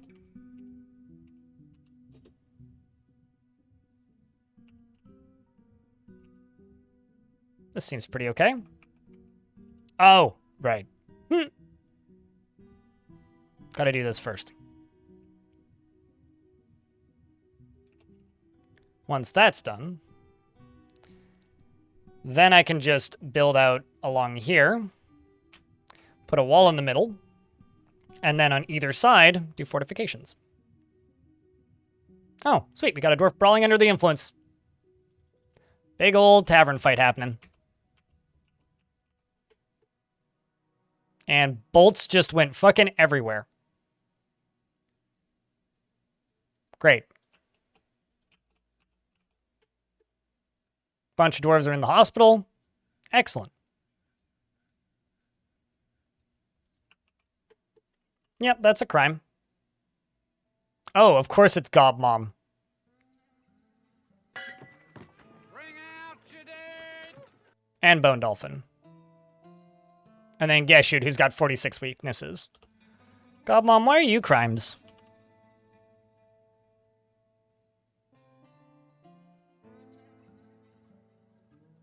This dwarf's actually pretty happy.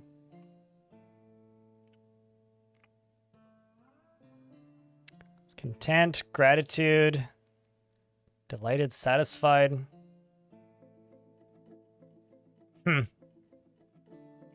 I do admire a clever trap. I don't trust this dwarf. Like at all.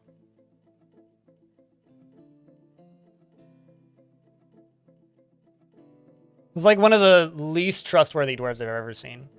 Also, note, chat, the game is running at 70 frames per second and I have 180 dwarves. In version 47 on my old computer, if I had 180 dwarves, I would not be sitting at above 20. Like, I just wouldn't be. Like, that's not even a possibility that I would have been above 20 frames.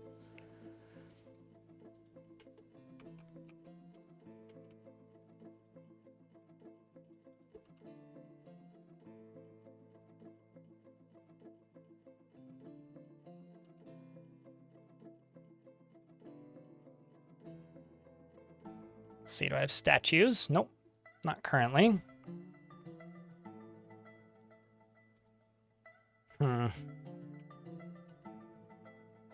Ooh, actually, this is the Farmers Guild, so it would be perfectly reasonable for it to be full of millstones, which I've been specifically not using. I'm going to have to forbid them, but they're all encrusted with gems, so that'll help.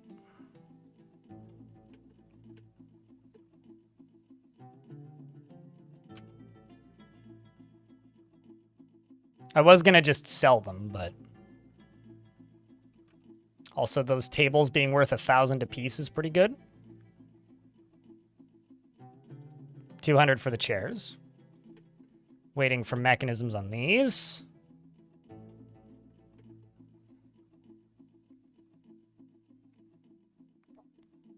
Well, humans are the next one in the to-do list, or the traditional to-do list.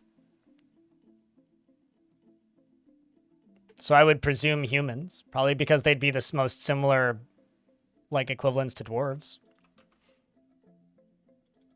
So the least work to port. I mean, playable factions of all the factions is a planned feature, so I don't know why you're making me speculate, but chat can speculate if they want.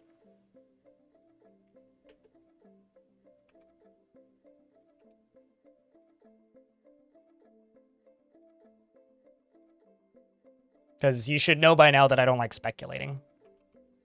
Because people presume that I know things that I don't. Usually I find out that stuff's coming out maybe minutes before you guys find out that stuff's coming out.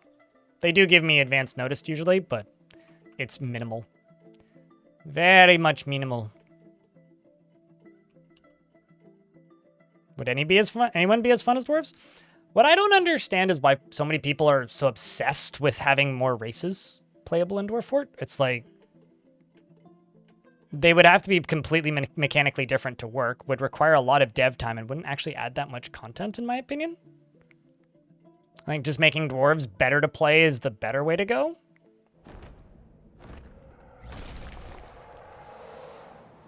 The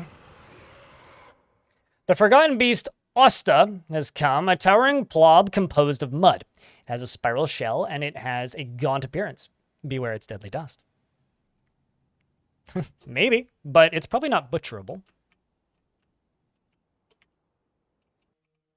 So, doesn't super matter that it has a shell, in my opinion. But we'll see.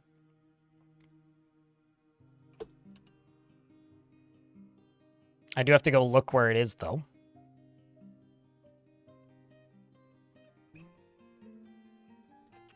Okay, where is this creature?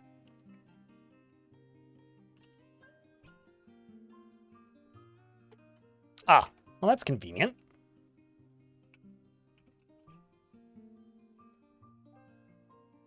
Because I have a squad real close to here.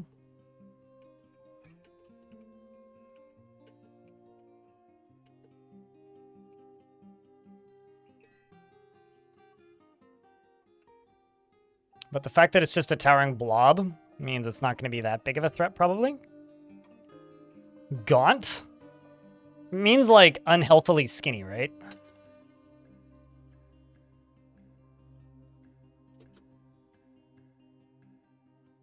I mean, Dwarf Fortress taught me about the word indefatigable. It's like indestructible. There are times where I feel like I need a thesaurus to play this game, but they're pretty rare, thankfully. Let's see if I send the dwarves over here. Where'd it go? What? Oh, there it is.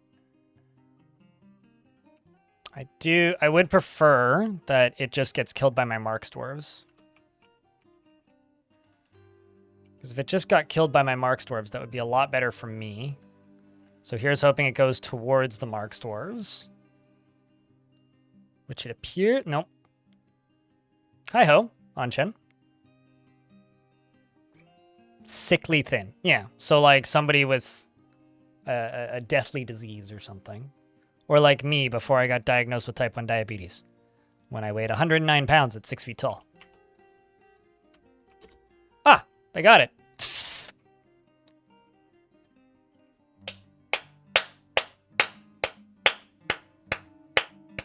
Round of applause. Zacher shot a copper bolt at it, which struck it in the body, fracturing it.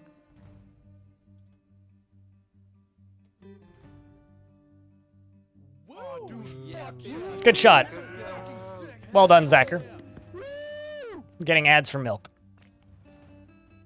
Chocolate milk, I hope.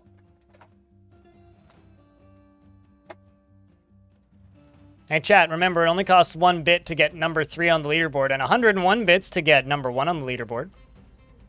You gotta gift 2 subscriptions to knock Elfie Bean off the leaderboard. All helps the channel stay funded. You don't suck with English. Yeah, well, I'm aware that I don't have the full correct definition, but it's a similarly equivalent thing. It's like inexhaustible is another word that you could use for indefatigable, but you're not wrong. Only get ads for dog food? Huh. I have a question. Why the fuck everyone want be tavern keeper? Do you want this fort to die? But okay, if you insist. Because this is how you drown dwarves. The fuck's everybody want to be the tavern keeper for? You're the second one I've had to add today.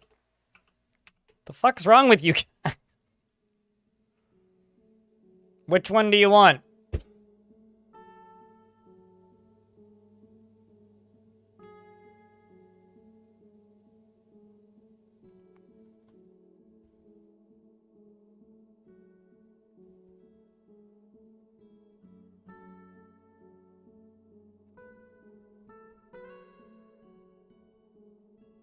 I've never seen that word before in my life, Peaches, in YouTube chat. Dealer's choice? Nah, nada. Which one would you like? If you're giving it up to dealer's choice, I'm not going to give you a tavern keeper.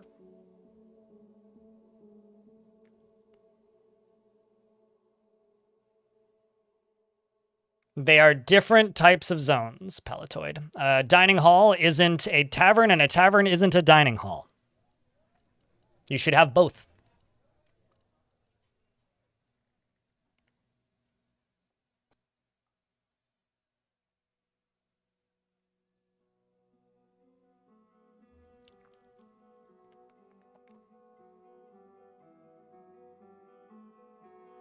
If Gru doesn't choose, I will let chat choose. You have 10 seconds. Print small? Never mind. Ah, it's fine. Chat, which one should we give to last Gru? Could do the miner. I could do Dumed, the Speardorf. Could do, not Glass, that one's taken. Could do Imush, who's also a Holy Seal. We could do Rigoth, the Engraver, who's a proficient conversationalist. We'll let chat choose. Spear? Ironically, the Spear Dwarf, air quotes, is actually a Marks Dwarf, but...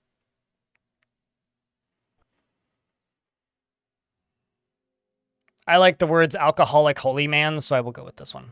We will give you Aimush Zolban Manongyangbrr. Does that work for you, last crew?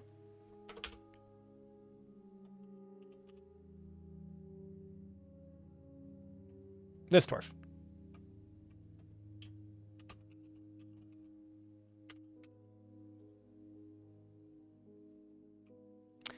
He does everything in his ability to avoid excitement and stress. Never feels hatred towards anyone or anything, finds himself to be quite hopeful about the future, and tends to be swayed by the emotions of others, and tries to keep his things orderly, is slow to anger, and is assertive. He is a assertive dwarf who is moved by art and natural beauty and is troubled by this as he dislikes the natural world. He is somewhat fearful in the face of imminent danger, meaning he runs away after he causes a tavern brawl because he gave a dwarf too much alcohol, and sometimes acts with little determination and confidence. Has a tendency to go it alone and considers ideas and abstractions over practical applications. Tends to avoid any physical confrontations and works to square this natural tendency with his respective martial prowess. He has a sense of duty and he's not particularly interested in what others think of him.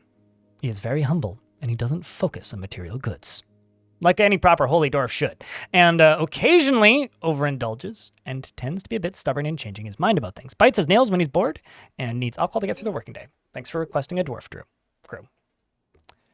You have a very fancy set of underwear on, naturally. Dreams of raising a family and personally would have the world operate in complete harmony without the least bit of strife or disorder.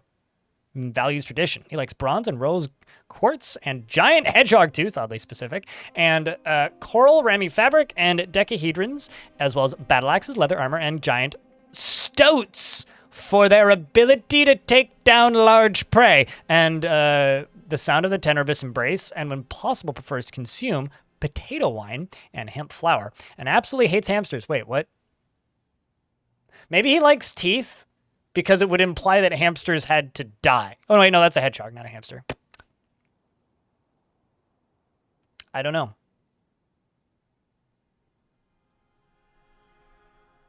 You do have 3 friends in the fort, all blacksmiths. Enjoy your socializing and drinks handing outing. Actually, no, I mean to check. You know what? Let's actually make the tavern keepers function. Let's drown this fortress. Down here is also going to be a food stockpile. Food stock. It's like wood stock, but more delicious.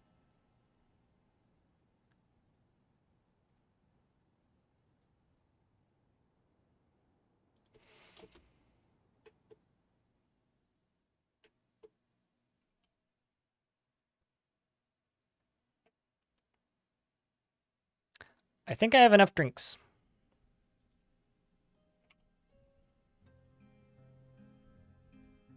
When it's not wine, because it's a completely different brewing process. Because, like, chat room here, correct me if I'm wrong, but I'm pretty sure wine is fermented. Vodka's distilled.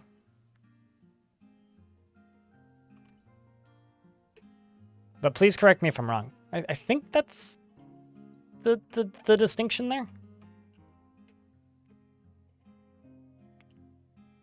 So fermented potato does not equal, like, you know.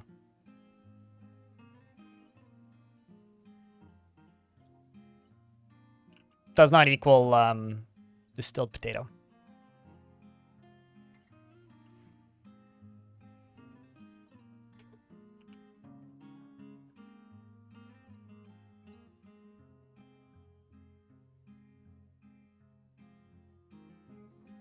Actually, just going to go into here and erase this off the floor. I don't want them smoothing the floor just yet.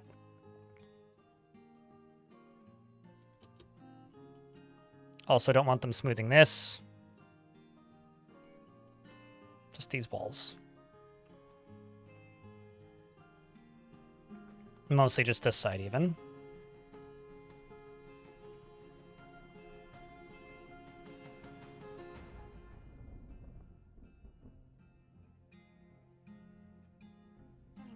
Wine, beer, depending on the method, really? Yeah, that's what I always thought. Anyway, so.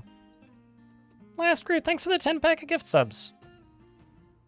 And thank you for more or less doubling today's revenue. Sorry for giving you a hard time about the Tavern Keeper. It's not actually that big of a deal. It's mostly just why is there another of you? There's so many. Dwarves like being... People like being tavern keepers. I get it. It's a relatable job.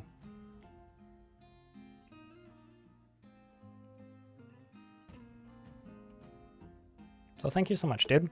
Thanks for helping keep this channel funded. One subscription at a time.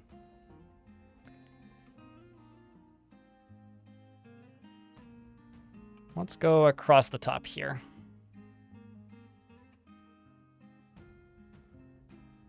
Yeah, that's what we'll do.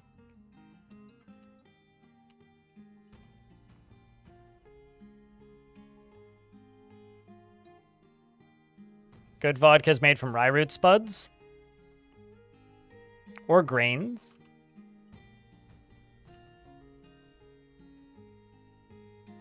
Just various grains. I realize a rye root spud is a grain, but...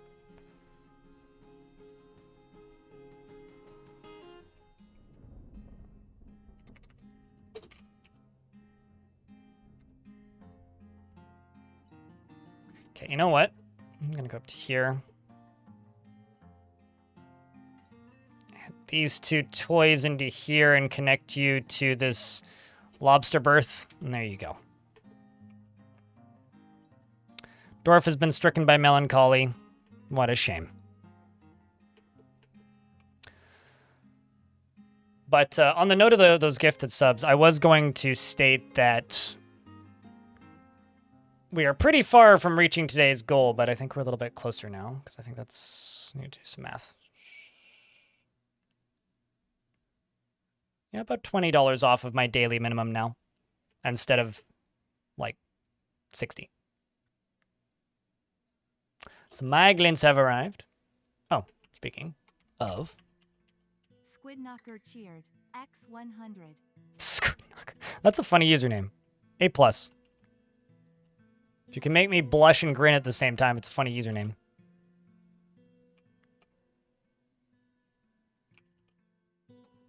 So thank you for the $1, Squid Knocker.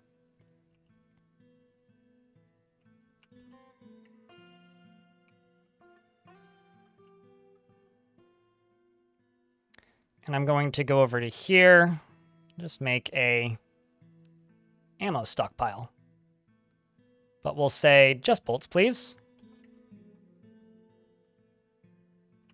To see parlay dialogue. You click on the parlay and it says that they're looking for a parlay? That's how you see the parlay dialogue? Like, there's no specifically exchanged words that you can see, if that's what you're asking.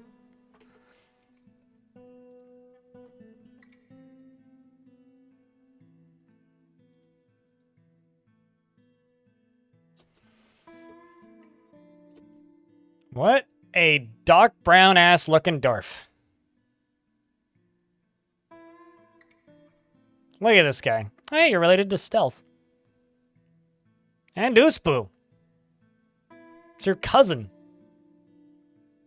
The Fellowship of Dells. Mm-hmm.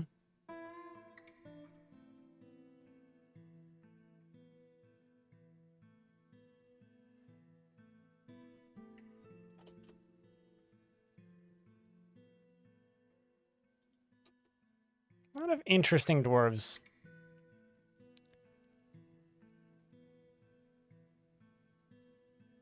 You're an axe dwarf.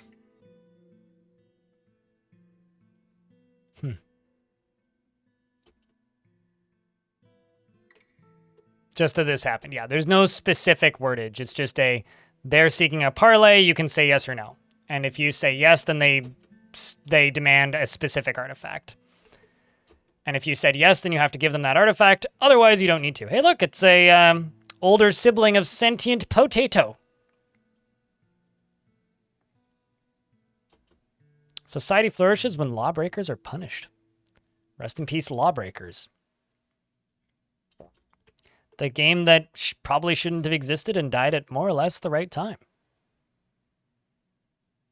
I love watching these families develop. Scrolling through and seeing who's related to who. It's always cool.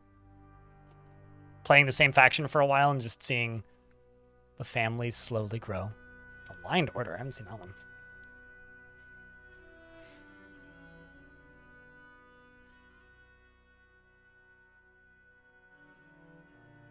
What do they do if you say yes and no one can get to the artifact, as in a walled-in chamber? Then your dwarves run around for a little bit as normal, and then the goblins attack you.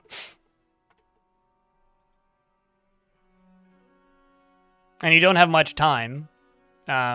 If you waste time, then they will quite literally just kill the person who's delivering the parlay message, which is your mayor.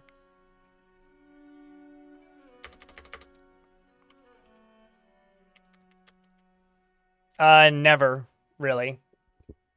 Black wins. Because if I don't want population, I wouldn't cut off immigration.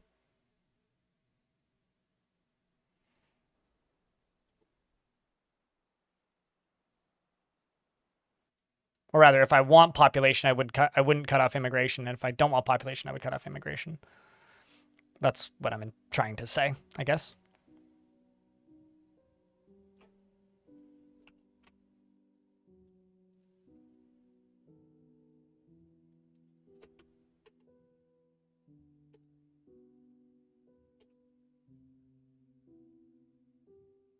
Good way to get a new mayor. True, yeah. You could just, like, let it fail and then let them kill your mayor. Although I think it can also fail if the mayor does a bad job negotiating. Okay, so we need to make more bedrooms now. Because I guarantee you, I'm out of bed. I have too many dwarves again.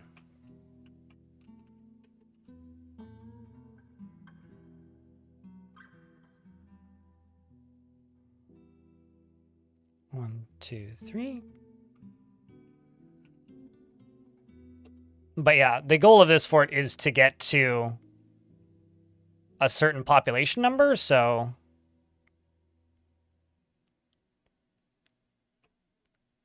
And it's a well-known fact that I don't do, like, what's it called? Generation forts, where you only use married couples as sources of infants. And I do that for one particular reason. And I gotta break it to you, chat. It's your fault. It's not YouTube's fault. It's not Twitch's fault. It's just your fault.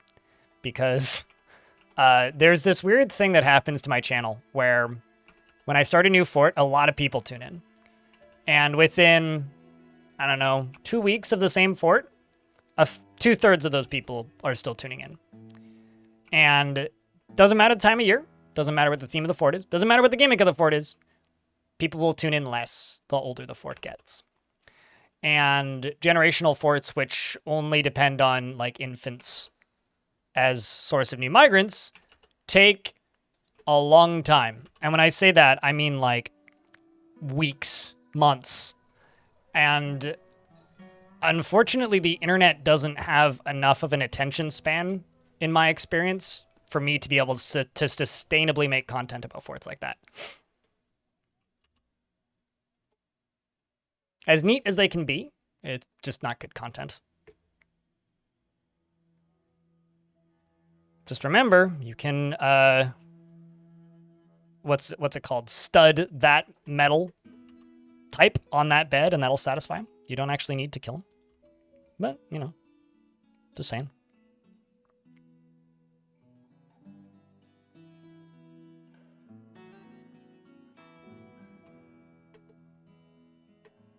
That should be the closest material.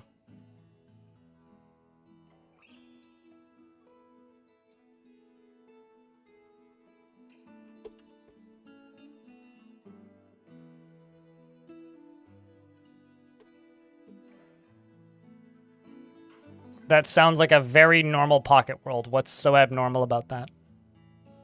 Also, that's just a pocket world. Like, what? I don't understand how that's relative to my state, even remotely relevant to my statement, but okay. Vakrok. It's a world, yes.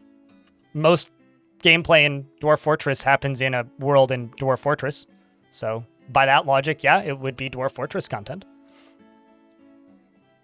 It wouldn't make, you know, a generational fort any less boring if there's a lot of dwarves in that world. Okay. Nope. I don't think they are. I mean, I played Long Death, which had like 8 generations or something in it, an average of about 30 to 40 dwarves, and lasted for about 2.5 years of in-game time, of real world time rather. And I'm never going to do that again. It was like 300 VODs or so, like almost 2,000 hours of footage. I mean, I could totally see why they would be interesting to somebody who isn't trying to make content out of it. But as somebody who does this for a living, I consider this fort a little bit too boring for content right now. Like, I'm glad that I did it. But it's not, you know, a good process to watch. As an example, like, I love gardening, right? I love planting plants and watching them grow. I think if I had a live stream that was just pointed at my lettuce in the winter, I don't think anybody would watch it, and I think that would be a waste of internet bandwidth. Someone will probably say, like, oh, yeah, that would be great content. People would totally watch it. No, they wouldn't. It's fucking, you're smoking your lettuce if you think that that's the case. Quit smoking your lettuce. But so people think that things will be good content when no, it's not. Was it over 400 videos? I don't even remember. It was over 400 years. It was like 470 years, but no, it wasn't 400 videos.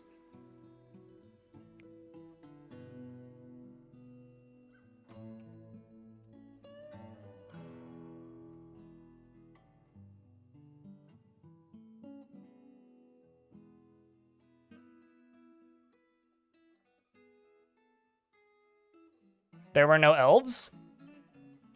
I mean, okay, so you didn't have enough forests genned?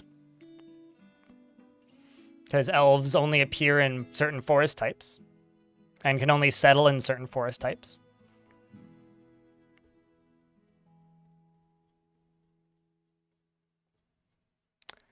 I'm just going to sit here and cry forever every time this comes up, Moreb. It was a funny joke once. And the fact that some human beings are actually fucking stupid enough to think that that's something I would actually do is mind-blowing to me.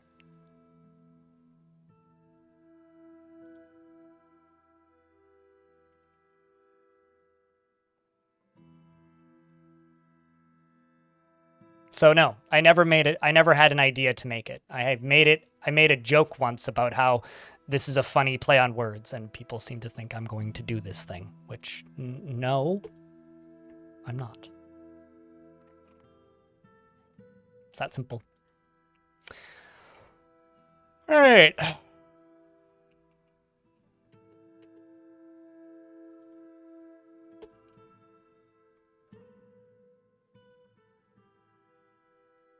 Yeah, fair, Stormy Buckets.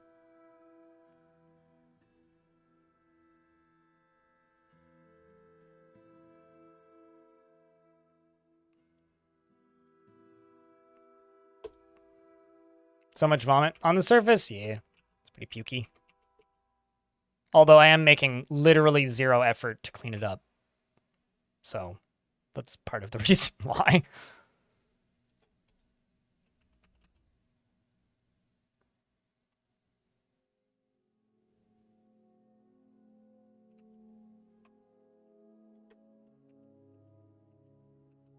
Repetition joke? Does the term beating a dead horse and old joke not funny anymore mean anything to you? Because, like, the internet has this thing that it obsesses with, where somebody makes a joke once and then it's a joke for all eternity and remains funny. Most of the time I find it doesn't, personally. At least not to me. It never really has to me. So I don't fully get why people seem to think if a joke is made once, months and months and months and months and months and months and months ago, does it have to be rehashed every week and a half? Like, is that why do I have to live like that? Because it doesn't keep it funny, right? It doesn't rejuvenate the thing. It was a time and place thing that was funny at one point and isn't funny anymore. Like, you can keep saying it, fine, but I never found the joke particularly funny outside of the first time the joke was made. Beyond that point, hasn't been funny.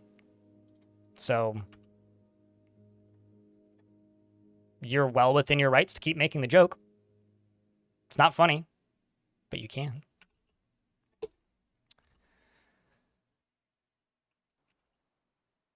There we go.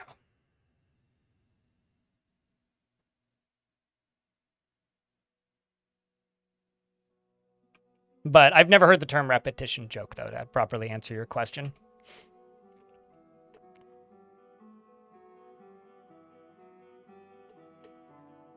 Well, I mean,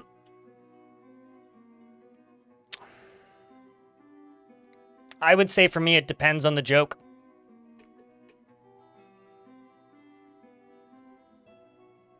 If it's an inherently funny joke, then sure. Some jokes can be evergreen and can stay funny. But sometimes you're just repeatedly bringing up a thing that I then have to explain why I can't do it and why I will never do it and why I never had any intention to do it in the first place. And while it might be funny to the person telling the joke for the umptillionth time, you need to remember who's the brunt of the joke at this point, which is me. Because then I need to explain why, no, I'm not going to do that, why I wouldn't do that even if I could do that. And that isn't funny or fun to me and never has been, right? And now we're having the same discussion I've had about this before.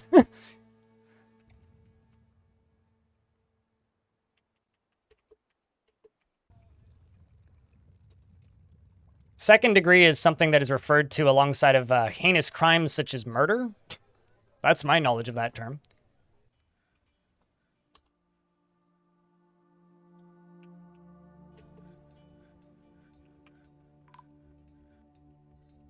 Oh, wow. Bone Dolphin got the ever-living crap punched out of them by the captain of the guard. They punch the engraver in the body with her left hand, and the injured part explodes into gore. Rest in peace, Bone Dolphin. More stitches than dwarf.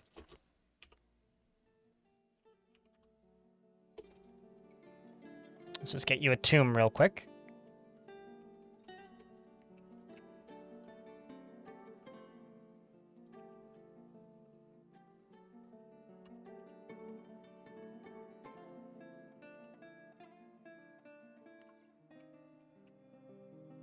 Already has a tomb, so it's a shame, but this dwarf was already haggard when they arrived, so is there a jail in this fort? Yep. Yes, there is, but if your crime is bad enough, you get a beating and a punch. Actually, I think I need more chains for it, but that's just to keep the dwarves happy. There you go.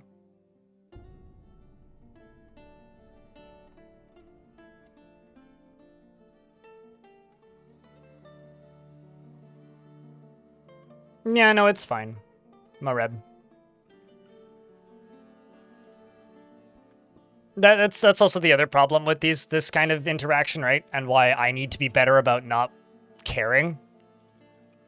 But I'm an absurdly emotional person at times, which is a bad thing, because something will bother me and somebody will do it, and it'll be the time that I get mad at the thing that bothers me.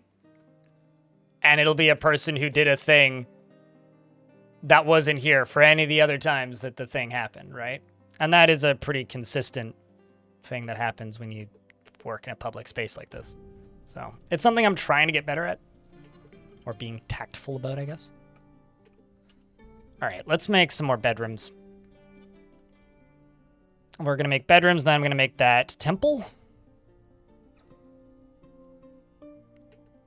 Good news is, though, we're at 200 dwarves, which was the original population cap, or the default population cap, I guess is the better wording to use.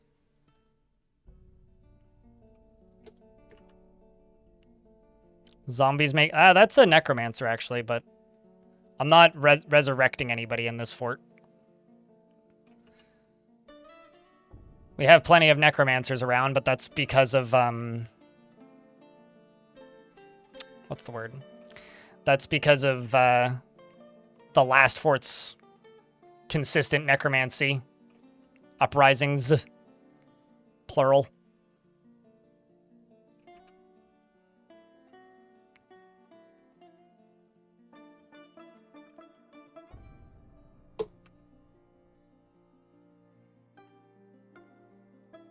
Or were they also a Hollow Slayer? I thought they were purple. Maybe I actually misread it. All right, well, let's unpause and just start assigning these so I see how many more I need to make. Because dwarves don't always claim bedrooms right away, and sometimes they just don't claim bedrooms. Well, okay. Do still need a few more.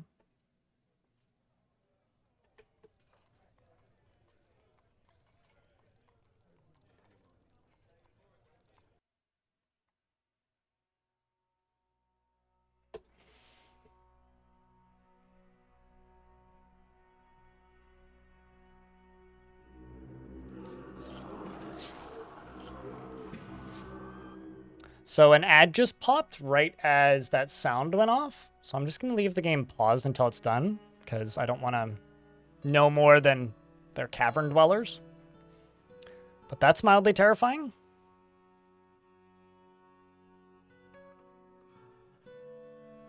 How is in Paddleboats you found an Necronomicon and made a copy? How is the first edition written? So when World Gen starts, every faction, or every goblin faction, is founded by an archdemon. The archdemon is bound to the world by a slab created by a god, and the archdemon creates a slab as well, I think. And the secondary slab contains the secrets of life and death.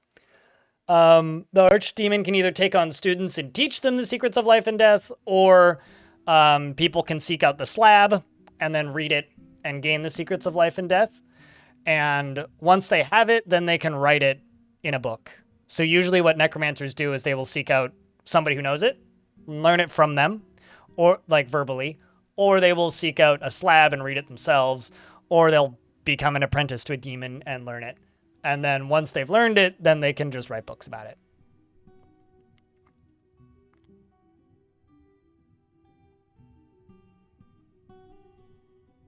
Hey, chat, you should help out T-Basins with that lack of subscriptions so that they don't need to be taught to drink milk all the time. Speaking of drinking milk, these cavern critters have arrived. I'm sure my squads can rather quickly deal with them.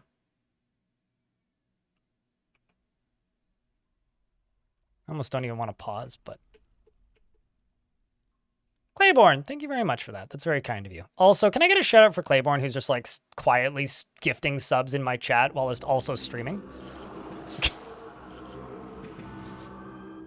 Okay, that's not too many.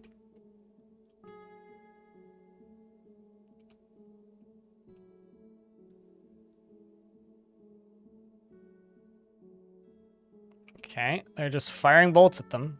It's free practice, and then any of them that fall down, the rest of the military deals with. As a Forgotten Beast has shown up, which is a three-eyed Grebby.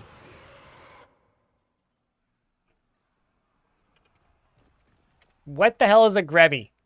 It's a bird. It's a pretty bird. It's a Grebby.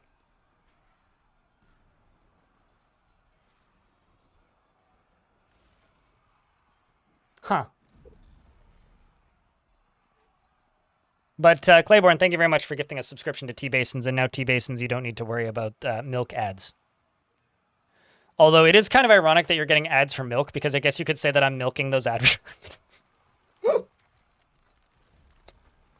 I have to say that. I think that's really funny. Also, Grebby to me seems like a fake animal. Like I'm pretty sure I've seen these before, but like this seems like a fake animal. It's like they're kind of like a heron, but the name is just so funny. It's like a cartoon character. It's like Grebby in the something. All right, where is this monster? Okay, you're all the way down there. Am I? No, okay, you're not completely locked in. And it can definitely fly.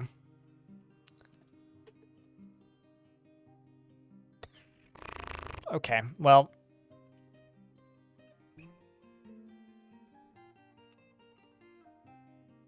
Or actually, I could send them up here.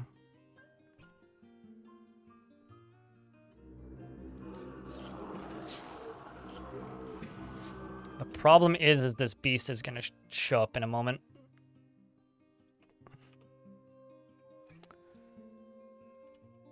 Where is the beast? Okay, it's on its way up.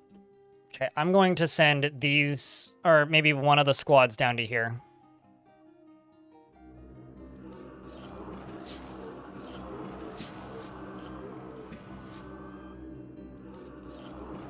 Okay, it's fighting with the Forgotten Beasts. Or the dwarves are fighting with the Forgotten Beast, slashing the Forgotten Beast in the lower body with a steel short sword, tearing the muscle. Militia commander bashes the Forgotten Beast in the lower body with a named warhammer, bruising the guts, and a wrestler punches it with his right hand. Good. Excellent. Who's doing the punching?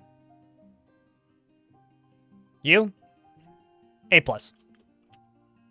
And the dwarves have killed it. Jumping back over to here. I'm going to send all of these squads back. As a dwarf just died. Excellent. Well done. Are you about to die? You're about to die. Are you about to die, last group? Please just don't do it, Gru. Don't do it. Just don't do it, Gru. It's not worth it. Just leave. There's fighting happening here. This is dangerous. It's dangerous to dwarf alone. Take this. Sodel the Swords Dwarf has bestowed the name Gibodad.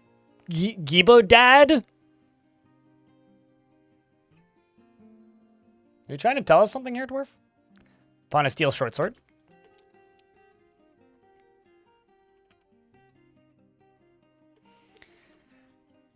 And I think I may also just build some stairs right here. Up to there. Great. Says here, the siege operator's been found dead. 2 dwarves is found deadses.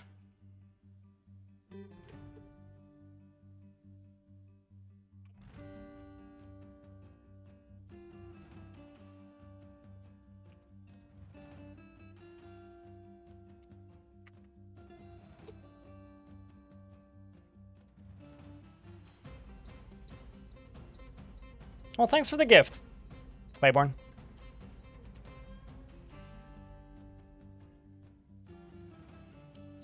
Also, it turns out steel bolt's pretty effective. Or at least they can be. Probably need to make some steel gauntlets, I think.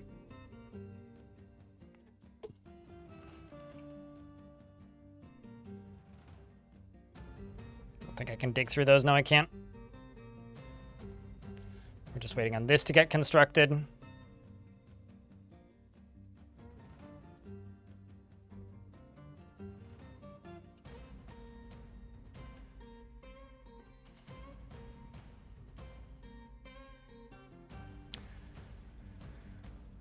All right, well, what's this? Yeah, that's the temple and the priest thing.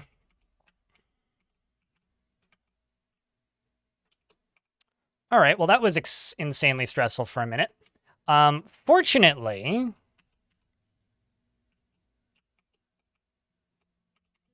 since Beastie died, wow, look at how far that blood went. There's blood all, actually, is it visible in ASCII? Wow, it is. That blood went so far. Like, it's completely covering this area where the Grebby died. But it just goes all the way up. Like, it must have just spurted straight up.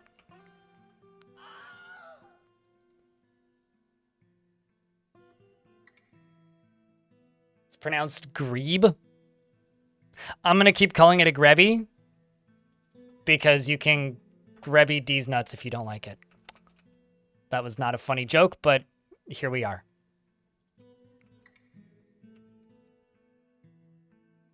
Anyway, this burb here needs to get et, so we're going to see if I can et this burb.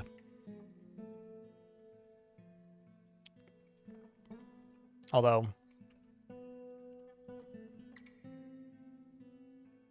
I completely believe it's pronounced Grebe.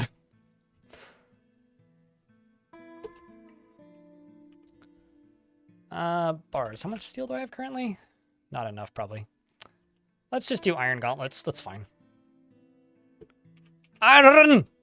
Let's do 30 maybe? It's kind of funny. I mean, it sounds funny. I mostly said it because it did sound funny when I read it.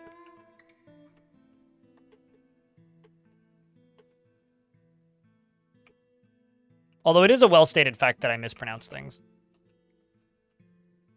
I was wondering why this wasn't working. That explains it.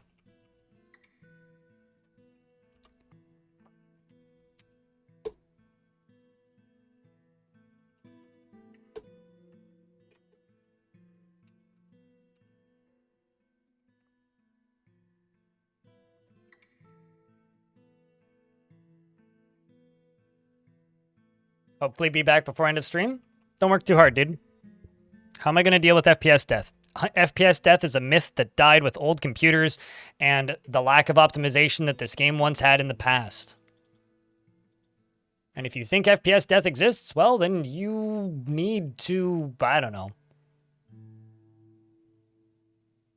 learn that it doesn't anymore, I suppose. Oh, speaking of a well, I have a well that I need to finish making. Thanks for reminding me by saying the words well in my chat. Then I'll finish reading what you were saying.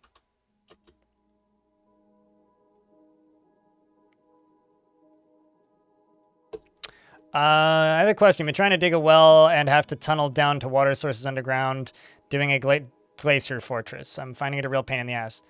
How would I address it? Well, I mean, the well itself wouldn't be too... You couldn't have it too close to the surface because the bucket would freeze as it came up. So that would be a royal pain. How would I address it? I don't know. Last crew, you got pretty heavily injured in that fight.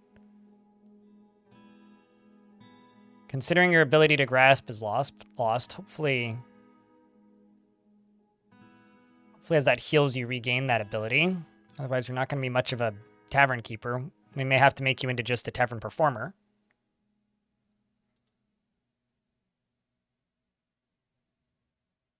Fortunately, you can still socialize.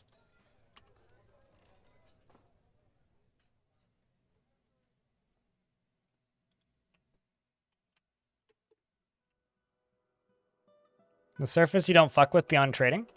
I mean, I would, like, I don't know if this is how valid this is to your situation, but I would normally just use an aquifer. Like, genuinely, that's what I would do. I would use an aquifer. So, kind of regardless, I would just be, you know, digging around and trying to, for lack of a better term, where's my front door here? For lack of a better term, I would just be using an aquifer.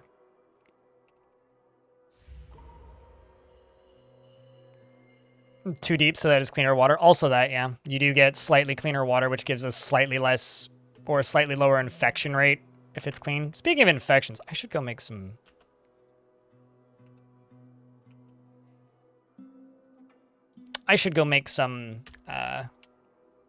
soap. That's something I should do.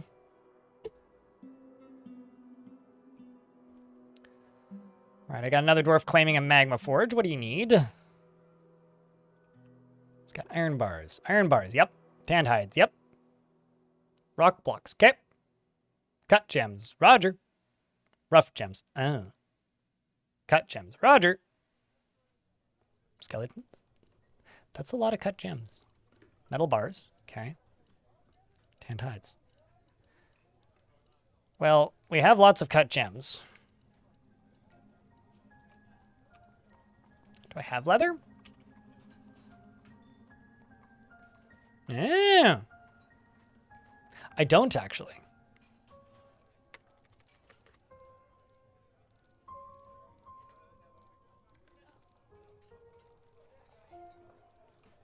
Found the problem.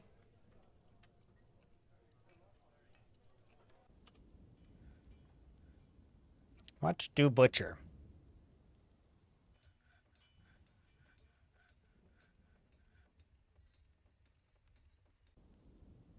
Reindeer. Mule.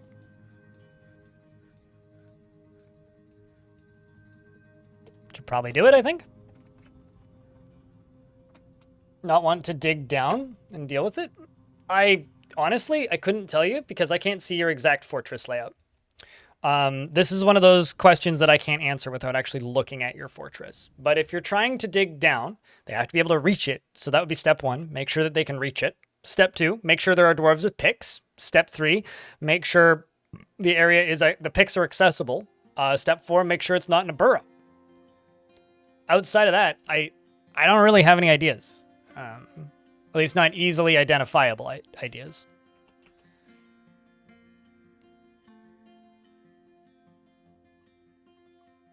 We started killing livestock and narrowing the width of the fortress to get FPS back up. I mean, you can build your fortress up to the amount that your computer can handle, right? And I think what a lot of people do is they just don't understand that that is something, or that is a limitation that all games have. Uh-oh. This beastie here started rotting before I could dispose of it. Oh yeah, right, there's this ruby creature. I was gonna memorialize you, or put you on a pedestal.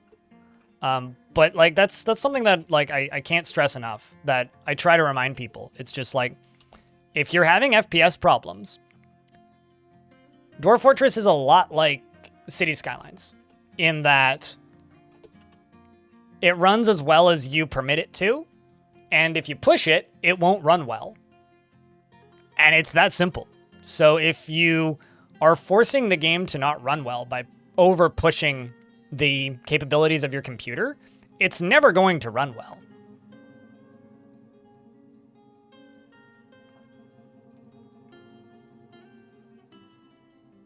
Oh, true. If you're just digging like a hole with just like, if you're just channeling, yeah, that won't work. You have to have a staircase. It needs access. They need to be able to get to it. So if they can't get to it, then the staircase on its own, or a staircase on its own won't work because they can't put a bucket through it, and a well and a hole on its own won't work because the dwarf won't be able to path down to it. So you do need an access route, be that either like a staircase or something else. They were saying that it was high priority already, so I presume that's what they were talking about. T-basins. There could be stuff causing lag. Usually, like 9 out of 10 times, if your fortress is lagging and running super slowly, it's because 1, there's a million cavern creatures in a cavern layer that are locked behind a door. Reason number 2, something is stuck somewhere and you need to unstuck it. And it's almost always one of those 2 things. Like, you also need to realize that my advice on how to fix frame rate as well is very suboptimal at this point, because I'm running a Ryzen 7800 X3D, which I have credible reason to believe is probably the best frame rate for the game right now. Are one of you Lywindy? Lywindy?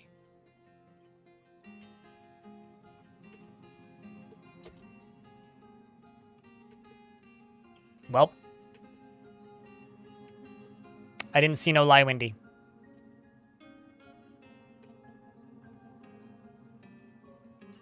Terrified while in conflict. Well, maybe don't get into fights then, kiddo.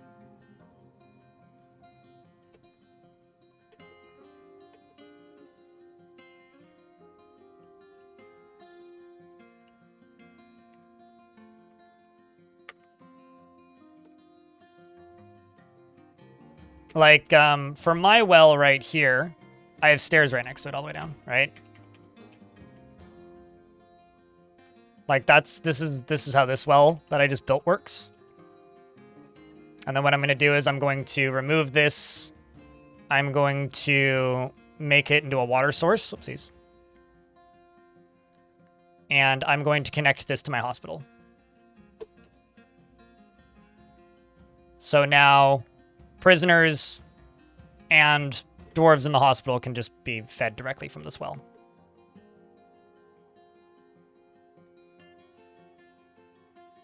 Yeah, I got a Discord.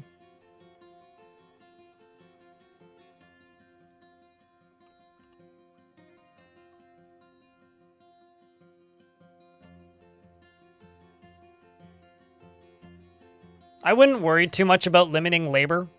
The current job system is very, very similar to the old DF hack auto labor system, if you ever used that. So treat it sort of like DF hack's auto labor, where if you want dwarves to super specialize, give them their own workshop or their own, like, yeah, their own workshop. That's the word I'm looking for. If you want dwarves to super specialize, give them their own workshop. Otherwise, just kind of anything goes generally works quite well.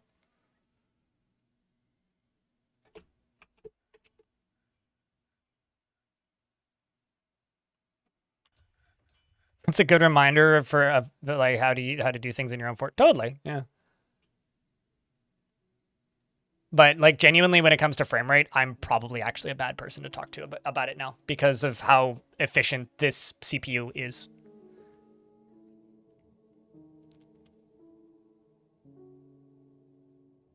Prison hospital? Well, the reason I have my prison connected to my hospital. Also, I don't have a chief medical dwarf right now. Oh, you must have died.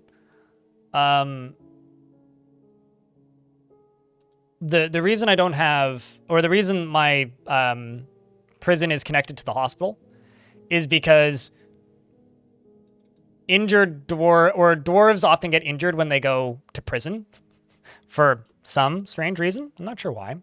It's got something to do with the power of that hammer. But because dwarves often get injured when they go to prison, they heal poorly and then get really upset.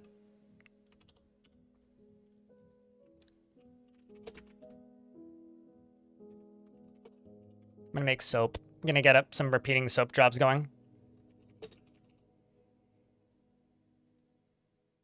Let's just do 50, 50,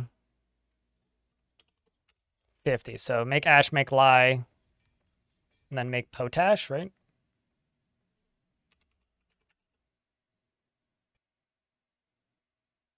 I can't remember. Do you need to make it into potash to make soap? I always forget this, but I have to save, so.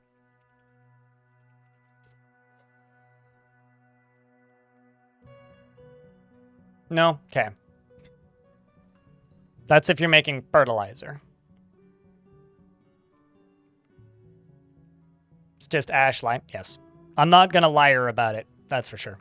And I'm glad the chat's not lying about it either. Trench Dog, I have a question. When did you jump to this version? Because I know that you were pretty, like, at least for a while, you were a stalwart version 47er, if I recall correctly. Lye and rendered fat. Well, ash into lye, but yes.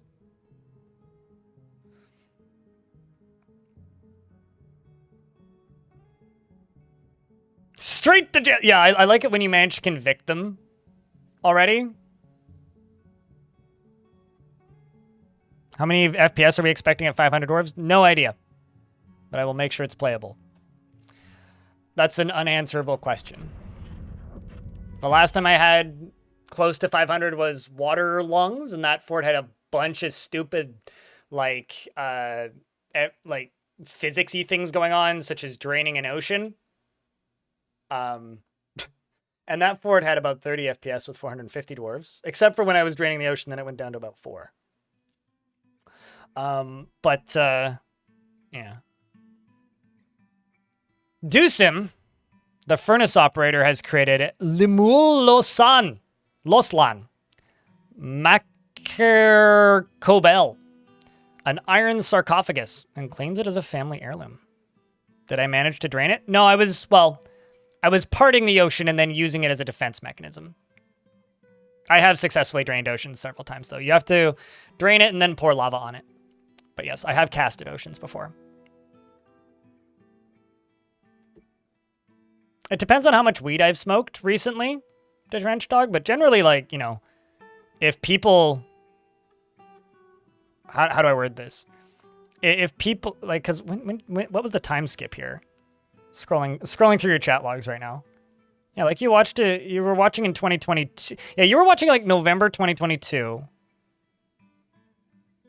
And then you came back like over a year later and then almost a year after that. So, yeah, no, If you're from the old days, I probably remember you. If you started watching me in the past few months and you talked once or twice and subbed once and then don't talk ever again, I probably won't remember you. But like, I don't know. I've had people tune in that watched me in 2016 actively and talked a lot that I remember. So I think this dwarf is getting this sarcophagus, yeah? Tomb Haver.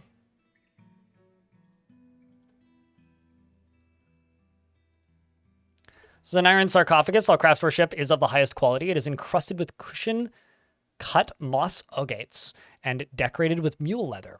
This object menaces with spikes of moss agate. On the item is an image of Rigoth Handlepage, the dwarf, and Vimba Silver Controls, the dominant top. Chat, that is a bronze colossus.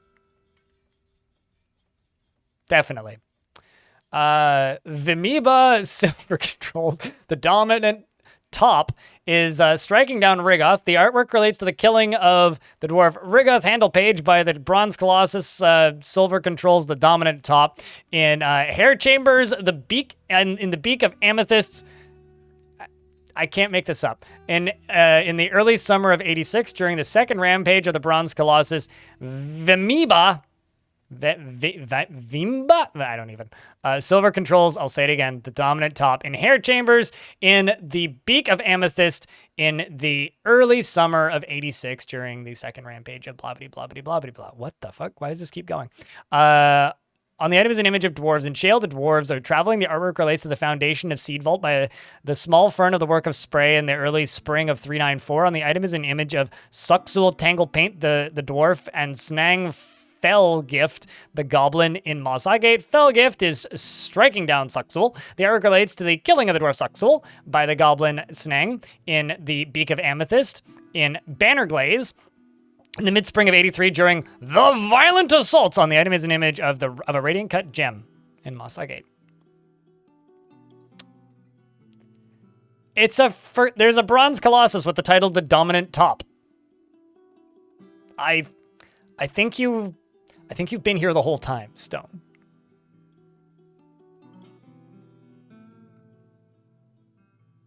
I mean, we can take bets, but I'm not betting on what the frame rate is because I think I might make some people faint. I don't think it's going to be anywhere near as bad as some of you guys are expecting. This is not an ASMR stream.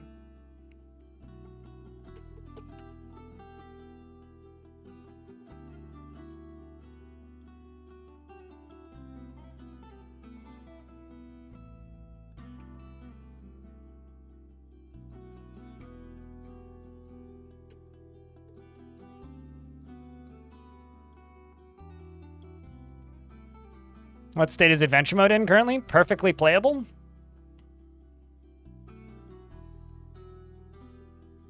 The only thing it needs is the smells and hunting overlays.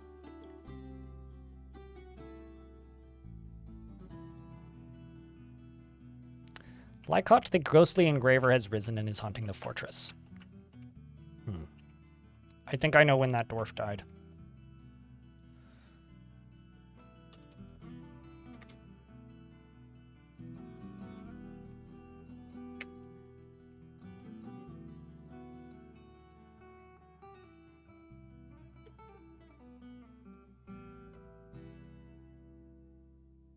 I don't think a computer game can be a solid or a plasma. It's probably closer to a waveform. Okay, let's make a temple.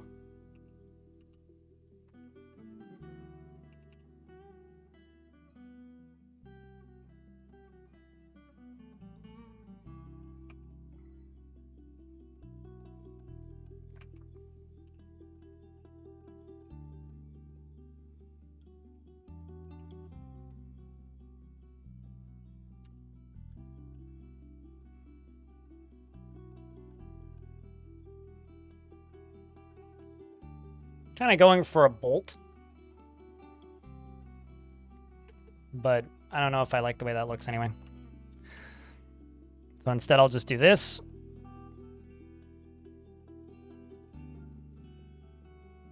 Let's do this.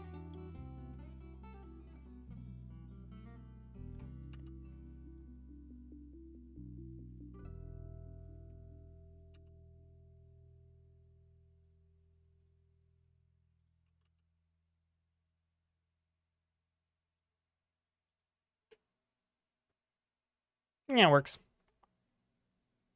I can live with that.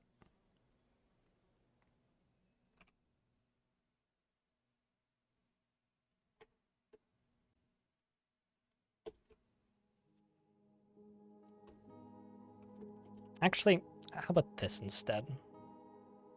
Let's remove that, and then have a more interesting looking front door.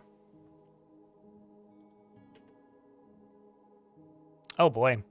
The Doctrine of Fortresses and the Company of Doors. Okay, the Company of Doors needs a Grand Guild Hall, and the Doctrine of Fortresses needs a temple. So I will approve both of these and pause game. It's electrical signals and electricity, not a state of matter. Yeah, we're being a little bit too specific. But like, yeah, no, adventure mode is in a very good state. As far as I know, and as far as I can tell, they're just finishing it at this point. Right? Like, it's just a matter of getting it done.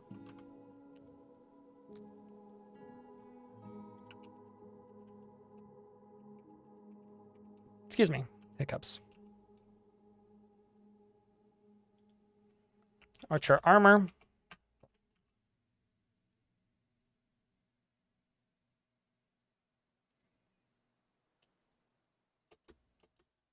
Guess that didn't do her. How about adding this one in?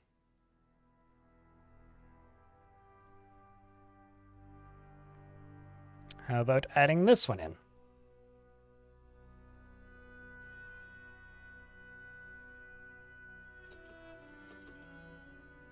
That's something impressive.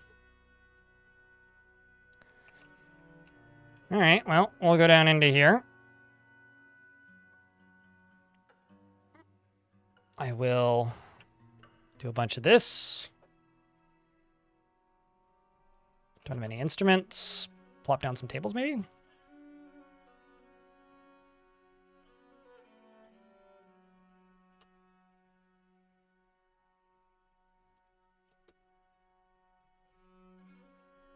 Can probably deal with this ghost now.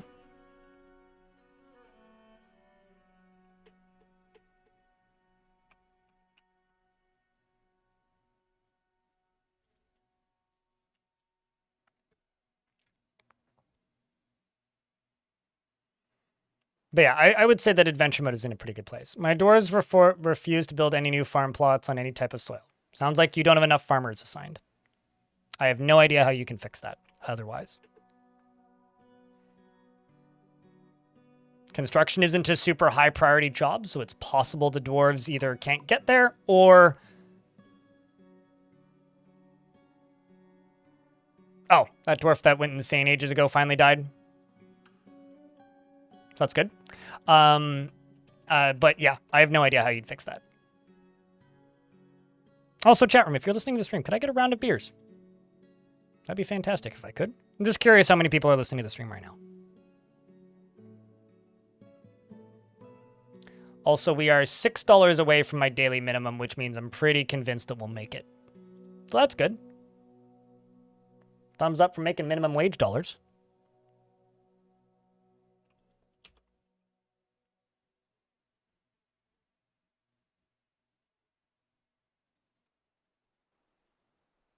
Also, just for clarity, my plan for today is to stream Dwarf Fortress for maybe another 40 minutes to an hour. And then after I'm done streaming Dwarf Fort, we're going to play a game called Utopia Must Fall, which is a pretty light game. It's a little run-based arcade game thing. It kind of looks like a vector graphics... what's the word I'm looking for here? It's very much a little vector graphics-y thing. And it looks like kind of a missile command type game, but there's a lot more to it. Creed, thanks for checking out a gift to Moreb. Thank you very much. Moreb, enjoy the ad-free viewing. One more and I'll be clearing that. I'm looking to see... If that god is listed. There's a god that those goblin-aligned dwarves worship. That thing. This is also kind of an odd one. But I'm not seeing it in here. Yeah, so it must be a demon. The Bejeweled Chapel.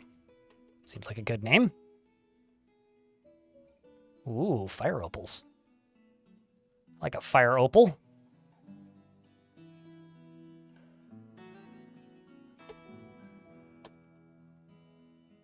So we need this value to get up to 6,000.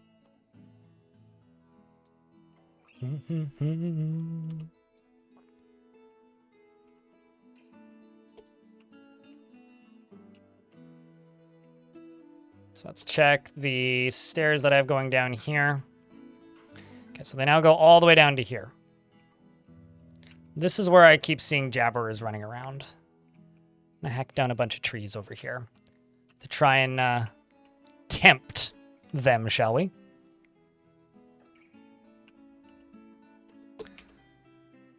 Oh, actually what I should do is I should make a ramp over here that lets these guys down because there's so many elk birds right here. Stuck creatures, because so something fun about cavern layers, chat. Each cavern layer can have a certain number of creatures, and the way they work is the animals that are in the region walk through the cavern layer to the other side, or through the cavern layer and out through the surface, depending on what they are. Unless they're a hunter, in which case they try and get in, kill something, and then leave the map. And dwarves will interact with them depending on whether or not they're a threatening creature or not. And the interesting thing about this, and them all being stuck right here, is because they're stuck, they can't leave the map, so nothing else can appear. So this is the layer where the forgotten, or where the giant cave spiders came from. This is the layer where the, you know, basically this is where the more threatening monsters come from. And as long as these elk birds are here, I won't be able to get those more threatening monsters. So I'm just gonna, you know, remove them from the map so that we can get some more threatening monsters. Funny how a more threatening monster shows up as soon as those leave. The Forgotten Beast, Lomiefo, Bullifacethuta, a gigantic eyeless stegosaurus. It has thin wings of stretched skins, and it appears to be emaciated. Beware its poison nom-noms. It's very bitey. Ooh, look at it. Looks like a gargoyle. Well, it's time to send the dwarfs in. Although this thing's going to leave pretty quick, I think. Fortunately, it doesn't have a ranged attack. Otherwise, something like this could actually be quite terrifying. Okay, Bomb Wreck is the first dwarf to get into a fight with it. Tun is right there. Followed by, what are you wielding? Oh, it's a Warhammer. Followed by Adil and Urvad. Tun, the brave dwarf, dodging the charging of the creature. Stabbing the Forgotten Beast in the lower body with her steel short sword. Check, can I get a Vile Force of Darkness? Lots of missing. The Swords Dwarf stabs it in the right leg with her steel short sword, chipping the bone. Steel short sword gets stabbed in the beast in the front foot with her steel short sword, and it was firmly lodged in the wound, twisting the leg. The dwarf grabs on the embedded short sword and regains possession of said sword. Swords Dwarf scratches the Forgotten Beast in the wing, bruising the muscle, and fractures the left ribs by stabbing it with a steel short sword. And then a Swords Dwarf scratches it in the neck, which also bruises the muscle. The dwarf is not bleeding. The creature, however, is bleeding. Bomb Wreck standing on top of it. More dwarves are jumping into the fray. Shortass the peasant may or may not try to punch it. It's actually just running around it. I'm going to tell the dwarves to come over here and make a butcher shop. And Bomb Wreck may become a hero. Did you get it? Stabs the Forgotten Beast in the head with his steel short sword, and the severed part is cloven asunder. I think Bomb Wreck Beast Slayer is in order. I mean, look at that. Satisfied upon improving all the fighting. Doesn't feel anything while in conflict. Stabbed a beast through the head in the year 401.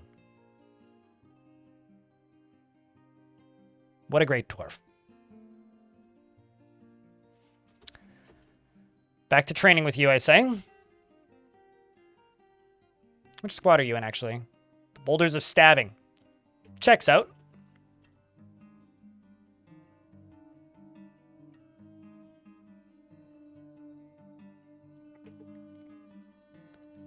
Now we're going to see if we can do this.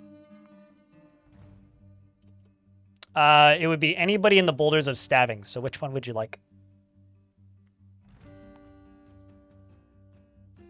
Just going to see if I can get this butchered. Because it is, in fact, butcherable. Zulban? Meet Zulban, chat. Zulban is one of the great stressed, unconscious, sleepy recruits of the great Boulders of Stabbing of the great Cavern Defenders.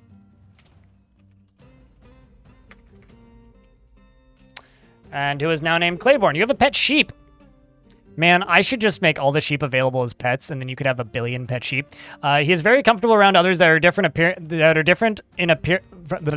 from himself. He lacks confidence in his abilities and is very ambitious. Is always looking for a way to better his situation and is intellectually stubborn, rarely changing his mind during a debate. Regardless of its merits, he has a tendency towards forming deep and emotional bonds with others, and is very tired after a big battle. He is often cheerful and is stubborn, and often acts with compassion. Is slow to trust others, and is not particularly interested in what others think of him.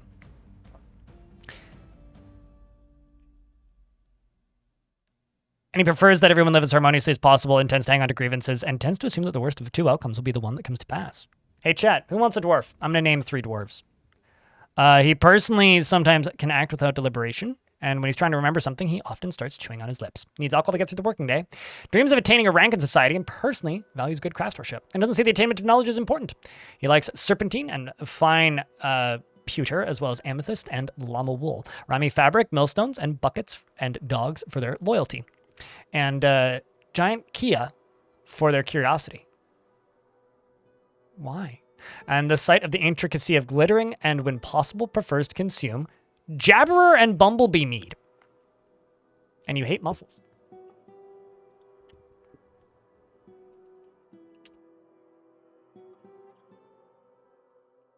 All right, so Stormy Buckets is officially Mistum the Engraver. I'll toss out 2 to each chat. So we'll do Stormy Buckets and Creed, and then 2 to the Yubtubs chat. What kind of monster likes a Kia? Good question. Stormy Buckets here is a nervous wreck, never fails to seek out the most stressful and even dangerous situations, and is conflicted by this because he considers tranquility preferable to tumult conceptually. Cracks easily under pressure and is very happy and optimistic. Though he remains put off by deliberate merrymaking and tries to do things correctly each time. He tends to be swayed by the emotions of others, and he prefers to present himself modestly. He has a greedy streak, and he does not have a great aesthetic sensitivity. And he is conflicted by this. He values artwork and its creation. Occasionally, he can overindulge and thinks that he is fairly important in the grand scheme of things. And has little interest in joking around, and needs alcohol to get through the working day. Doesn't really care about anything anymore. Dreams of raising a family, and personally believes that peace is always preferable to war, and treasures leisure time, and thinks it is very important in life. Values tranquility and a peaceful day, and values a harmonious existence. Sees merrymaking as a waste, and sees sacrifice as wasteful and foolish, and finds those that deny their impulses somewhat stiff. By the way, completely unrelated to anything. It's been very cool, like mid-fall weather, like jacket weather outside recently. Today, it's 28 degrees Celsius and feels like summer again, and I'm sweating, and I want to know what planet I landed on, because I guess I just traveled back in time by a month. He finds those that deny their impulses somewhat stiff, and finds maintaining decorum a silly and fumbling waste of time, and sees no value in holding back complaints and concealing emotions, and dreams of raising a family in this dream was realized.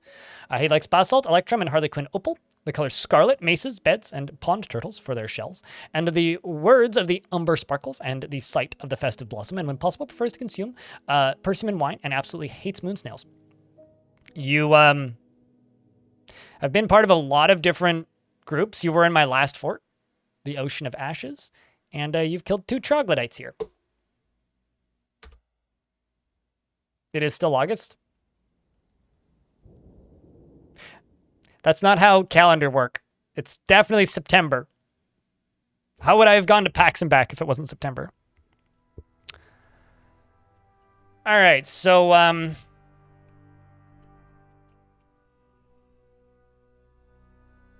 just had to check this, see what the value of it was up to. Clearly not high enough. I will engrave all these floors. Okay, so next dwarf, I'm just going to scroll at random and go.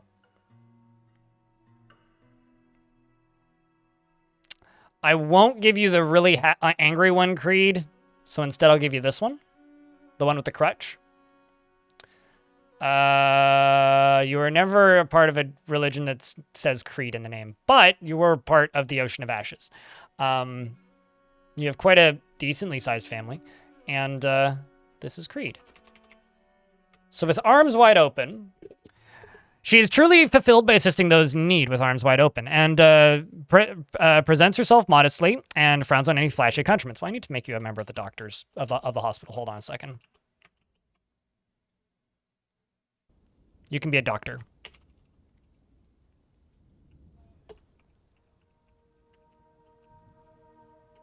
But you're not upset, though. That's the thing.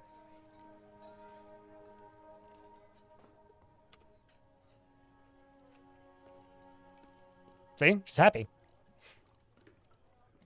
She's just had a lot of personal growth in her life.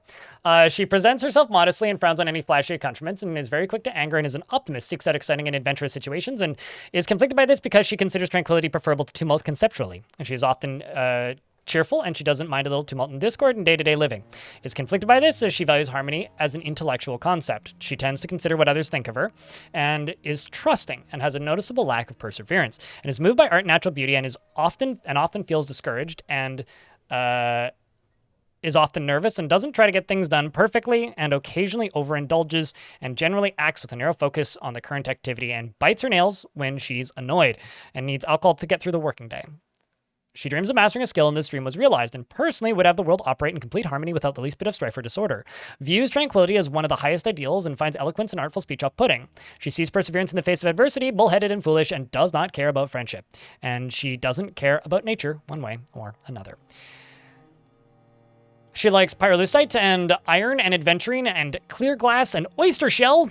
Hopefully you don't, make a want a mood with that, because otherwise you die. She likes maize plants for their popped kernels. And wait, really? You like popcorn, dude? And the sound of the tenerbous embrace, and when possible prefers consumed damselfly, char, and quinoa beer and quinoa flour, and absolutely hates flies. We agree on that. Welcome to the fort. All right, let's do 2 from YouTube.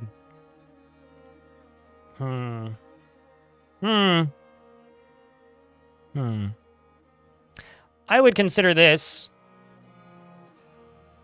test successful. And then the other one is Platt Mahler. He finds helping others emotionally rewarding. And he is not driven and rarely feels the need to pursue even a modest success. He prefers to be alone and is easily moved by mercy. And he takes gifts, offered help and gifts without feeling particularly grateful. And he tends to ask others for help with difficult decisions, and he tries to do things correctly each time. He is somewhat quarrelsome, though he is conflicted by this for more than one reason. He tends to be passive in discussions and can handle stress, and doesn't cling tightly to ideas and is open to changing his mind, and he needs alcohol to get through the working day and doesn't really care about anything anymore. I just realized I need to check bedrooms. Personally views decorum as a high ideal and is deeply offended by those that fail to maintain it. Finds the acquisition and use of power abhorrent and would have all masters toppled. Sees the pursuit of good craftsmanship to be a total waste, and finds moderation and self-control to be very important, and values a harmonious existence. He likes alabaster, pig iron, and kunzite, as well as pecan wood and hornbill and reindeer antler for their large herds. And the sight of the intricacy of glittering, and when possible prefers to consume mussel and cassava beer, and absolutely hates flies. You're married to Bim. Last one for the D.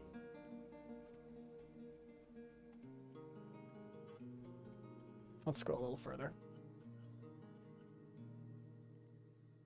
Raoul, the blacksmith, is now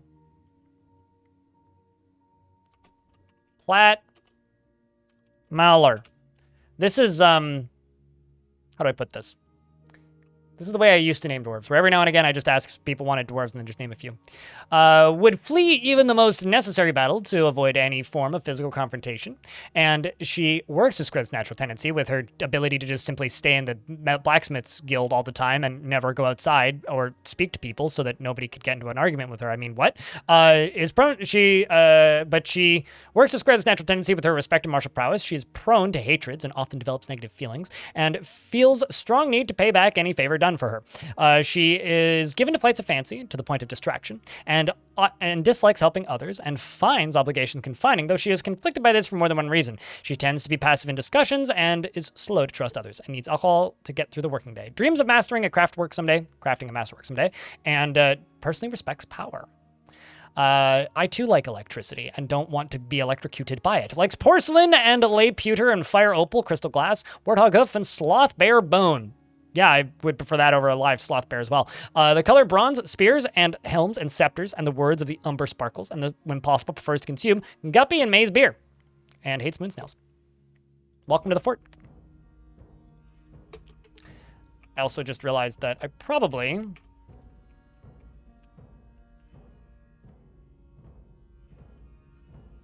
No, it's just mangled. Can I butcher you? Maybe. Butchering a beastie here. You other herders can't deny that when a flock flies in with a large amount of grace, I don't know where I'm going with this. You know, I like the tunnel tube purple for workshops. That's a good workshop color.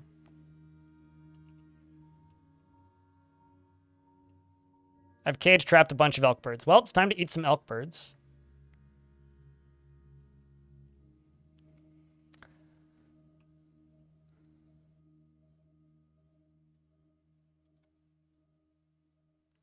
I have 4 hungry heads in a cage. Should I just leave them in that cage? Then hungry head explosion on somebody at some point? Well, they're mating. That's how. The original one was lady, and then it had 3 baby. Have you never had, like, a guppy in a fish tank, and then suddenly you have 40 guppies in the fish tank, and you're like, where did all these fucking guppies come from?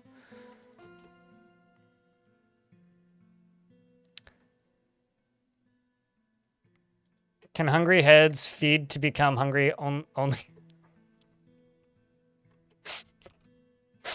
You make a very good point about the logic behind hungry heads, but no, I'm pretty sure that's not how hungry heads work.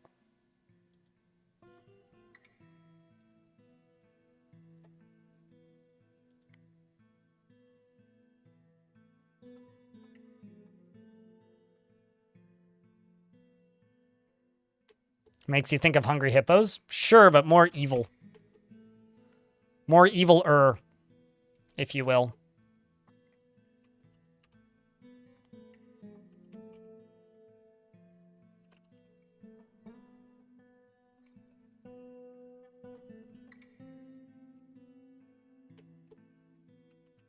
Hungry heads? Except they actually use, like, mummified hungry heads, probably.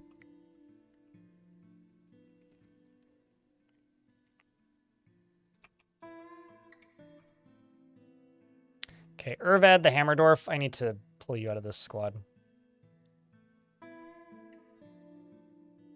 I will give these jobs to other dwarves.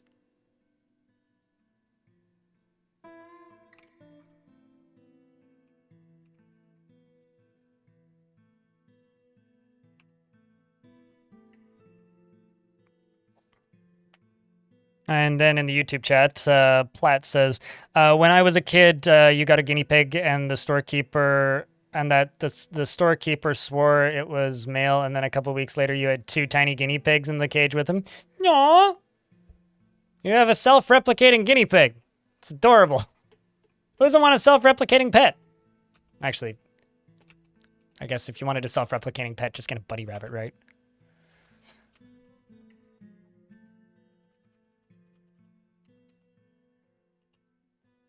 But yeah, I, for clarity, would normally very much recommend against doing what I'm doing in this fort.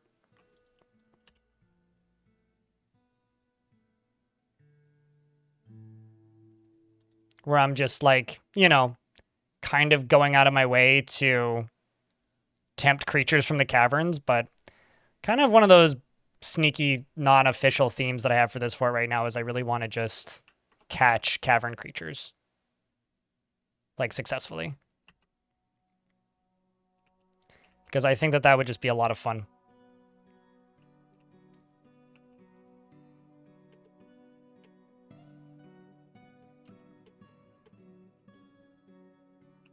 And it's not something I usually do, so it's kind of a fun side gimmick.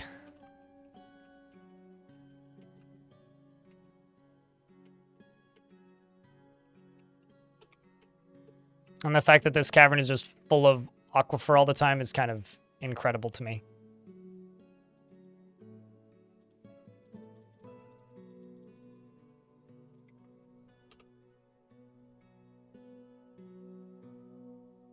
To burn, don't worry. Burn? But the goal isn't to burn them. The goal is to, you know, help them thrive. Feels kind of like a bit of the antithesis to the goal, but I'll concede that there is some truth to it.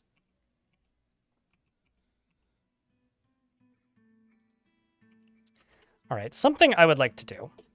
One is I need to check bedrooms. I need 3 bedrooms. Let's make some hives.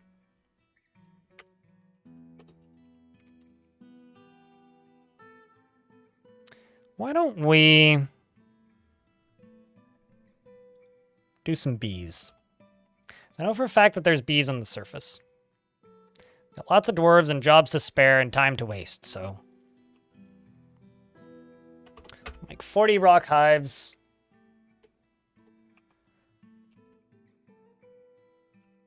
And I'm sure that'll be good for everybody.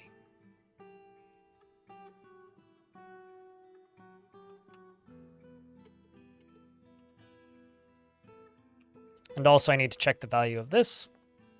There we go. The Holy Whip is going to be...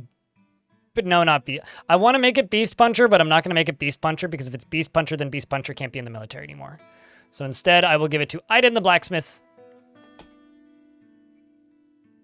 There we go. The Bejeweled Chapel. The most recent addition.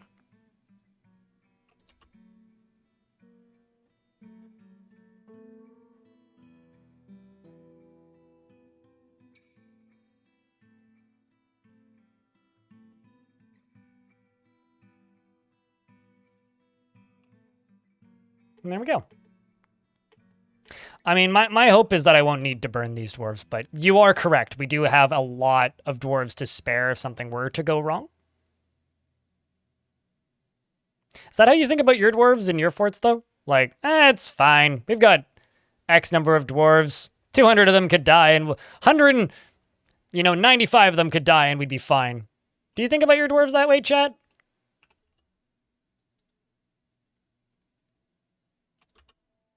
Or do you covet and value them?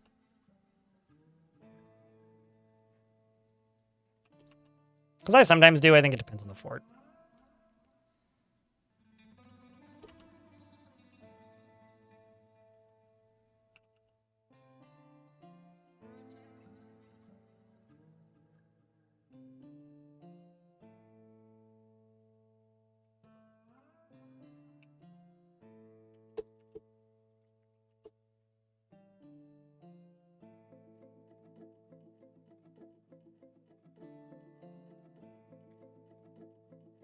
Try not to lose dwarves. Generally just try and keep the majority happy. If the majority are happy, then the fort's functional.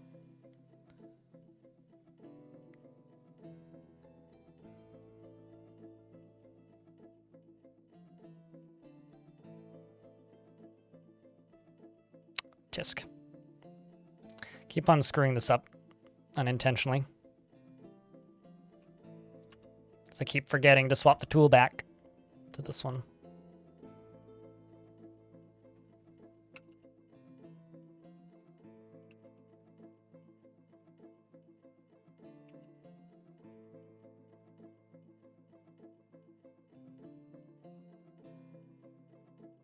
There we go.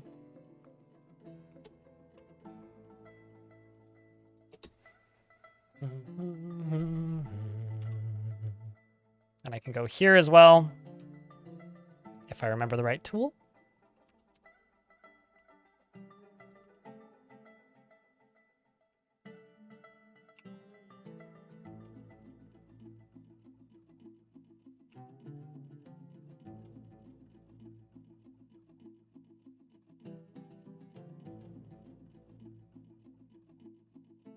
Some of them are naughty bastard children, though.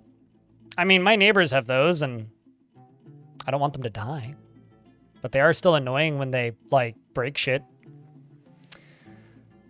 Like the child that I was mad at all year who snapped my sunflower in half. Fortunately, I was able to save the sunflower, and it was a beautiful sunflower for most of the summer, but wasn't very happy with the child.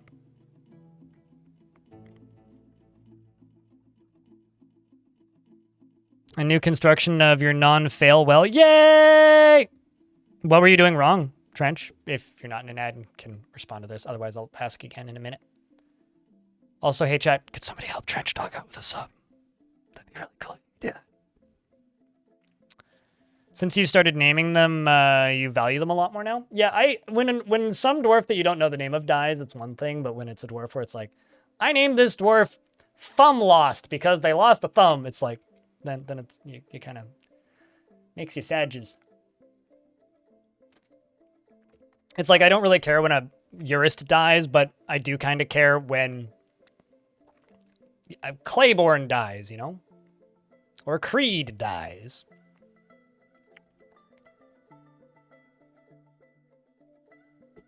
Also, speaking of dying, Cog is still alive. The old law reigns supreme.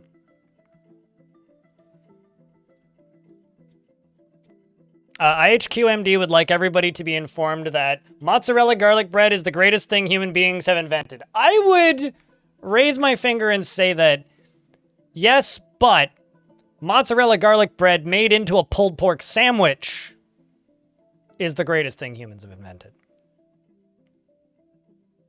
Especially when you're stoned. But yes, IHQMD, I don't disagree. But Trench Dog, what was the issue with the well, if I can ask? Also, I love how I queued up all of that stuff to make soap and then didn't actually build the soap making workshops. Look at me being all smarts. Okay, so what I'm gonna do is, I think go down here.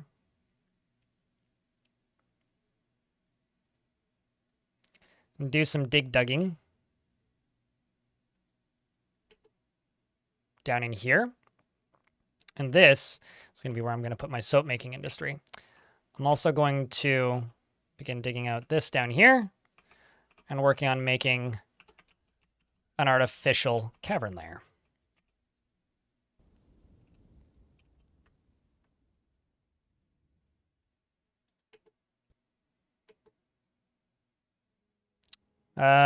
You fairly recently took the plunge and started getting into Dwarf Fortress after knowing of it forever.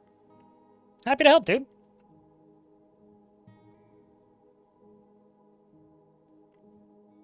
You know, not to like make you feel called out or anything, but it's a pretty constant discussion about this game. Like, how do the players who played this game forever help more people learn about it, on whether or not this game is niche? And I always think it's really interesting that like, there's many people who've heard of this game, but there's also many people who haven't heard of this game. But it's always nice to hear if you've known of it forever and just never taken the dive. I have a question. What made you take the dive? Satan is a chill guy? I don't disagree with that statement, by the way. I saw him in one of the King Gizzard and Lizard Wizard live streams recently. He was in the middle of their mosh pit, just dancing with everybody. He seemed like a pretty nice dude. Wasn't hitting anybody or being particularly mean either.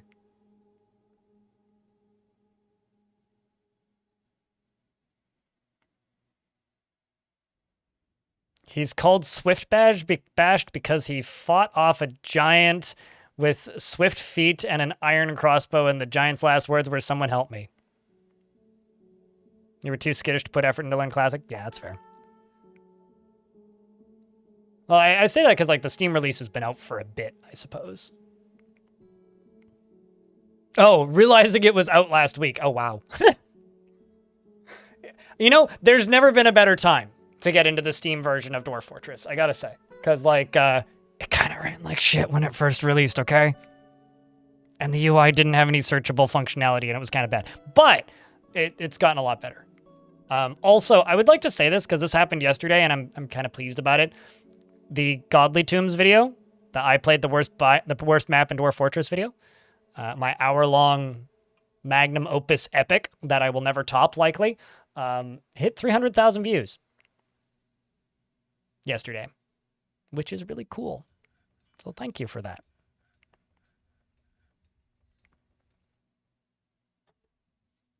When it came out, you finally ran out of excuses.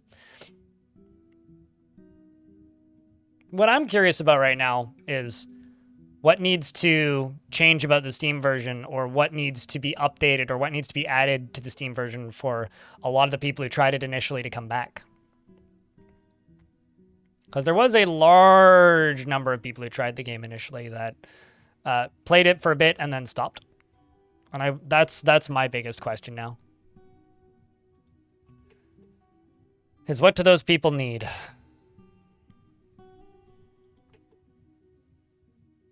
Lots of people play games and then never come back? Oh, totally.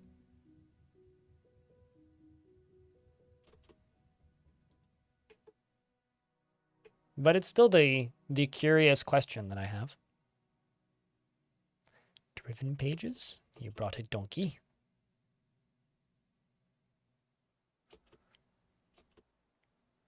Peasants Boulder Pelt. What a good name.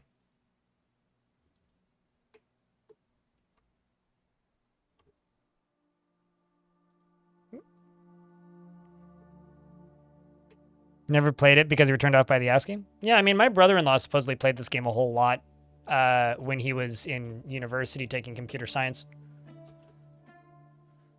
And then just kind of forgot it existed. Aren't you married to somebody? Well, this dwarf looks familiar. No, they're not, though.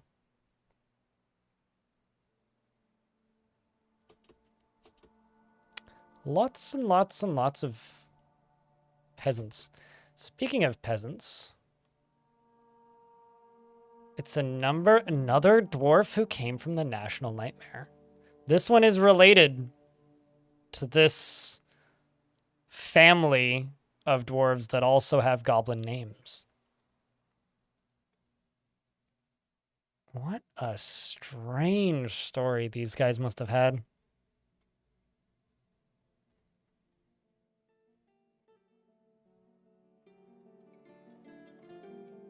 What a strange story. Like, you're related to YouTube's nephew?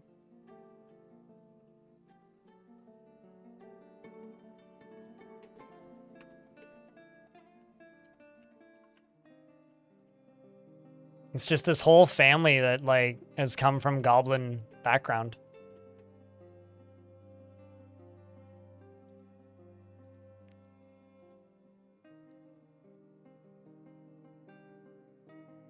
Has a simple prompt, yet so many strange things are happening. Well, that's because I'm taking the time to look.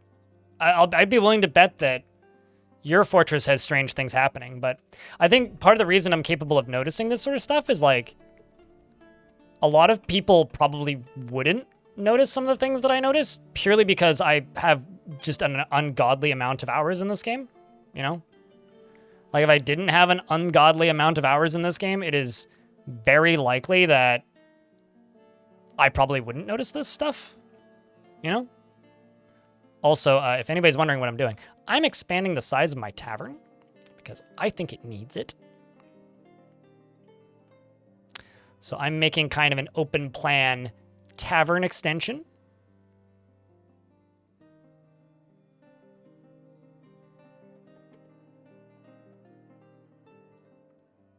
It's going to be part of the same tavern. Like, maybe it's part of the same, oh, I don't know. It's part of the same franchise, I guess.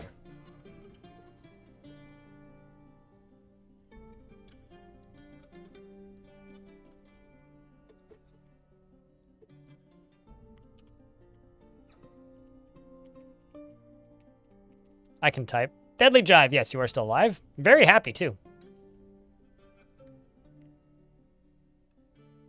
Very happy. You're a legendary engraver, in fact. This is going to be my soap making industry. Make a bunch of tunnel tube. Flooring, I think.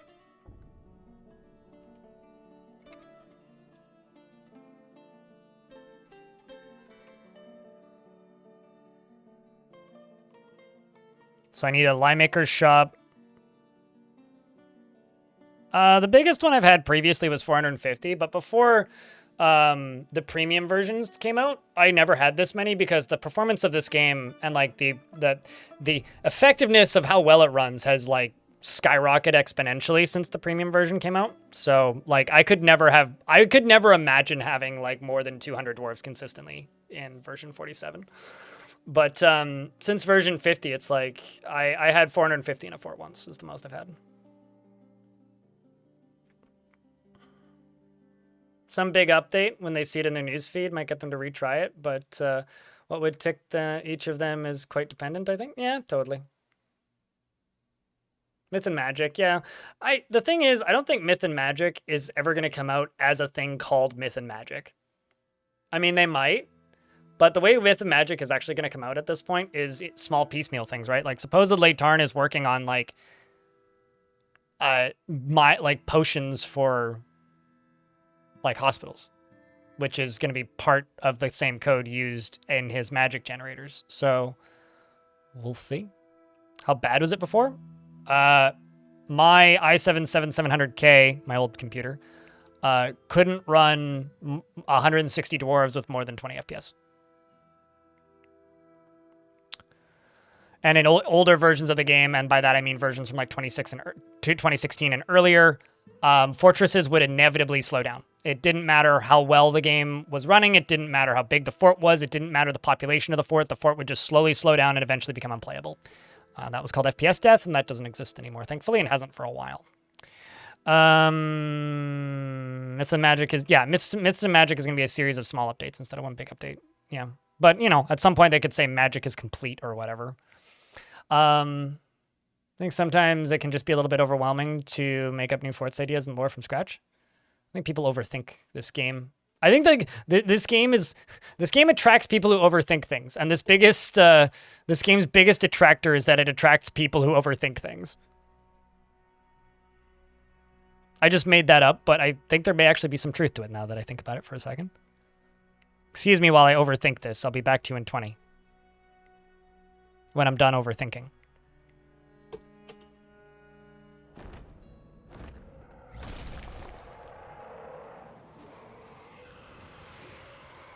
Which is pretty good.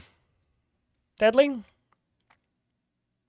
Well, you also need to remember, the version of the game that Boat Murdered ran on this computer, before I swapped to Linux, I haven't bothered to make those old versions run on Linux again, a fortress with 12 dwarves ran at about 15 FPS.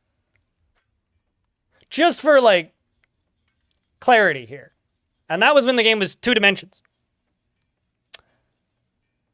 Forgotten Beast Siga wants to smoke a cig. Sedmig has come. A gigantic skinless skunk. Well, at least the gas part of it checks out. So if it has no skin, does it have fur? A skunk with poison gas. How original, right? The game didn't even generate anything. That's just a skunk. It's also unreachable. What direction is it going? Okay.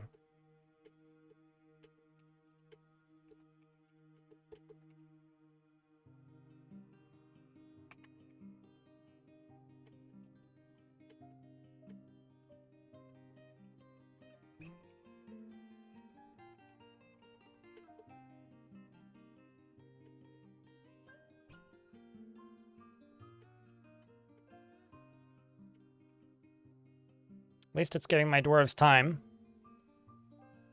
to set up.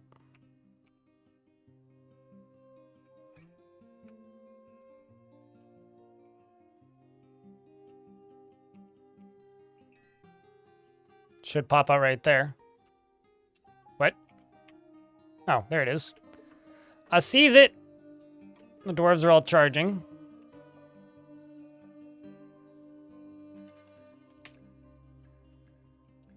See bolts flying. Copper bolt strikes it in the left wing, bruising the bone. I don't know if that counts as seriously injured, but good shots there, dwarfs. You know, I'm actually just going to lock this door.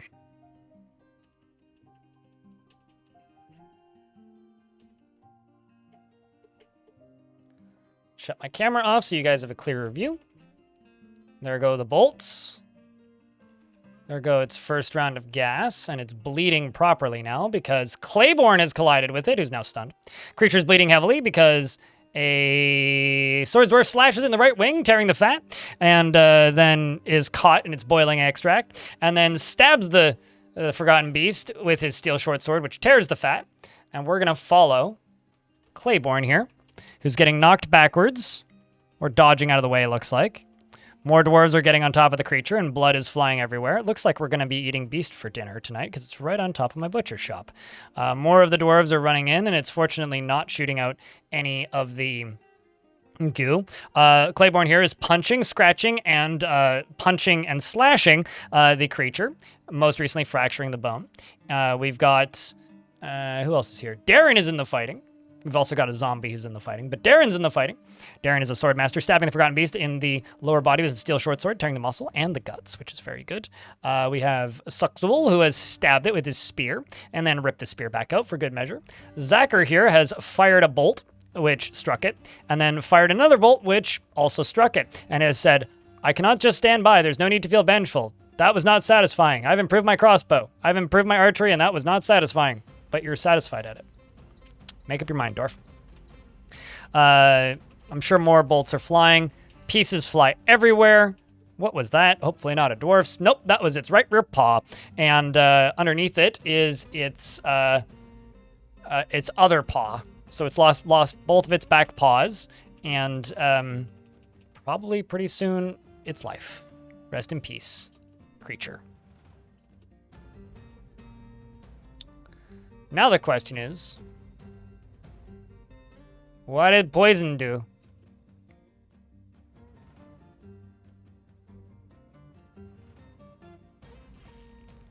Can't have been that bad.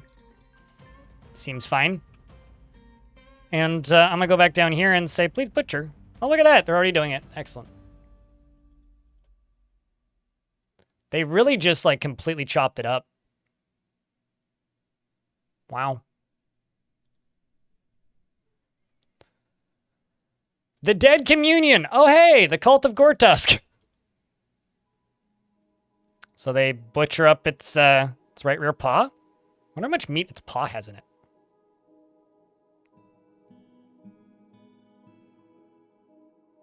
Okay, so not much. How about its other paw? Okay, so like 10 meat was in one paw.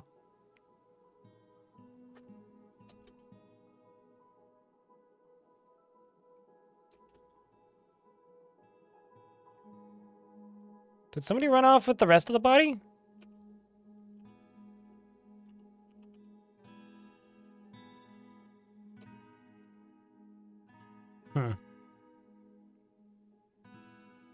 Yeah, we're gonna have stink burgers, I guess. Oh, I see. You got the mangled corpse now, right? Nope, that's just more of its body. Lots of bone came out of that, though. Although maybe we already butchered it. I just didn't see it. Yeah, we're hauling its fat. Sweet. Yeah, hopefully that's a good example, though, Prism, of how bad it was before. Because simply put, this game used to run like absolute dog shit. And it's like, when people complain about this game running bad now, it's like, okay, sure, yeah, I get it, but it is the classic line of like, it used to be so much worse, which isn't even remotely relevant in the current year, right? But my God, it used to be so much worse, guys. You don't even know.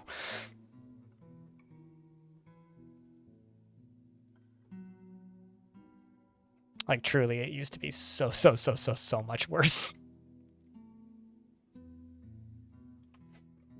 Let's do buckets. Let's do copper bucket.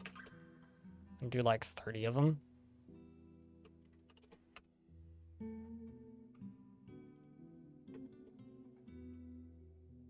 Save the game, okay.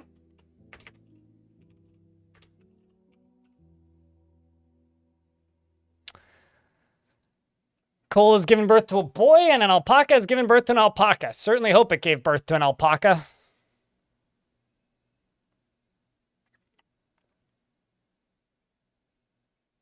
I'd be very concerned if it gave birth to anything else.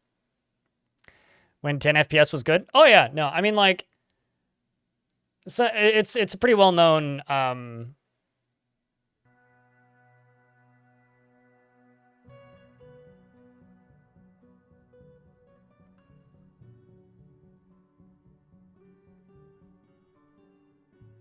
man.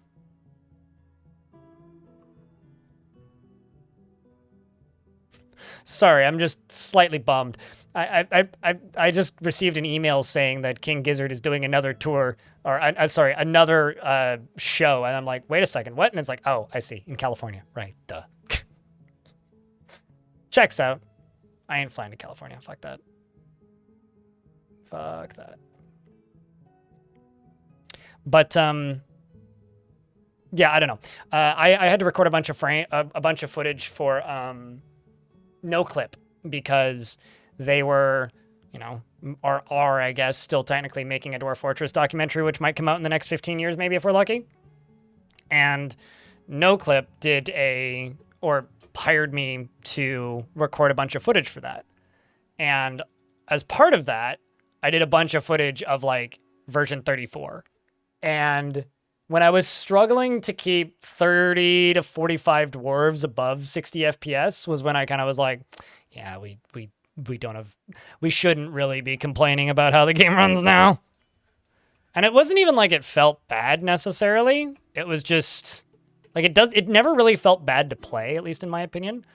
But it certainly doesn't sound good, I guess.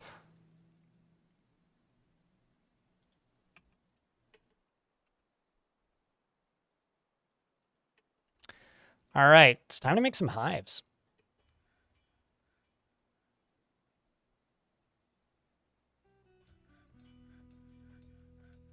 Let's see if these will work down here.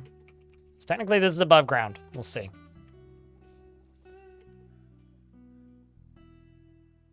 You had a fort with thousands of crappy spears and serpent man corpses? Just sell them. Like, the spears should be your... Okay, these technically have outdoor access. Sweet. So we can now start making beehives.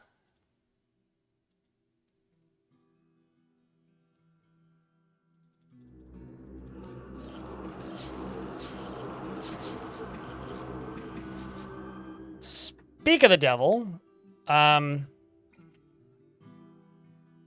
What? Citation needed.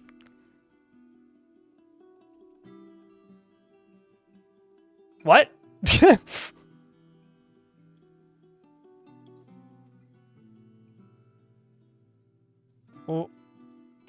So, I had a zombie necromancer who was in the region right when these guys arrived. And I think it's... Okay, there it is. It's you. And now there's a bunch of undead things here. Look what you did.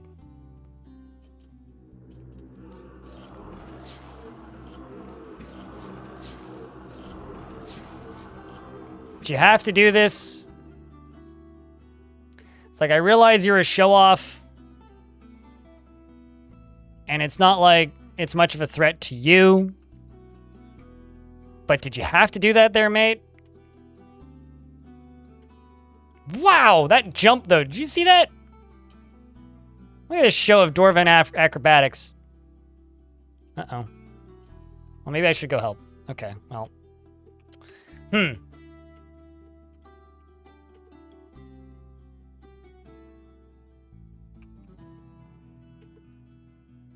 I mean, I don't need you being properly dead again for realsies.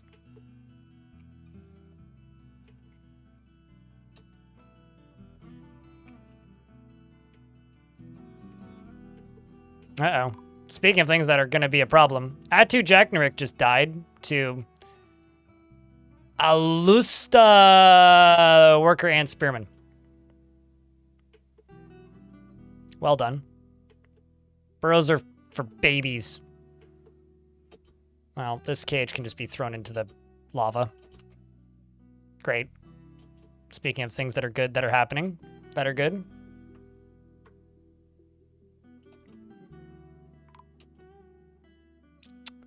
So, you want to get it?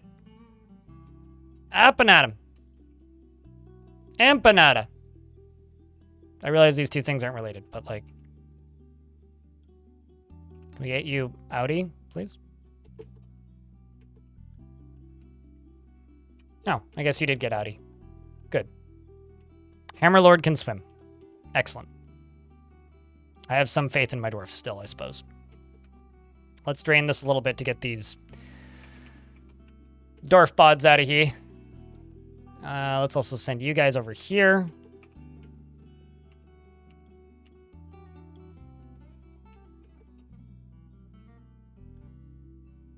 Get at it, dwarfs.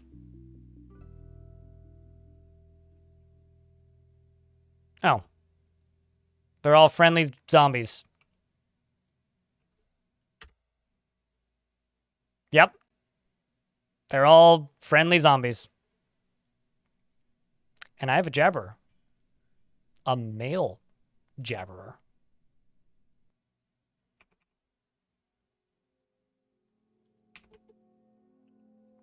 Good news, everyone. We also have a Gorlak.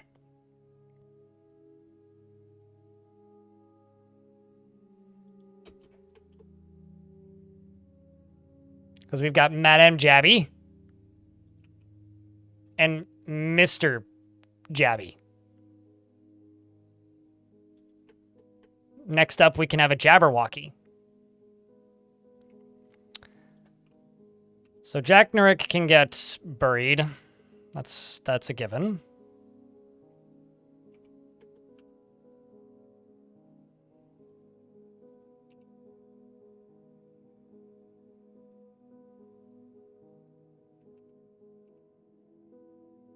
Let's just get this dugout down here.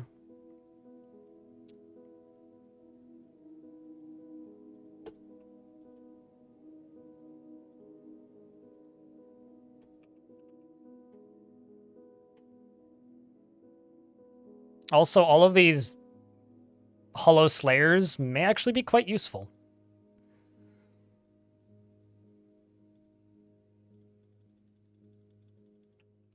I want to do something with that Gorlak, but I also don't want to cheat to do something with that Gorlak, so I'm very conflicted on that Gorlak.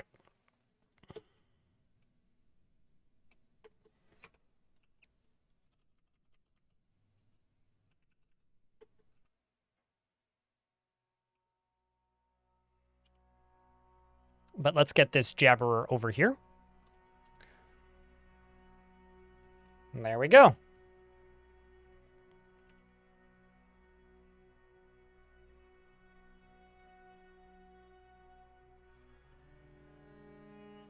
And Hollow Manslayers. Yes. Bobtron, by the way, it's good to see you. I hope you're doing well, dude.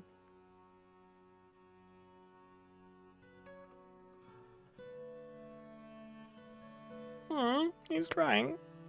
Any non-Dwarven citizens? Nope. Unless chat can convince me to make this, use the make own command to make this Gorlak join me.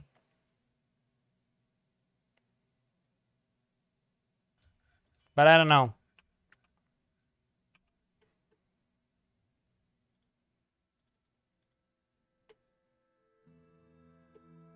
What do you think, chat? Are Jabberers talkative? No, but they do like to remove heads with their beaks. They're like a giant... I was going to say dodo, but they're more like a... So they're like somewhere between a dodo and an ostrich, and they're head removers.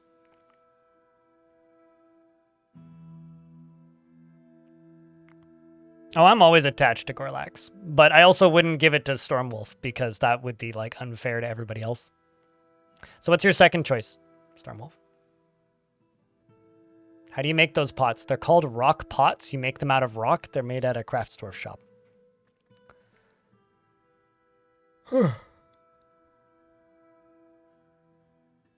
I mean, you can if you're willing to cheat, Jive. An angry emu? An angry emu with a much bigger beak. Like a head-sized beak. Fair point, lol. Some sort of craft store? What's the V-halves? Well, I've got boatloads of blacksmiths. Plenty of engravers. I got some pump operators. Plenty of farmers, some fishers, weavers, potters, clothers. Leather worker?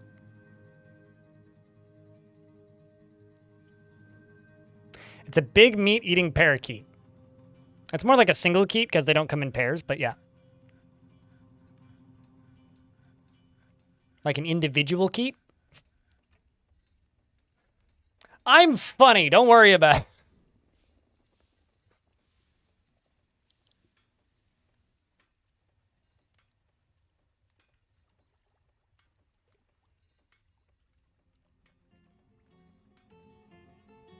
You want any? Yeah, that's what you want more than anything else in fort mode.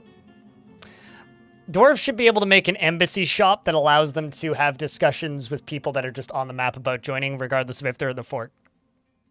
And you need a person with really, really, really high, like, intimidation and, like, pacifier and conversation skills to do good at the job. And it's almost never will they join you. But when you convince that, you know, enemy commander to defect to join you, it would feel amazing. But these are the craft stores we have. Stormwolf, you should be through the ad now.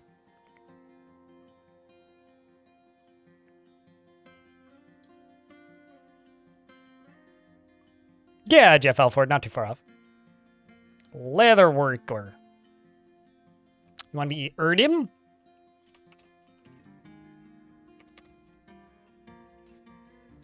Well, chat room, if you guys will allow me to use a DF hack command, I will make that Gorlak a member of the fortress. She seeks out exciting and adventurous situations, and she is not inherently proud of her talents and accomplishments, and often feels discouraged. Doesn't try to get things done perfectly. Doesn't tend to hold on to grievances, and is curious and eager to learn. Generally, is quite confident in her abilities when undertaking specific ventures, and she has little interest in joking around. Generally acts impartially, is rarely moved to mercy, and can easily fall in love. Or develop positive feelings. Is very humble and isn't particularly ambitious. Takes offered help and gifts without feeling particularly grateful. And when she's surprised, she has a very unique laugh. She needs alcohol to get through the working day and doesn't really care about anything anymore. Dreams of creating a great work of art, and this dream was realized, and personally deeply respects skill at arms. Values eloquence and doesn't think one way or another about leisure time, and doesn't care if others take the time to master skills. Likes black bronze, selenite, as well as red spinel, gems, helms, rings, and giant kangaroos for their great leaps. And the words of the Book of Reticence and the sight of the festive blossom, and when possible prefers to consume brook lamprey and purple amaranth beer, and hates snails. Gorlix or go. Crypt beer. Gorlix?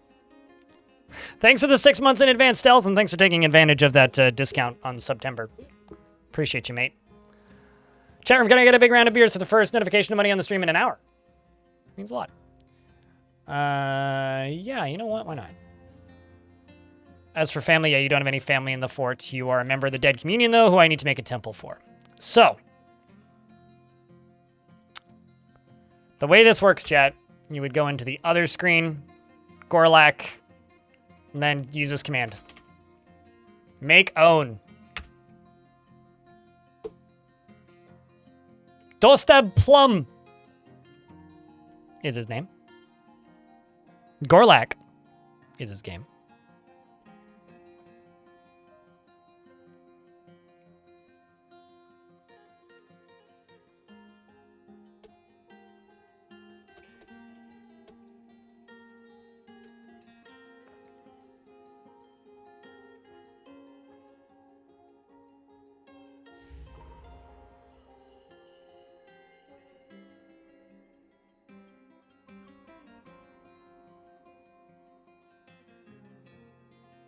Here, maybe I could do this quicker by going to this and saying, oh, getting released.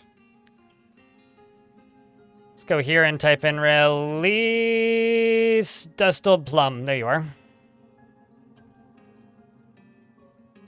There you are. Remember the fort.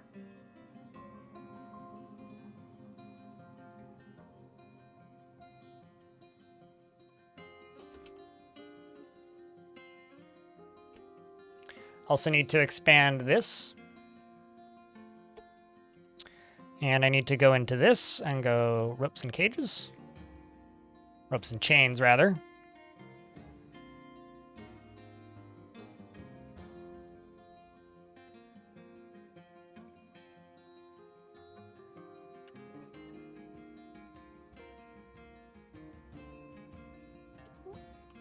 Because I have a feeling I need more chains.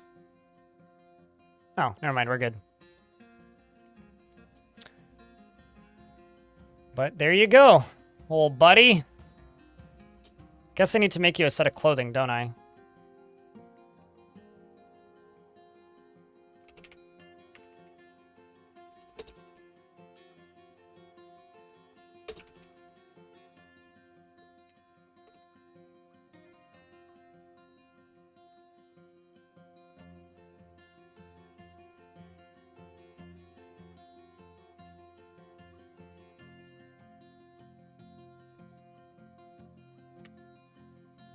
Can't remember if they can wear dwarf-sized clothing, so...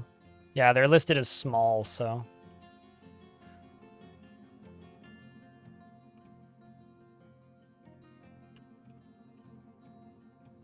You love the Gorlak portrait? It's pretty good, yeah.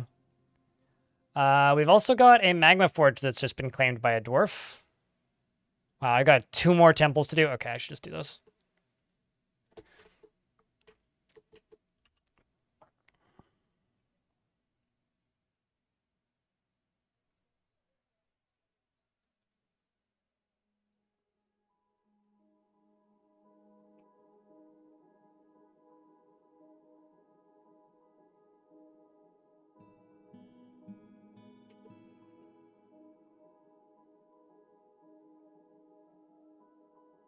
Let's just get this done as best I can, as quick as possible.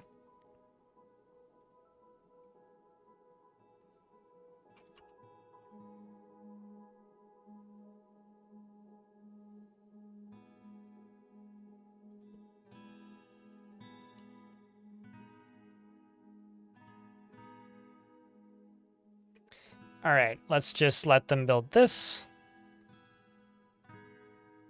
Also need more bedrooms, I think. Because, yeah, all right. Gorlak, I'll give you a bedroom. Let's see what the Gorlak do for a little bit.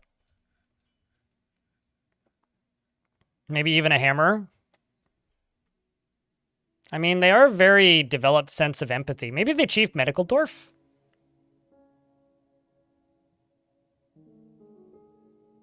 I mean, what's his personality? He forms fleeting and rare emotional bonds with others, has a strong tendency towards privacy, rarely feels strong cravings or urges, is very polite and observes the appropriate rules of decorum when possible, and he can be caught up in internal deliberations when action is necessary, doesn't mind wearing something special now and again, and doesn't easily fall in love, and rarely develops positive feelings, and is troubled by this because he values romance. He is grateful when others help him out, and he tries to return favors. He is slow to anger and finds obligations confining, and he is conflicted by this since he believes in the importance of the rule of law. Okay, never mind. We do need to make him into the captain of the guard, don't we? He often feels discouraged and does not mind being outdoors, at least for a time. Personally sees competition as reasonably important and finds leisure time wasteful, and respects the law and values romance and finds friendship burdensome.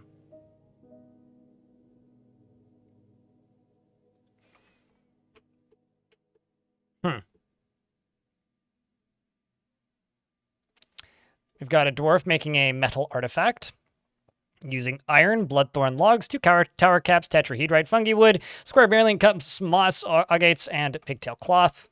And down here I have 1, 2, 3 honeybee hives. Making a lye. Time to butcher some livestock.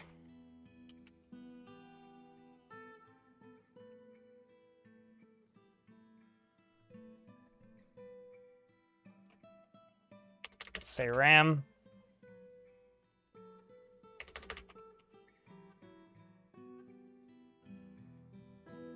Let's say...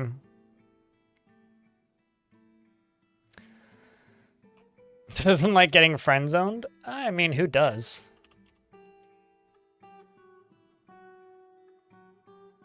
Some alpacas.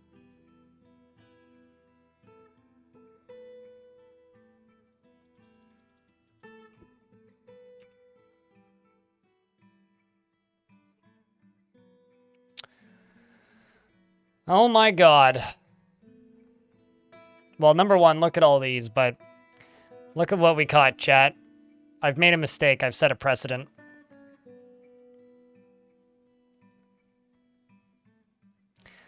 I mean, this is a population fort, right? Plump helmet men. Yep.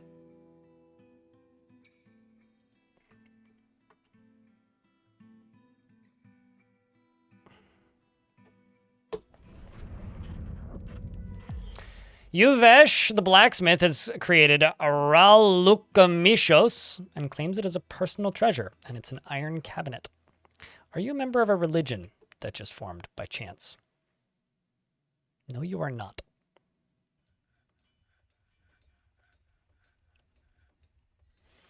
Do you have a bedroom? You do, in fact, have a bedroom. You can have your cabinet.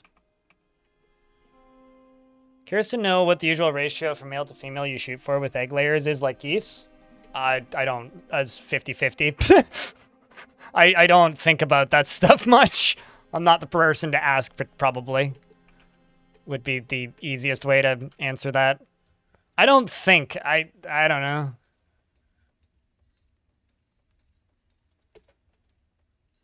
The lined coven for this one.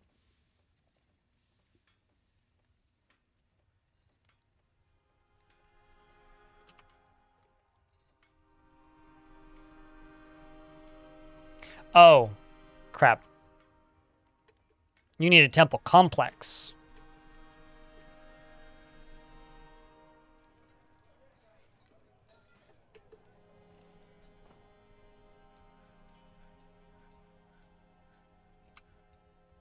Coastal Cathedral.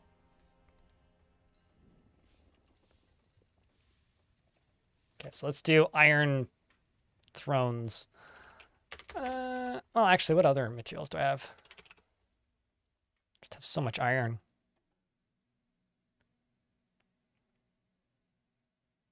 Let's do iron. Let's just do 50 iron thrones and 50 iron tables. Iron throne. Iron table. Do 50 of each.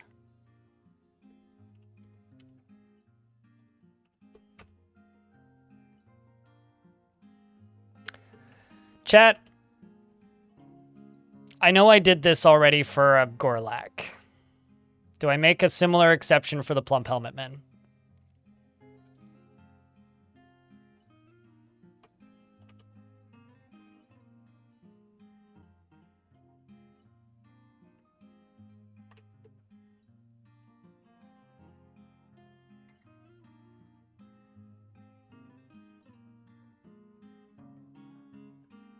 Only if I give them all names? Well, the game will name them, but we can decide on names for them.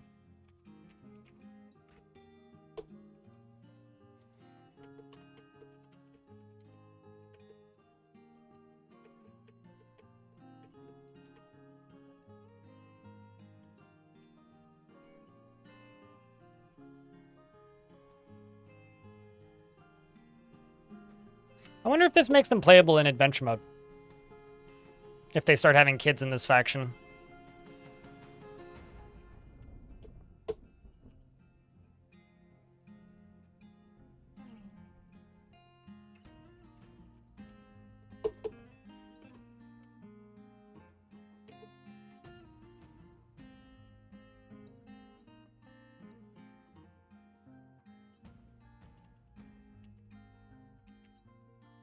I like that they're not even like pen pasturable. That's funny. All right. I'll just make the cages and remove them from it. That looks like hazel. That one looks like persimmon. That one is this one.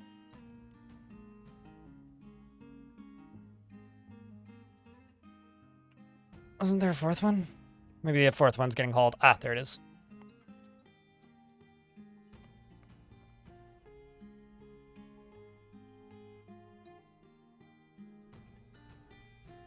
I wouldn't see much in adventure mode? I don't know.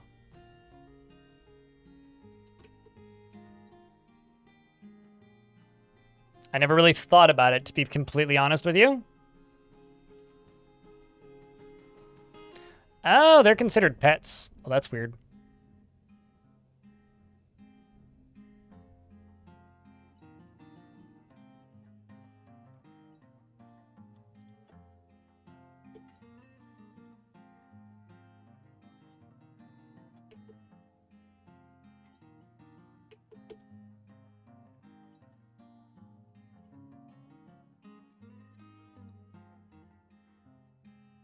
Or I wonder if that's because they're just in cages still. Wallowing in misery.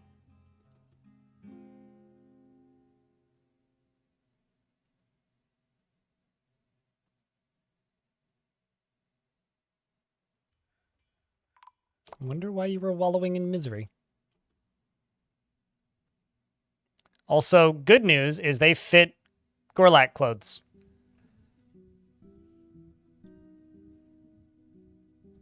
Yeah, it looks like it. Well, the thing is, I'm not entirely certain. Are they going to stay in this screen, though?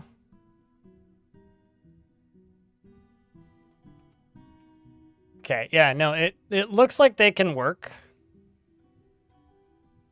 They can also be trained, which is a little weird. Okay, well, let's do some trading, because it's trading season.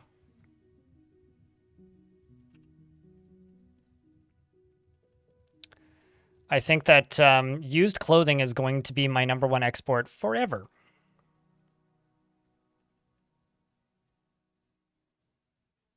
If I had to bet.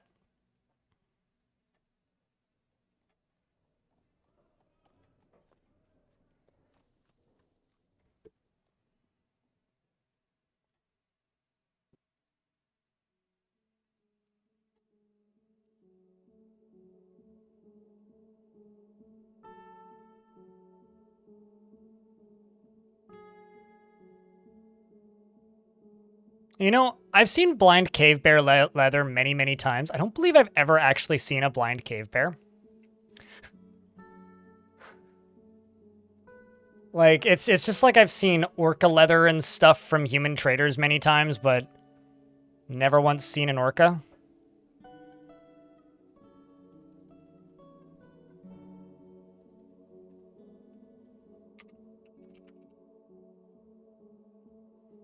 I should really just start making these spears into traps. Let's do... Oh, I'm going to perpetually have too many shields. So I'll sell those. Let's just go find leather armor. Let's say rings, because they wanted rings, right? A lot of Crundle bone rings. Let's also sell them earrings, because why not? Oh, actually, let's sell scepters, because I haven't sold scepters in a few years. As you can see, I haven't sold them in a few years.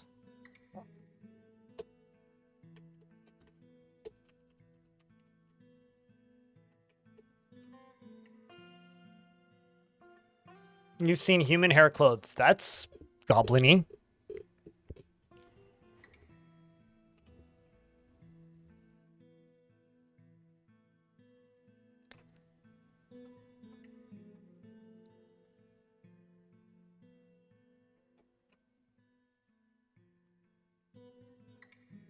Yeah, I don't know exactly what you can do with the plump helmet manses.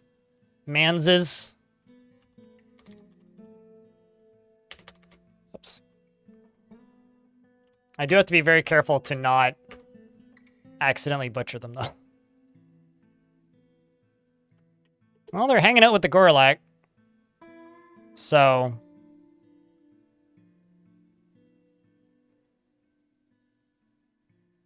need to be extravagant. Well, oh, right. I always forget this about Gorlaks. Gorlaks only have a head. So all of their clothes they wear on their head.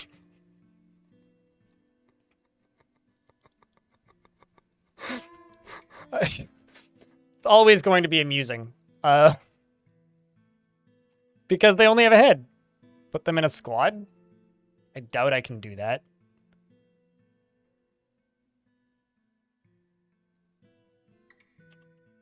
Oh, wow, you can. Huh. Plump helmet men are exceptionally fragile, though. Like, I've seen them get kicked by a child and die. So, I don't know if that's a good idea.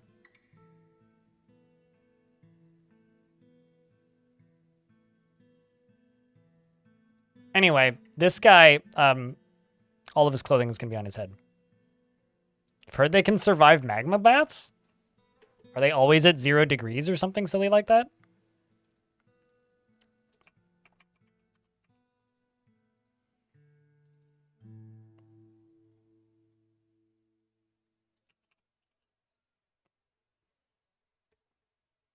Plump helmet crossbow division?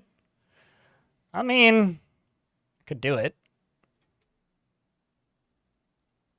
Speaking of, I see that Gorlak's taken up some sort of labor. I didn't see what it was, though. Oh, drink. Right. That is a labor.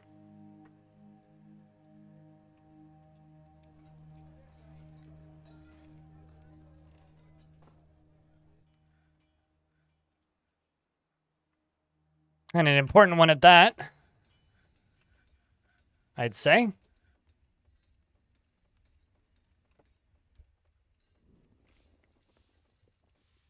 Plump helmet wrestlers just like Dark Souls. Dark Souls has plump helmets?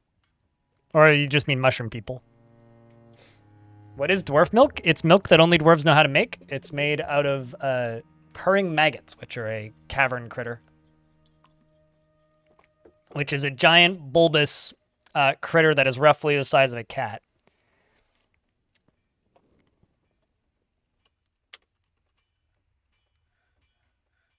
Right. I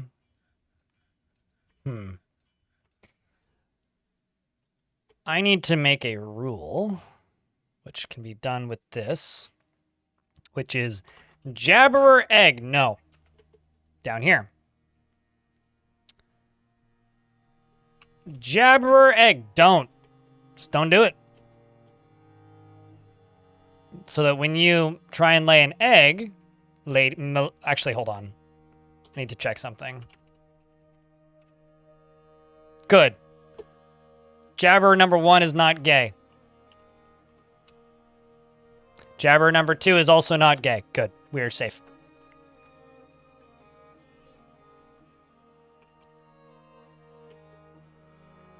Oh, I should sell my underwear. We got lots of it. Many pairs of underwear.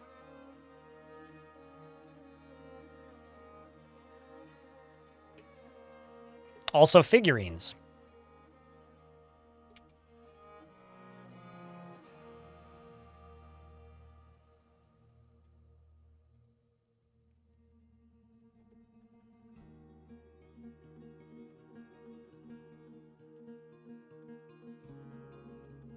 Mushroom people are in Dark Souls and they hit like a freight train with simple punches. Gotcha. So they're just really beefy, burly, oh god, run away peoples.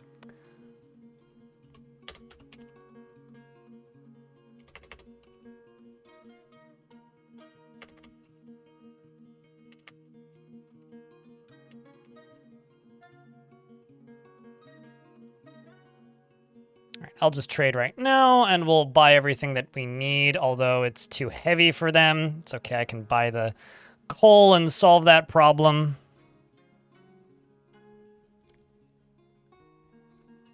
I'm also going to buy their cages and eat everything that's in the cages. I'll buy the bags. I'll buy the meats and the fish and the plump helmets and all of this stuff. I will buy this. And I'll buy that jug, because we'll need that at some point, probably. And I'm going to go down to this and check the progress on this. There's a lot of getting better to do, but...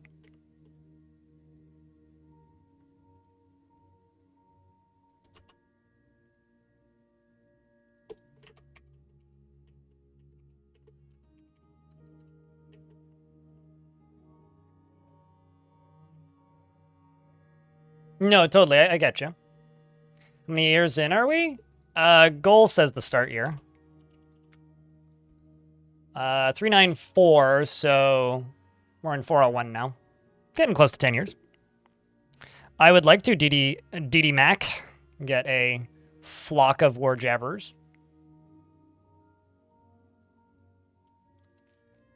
I think that would be fun. You're forced to endure the decay of a friend. Who, though?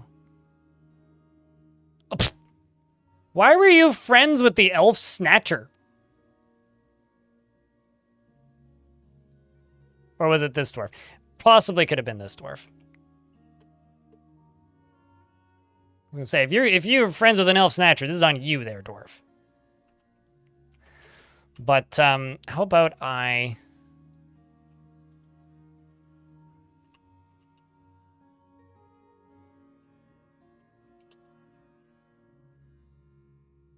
build a thingy here? Lanix meets with the outpost liaison, and I'm going to request gold. They want backpacks and plants.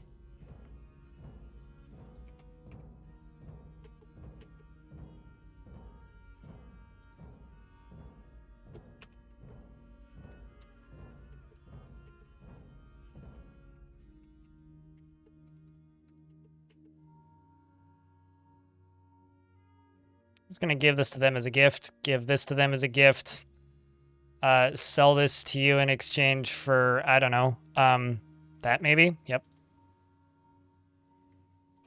And we'll call it on the trading. I learned about metalsmithing. It's very interesting. I like the idea of a Gorlak metalsmith. Being friends with an elf who snatches is highly sus. They were sitting in a cage for a very long time. So, you know. Yeah, it's sus, but I can't judge too much, you know?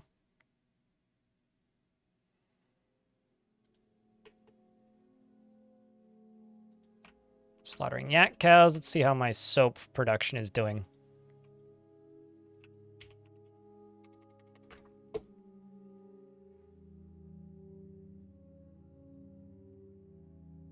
Am I not making tallow?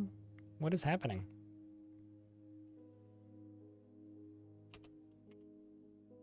I guess I have no glob. Which is literally what it's listed in here as far as I know. Do we know render fat? Do we have no fat that needs rendering?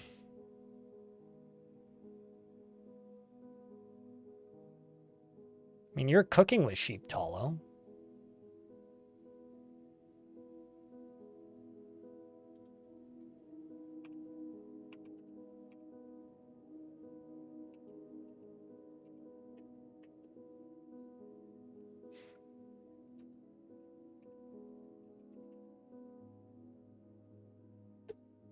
Okay, so what I'm going to do is I'm going to go labor kitchen. So I don't have any sheep tallow technically right now because it's all just like being used for something unrelated.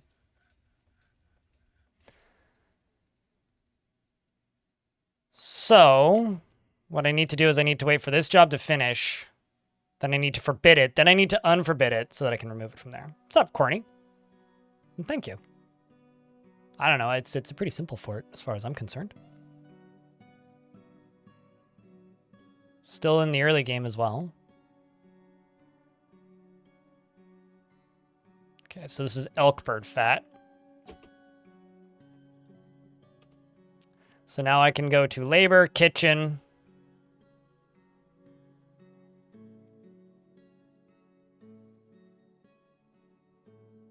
Quit cooking with my beer.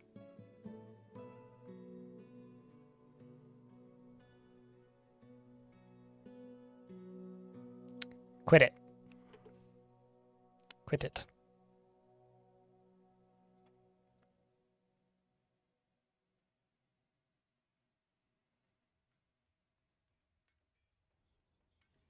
Has that doom in the waking age? I suppose. This might be a fitting fort to end by digging too deep as well. There we go. Now we're making soap. Hallelujah. What's up, Cooler?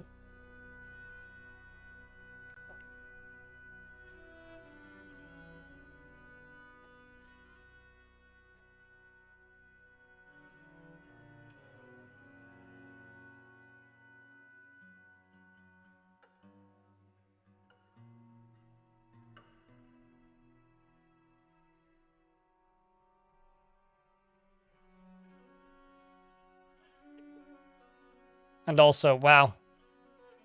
Zombies working slowly. Good news is, though, we got cheap soap now.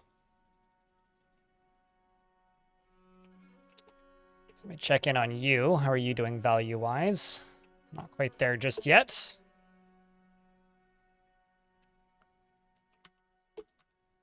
Oh. Let's expand that. Because this needs to be a temple complex.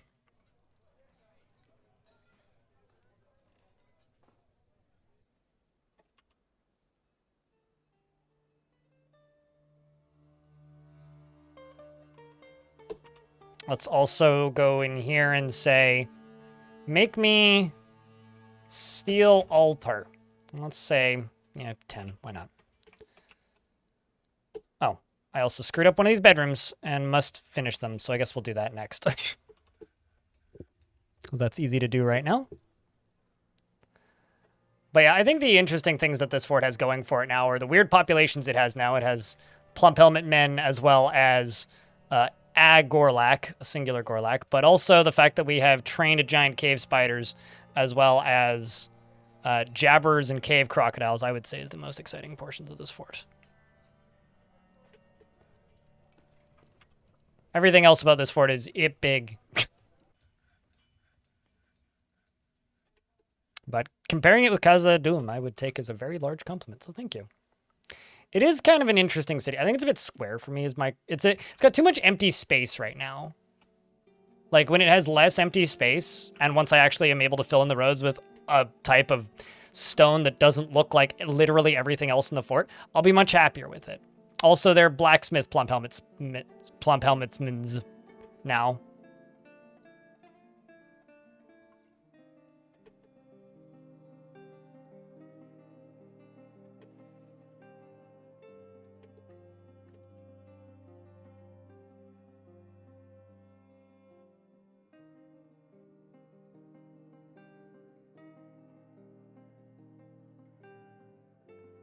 No. I've used DF hack to cheat them into my faction. Doesn't change how the game works. Hello, Urist. Thank you very much for the 16th month on a 13th month streak. Thank you for continuing to keep that subscription alive. Appreciate you. Okay, so that's done. This up here is just going to be for the Dead Communion. And their decoration is going to be a lot of slabs. Because that seems fitting. Temples. The Dead Communion.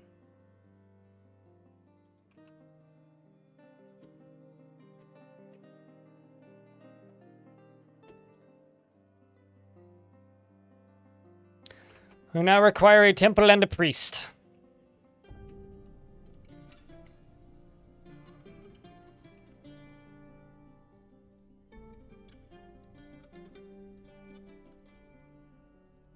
So we're waiting on these very slow-moving tables that are all coming right around here. Let's say furniture with cut gems.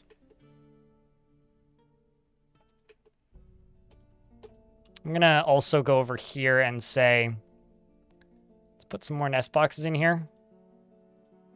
Maybe it'll incentivize my jabberers to jabby out some babies. Holy crundles. We got every single member of the Crundle Consortium.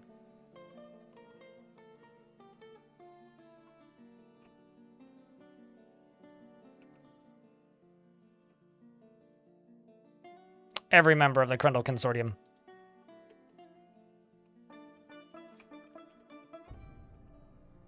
Hey, chat room, can I get a big round of beers for yours keeping that subscription alive for a 16th month?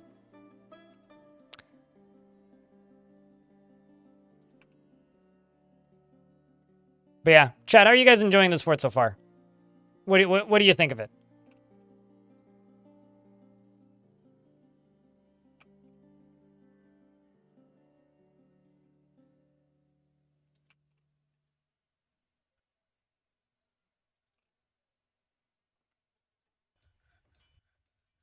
At least these are worth something.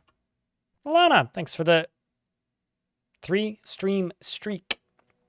Those will always trip me up for literally ever. Or rather, showing off the 3-stream streak? I don't know. The Crundle Pit for people to fall into? Nah. Crundle Pit is going to be turned into Crundle Biscuits. And Crundle Bacon.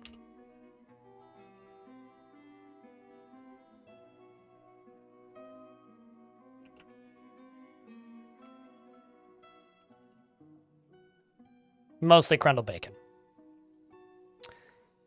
In other news, how far do I make these shenanigans go, chat?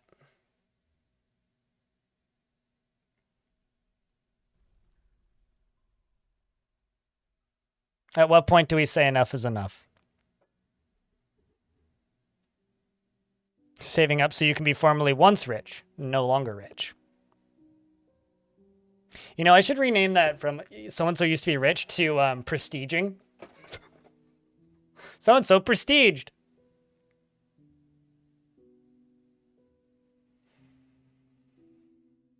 What do you think, chat? Do I bring in another Gorlak so that we can have a Gorlak couple?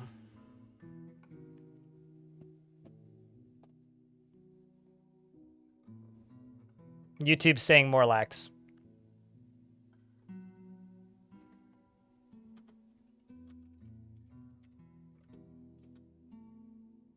Aston Roughness enters the fortress. Treasures independence. Gripped by crippling shyness. Great trouble mastering fear when confronted by danger. Also need to go over here and go to labor, kitchen.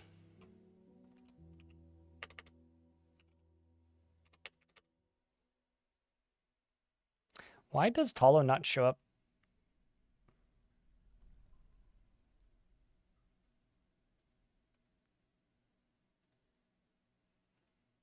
Also, that explains why I never had any Dwarven rum, was because it was never actually getting brewed.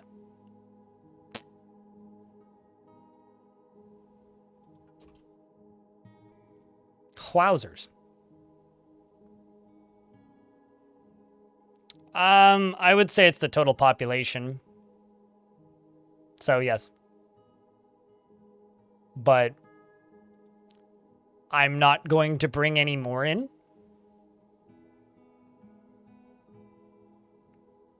To disable them in brewing? Why?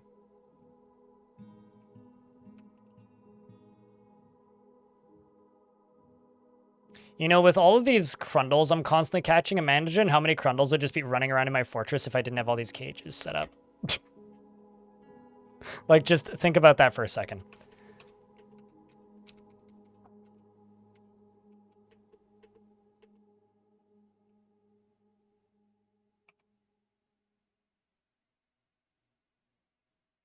Just gonna make a big old set of butcher shops up here.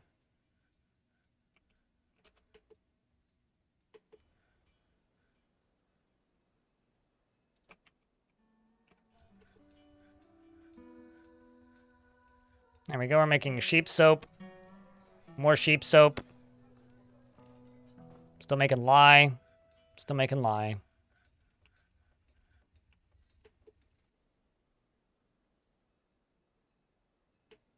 Because only you only get wine. Why don't you just allow them to be cooked? Or allow them to cook the dwarven wine. Like, that's the one alcohol I'll let them cook sometimes. Like, if I have just, like, an overflowed, way too high portion of one particular booze type, I usually just let them cook it.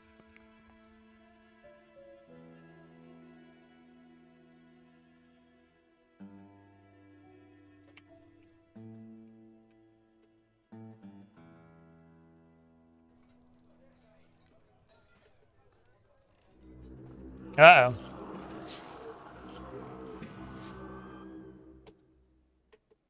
Here we go again. Again. We've got ant people coming in, and they're chasing after Thob the Clother, and also Geshud, the dwarf, and Ashen, and soon to be this one. So they're ambushing us, and there is a not small number of them. Mayhaps I should move a squad to over here. The dwarves are running in to defend. We're going to follow Cog, the Spearmaster. As the dwarves begin to fall, Geshud, the Weaver's been found dead. Moments after the enemies have arrived, the brave dwarves begin flying through the hordes of the ant's nest, deflecting and disarming them of their shields and removing them of their limbs rather efficiently. But there's probably more where those came from, so it's time to move into their hive and see what else remains. If anything. Oh, there's just one. Bolts are flying, and it seems like a lucky bolt struck the creature. Who got it? Was it you or you? You? Blocks it. Okay, so that one got blocked. How about you? You didn't even get a shot off. How about you? You're holding a baby. Blocked it. Got it. How about you? You didn't even get a shot off. Shoutouts to this dwarf who's running around with a sword, but also a crutch in the same hand. Who got it then? Zacher? No. Somebody stacked, maybe?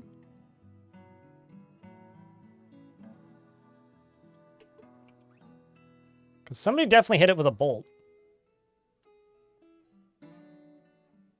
Marksdorf Yushrir. Blocked it. Drone Ant-Man. Spearmaster kicks it in the thorax. Oh, was it killed by you? Oh. Okay. I thought a bolt got it. Oh well. Damn shame that.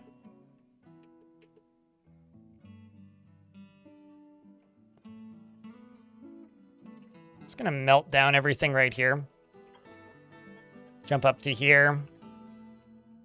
Go over to this and be like, yo, melt some items, please.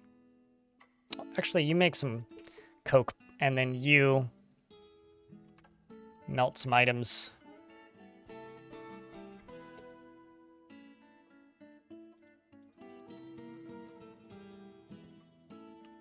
What the range of a baby is fired from a crossbow? Further than you might think. Most likely McConnell. Crap. What was the thing I was going to look? Tomb. Nope.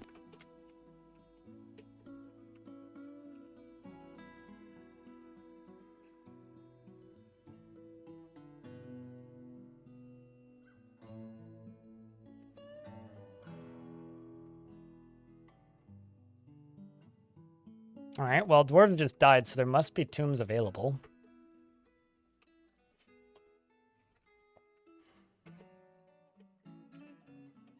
Oh, never mind. There certainly was not. All right, well, I can do one here. one here, although that one is the artifact one, which I forgot to place earlier. So I won't assign the artifact one to somebody.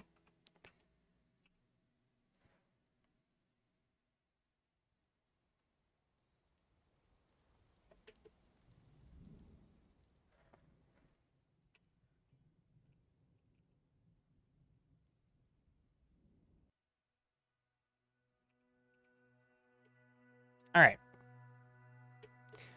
Babies are indestructible until they're dropped, yes. Which is why they are the best shields. Although I don't know if they're dragon fire proof. I presume they are. I don't know anybody who's done the science. Actually, I should just put this into here, because that would be fitting.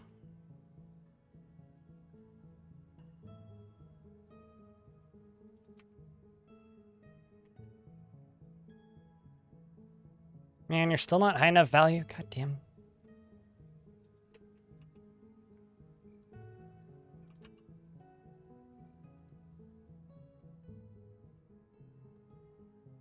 Some migrants have arrived.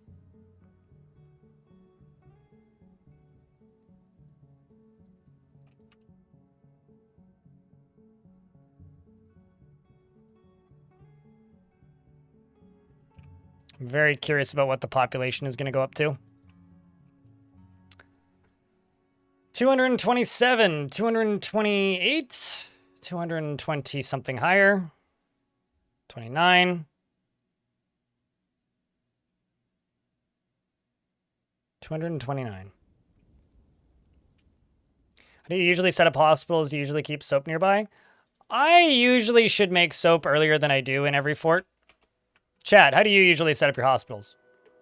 Make 100 bars of soap once every couple of years? Yeah, that's usually what I do. Make 50 to 100 bars of soap a year. For me, it's generally like per year. And then once I just have a decent number, I just kind of keep them rolling. But I usually put off making soap longer than I should.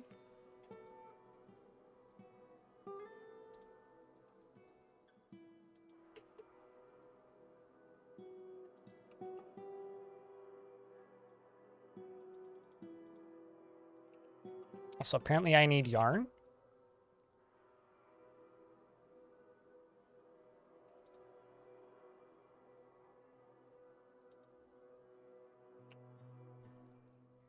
They show sign of sickness, they go in volcano. So what do you do when your favorite dwarf gets sick then? I mean, obviously you do what the dwarves are doing right now, you party, right? Hey chat, it's party time. What does that mean, you wonder? Well, grab your favorite party emotes and party. Please and thank you.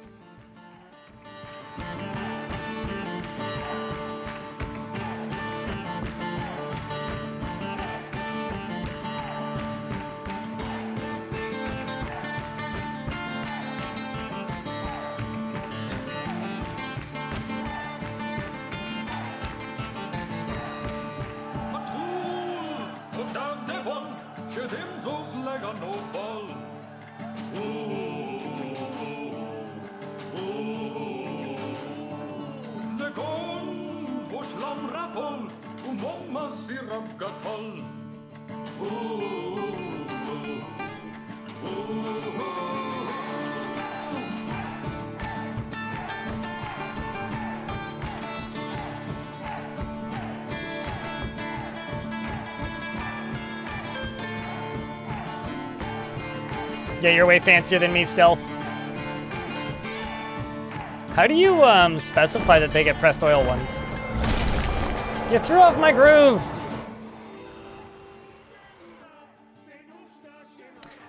The were-antelope Dacost has come. A large antelope twisted into humanoid form. It is crazy, and it's covered in blood and flesh. It's crazy for blood and flesh. And its eyes glow golden yellow. Its brown hair is very curly. You will know why you fear the night.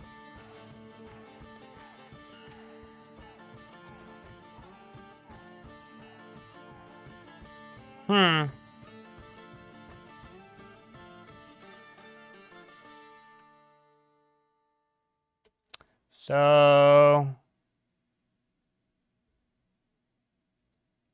Why you no training? All right. So I could fight it.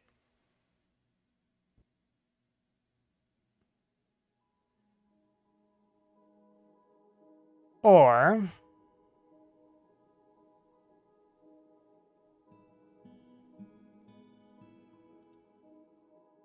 we can just pray.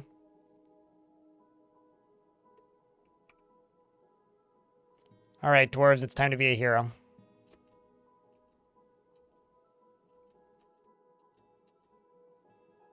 Saxul, your time has come. Mark's dwarves can go stand back there.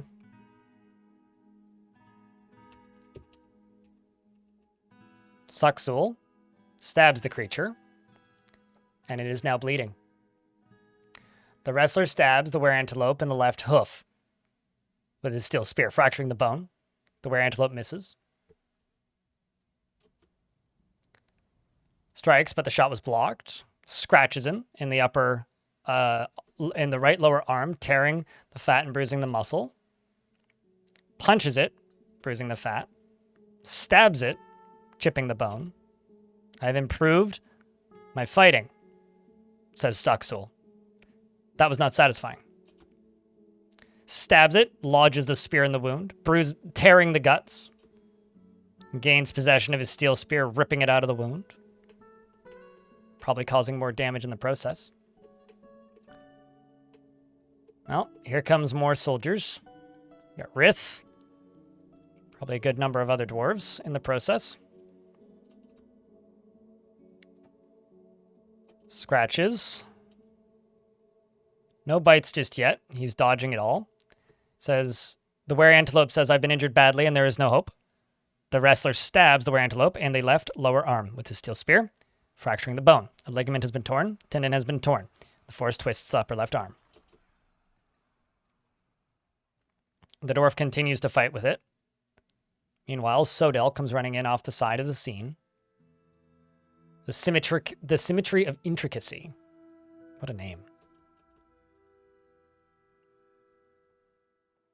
Slashes the were-antelope in the upper left leg, and the severed part sails off in an arc. Slashes it in the right hoof, tearing the muscle. A motor nerve was severed. Moldath stabbed it, fracturing the bone, and slashes it in the head with her steel short sword, and the severed part sails off in an arc. While Saxul defended valiantly, the backup finished the job. How are we doing the frame-by-frame passing?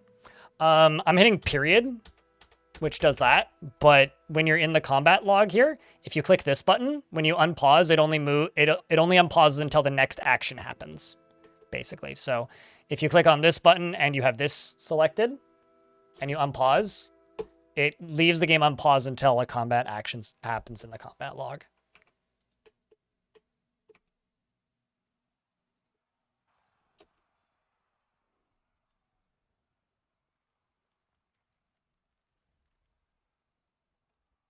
And the creature can be thrown away.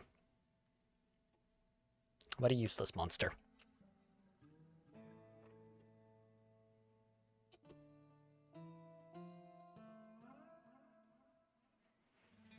So the second Gorlak that we have, because we got the blacksmith Gorlak, but we also have this Gorlak. He's, making friends. Doesn't even know that there's another Gorlak in the fortress. Fancy that. All right, this is now ready to go. Stormwolf is now the religious head, the sacred starvation of the mangy shrine of the Dead Communion. And this one isn't valuable enough yet, somehow.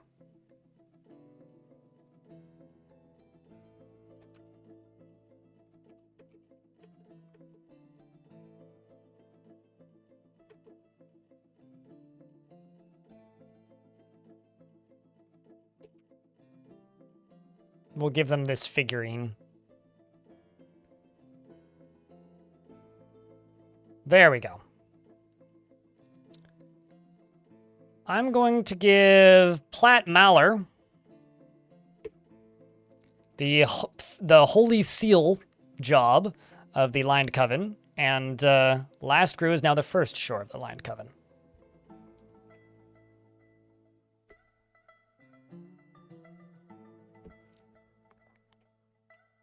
You wonder who they were before the Were-Antelope curse took them? Well, they have a dwarven name. So it's hard to say.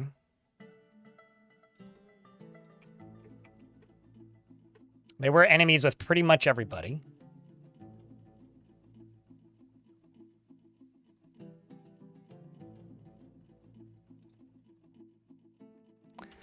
So this is going to be the addition to the tavern.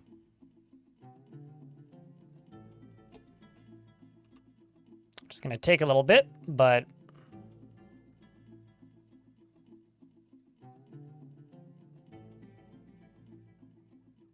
I think this will be a pretty nice little addition to the tavern once it's up and running. And I'm going to do a bunch more bedrooms.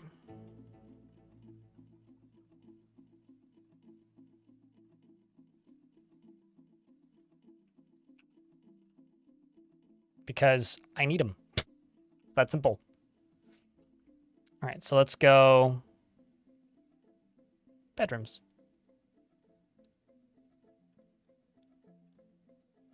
Chad, how do you normally build bedrooms? This is a bit more uniform than I'm used to, but it's usually some combination of either fun patterns or completely erratic, abstract, nonsensical shapes. It's one of the two. 3x3 squares in a line, Russian style. Squares in a line. Planned housing style. Fair enough.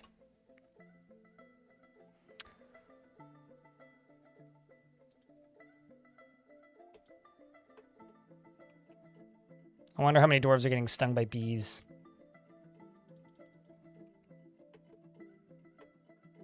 Or blueprints, gotcha.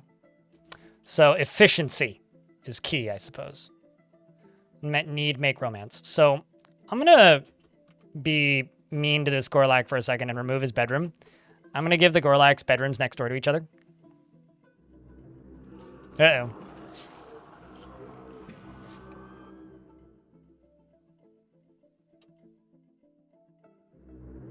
Uh-oh. Well, that's fucking terrifying. That's a word jabberer. Whoa! Chat, when did Cave Swallow people get face pics? Probably in the last patch, right? Sorry, Dewsum.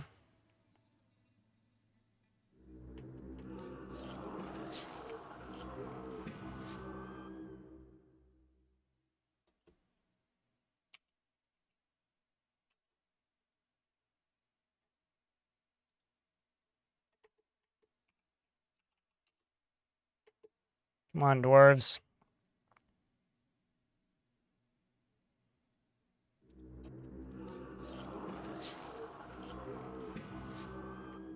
All right, run away there, Toulon. Otherwise, you'll be Toulon for this world.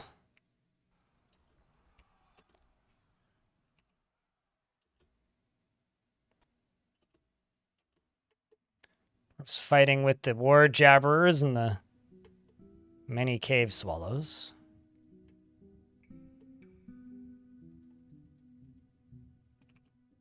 Let's just march up this way. See if there's more where those came from.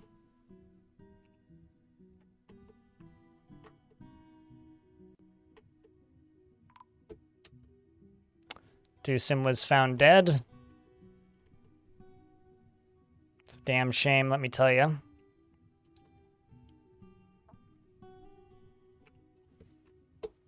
Okay, let's just queue up a few more tombs.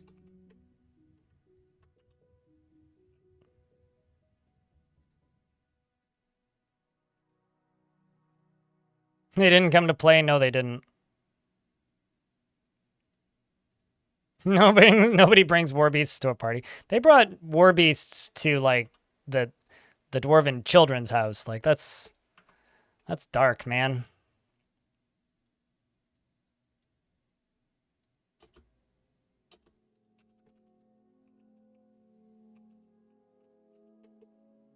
Like, real goddamn dark.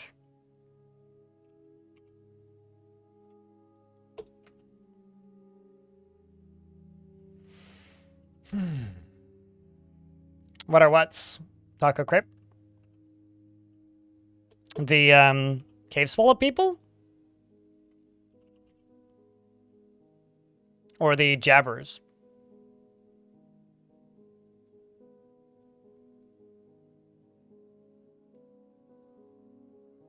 Because the Jabbers are a giant angry bird, and the Cave Swallow people are angry Cave Swallow people that want me dead.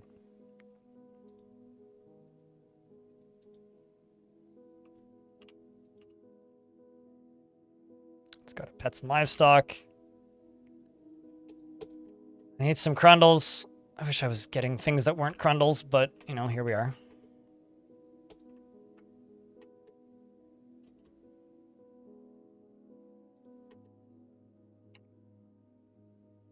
You like to dot room around where people work and personalize, but if it's a high pop fort, then I find the griddoms come back. Yeah, I like to try and do stats similarly too, but there usually is a point where it's like, okay, this is too much. There's just too many. I can't do everything. Can't make everything perfect.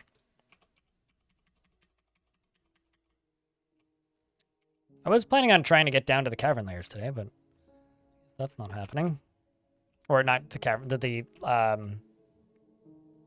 Magma Sea today.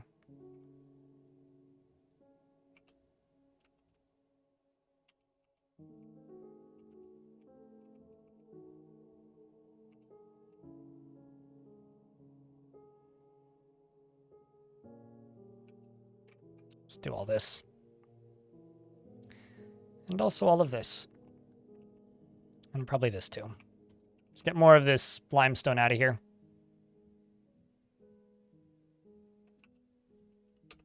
You are still Mayor Lanix. But we've done a little bit of shenanigans. We got 2 Gorlaks in the fort. You know, I think this Gorlak should be... I saw a dwarf recite "Danger's safe" at the mountainous tummies. How embarrassing. Was embarrassed after watching performance. I think that we should make this Gorlak into a performer. Is also crying. Embarrassed after watching performance. Somebody must be performing badly. We also have some plump helmet mins. 2 Gorlaks, yep. Must be annoying if you have a need to argue, but you can't speak to anybody.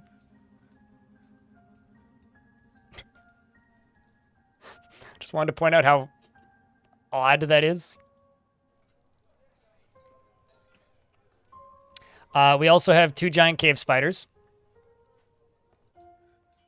Which I'm very, very, very, very, very, very, very, very, very sad to know that they're both male. So no baby giant cave spiders. We also have jabbers. And apparently fertile jabber eggs. Excellent. Excellent. Excellent.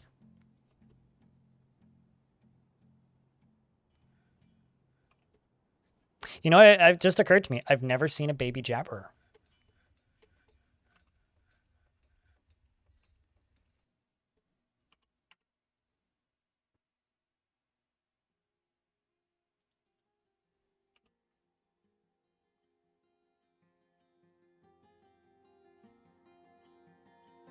You know, actually, I don't think this one can be tamed.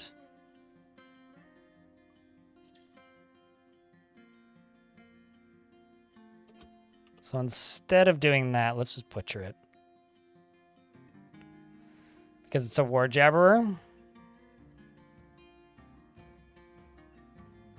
Be willing to bet that that's a not particularly good thing for us. Crondle! Something's rotten. Oh.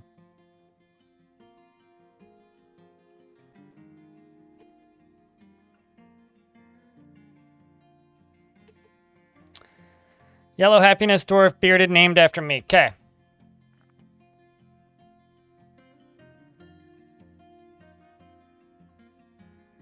let's say the 58-year-old peasant Digal Rakasmafel. Shinobi is a perfectionist and has an active sense of humor. Acts impartially and is rarely moved to mercy, and has a sense of duty. Likes a little excitement now and then, and is slow to trust others. Is curious and eager to learn, and tends to not reveal personal information. Has a greedy streak and is a friendly individual and could be considered rude. And exhales sharply when he gets angry and laughs very loudly when he's excited and needs alcohol to get through the working day.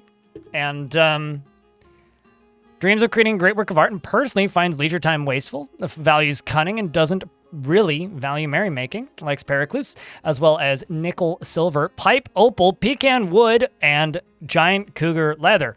Yakuf and a child was found dead, and prefers to consume giant wolverine, guppy, and teff beer and dwarven milk, and absolutely hates jumping spiders. Did I fuck up? I fucked up. He personally, hates jumping spiders. He's got quite the family in the fort, too, including Zahn, who's given herself a crown, and the old Uncle Necro, who's dead. You had a niece, but she died, and you have a bedroom. Welcome to fort.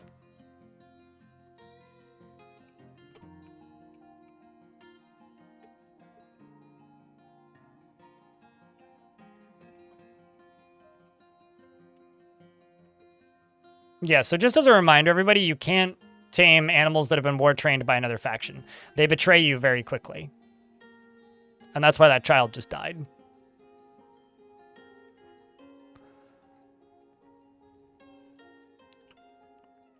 I should have known that, but I was kind of not really thinking.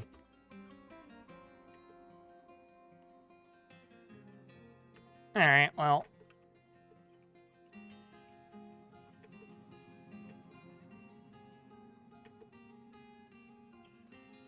Yeah, it's fine.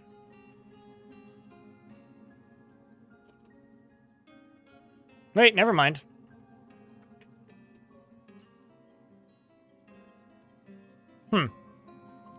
Train war jabber, trying to catch it.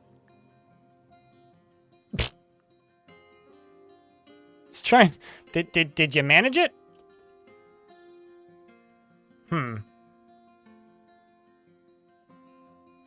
Also, no, it didn't kill the child.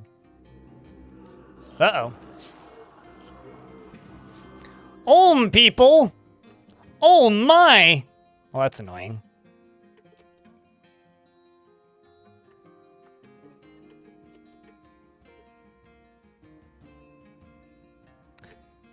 Dwarves.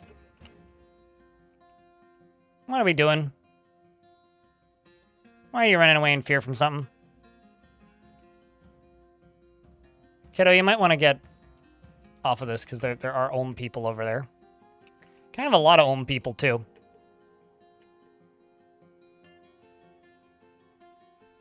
Barras, thank you very much for the 12th month. Welcome back. Bald chuck. Purple bald chocobos.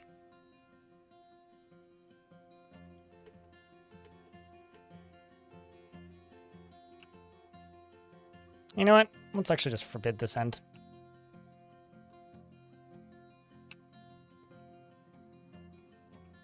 Don't actually need that much.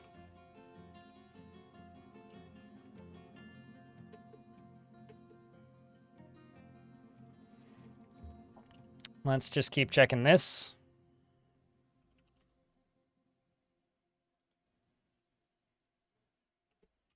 What else is on the map?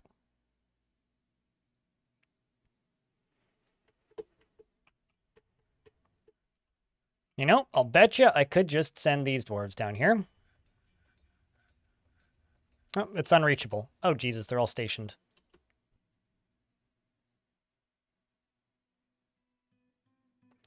But, how you doing, Armor? How's things, man? It's good to see you, dude. Hope you've been all right. Hope you've had a good day.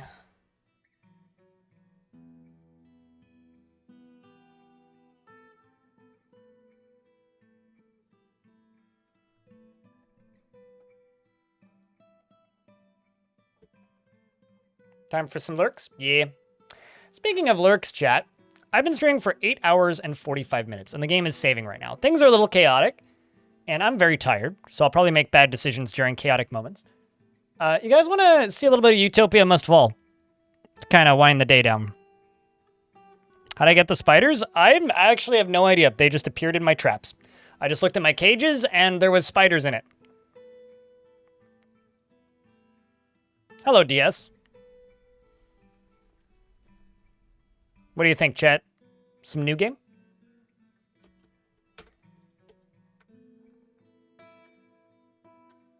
I think it's been a good day. I don't know if I have any mods lurking, but if I do, could you disable Dwarf Redemptions? Otherwise, I'll do it in a mo. Dystopia must rise, Utopia must fall. Yes. For those of you who don't know what Utopia Must Fall is, it's a vector graphic looking run-based missile command. And I'm terrible at it. But it's very shiny. Here, I'll disable it. It's fine. But we are done for Dwarfs for the day. If you are going to do the whole tune-out thing, I would greatly appreciate it if you leave the tab up, even if you mute the stream. But if you are sticking around, if I could get a round of beers in the Twitch chat, that'd be cool. And if you're in the YouTube chat, just hit the heart button a couple times, you know? The obligatory engagement button. And then I don't actually have a thumbnail for this game for YouTube, but I will change the title and the game listing. That's the best I can do. But we will be back tomorrow at the normal time with the normal Dwarf Affair.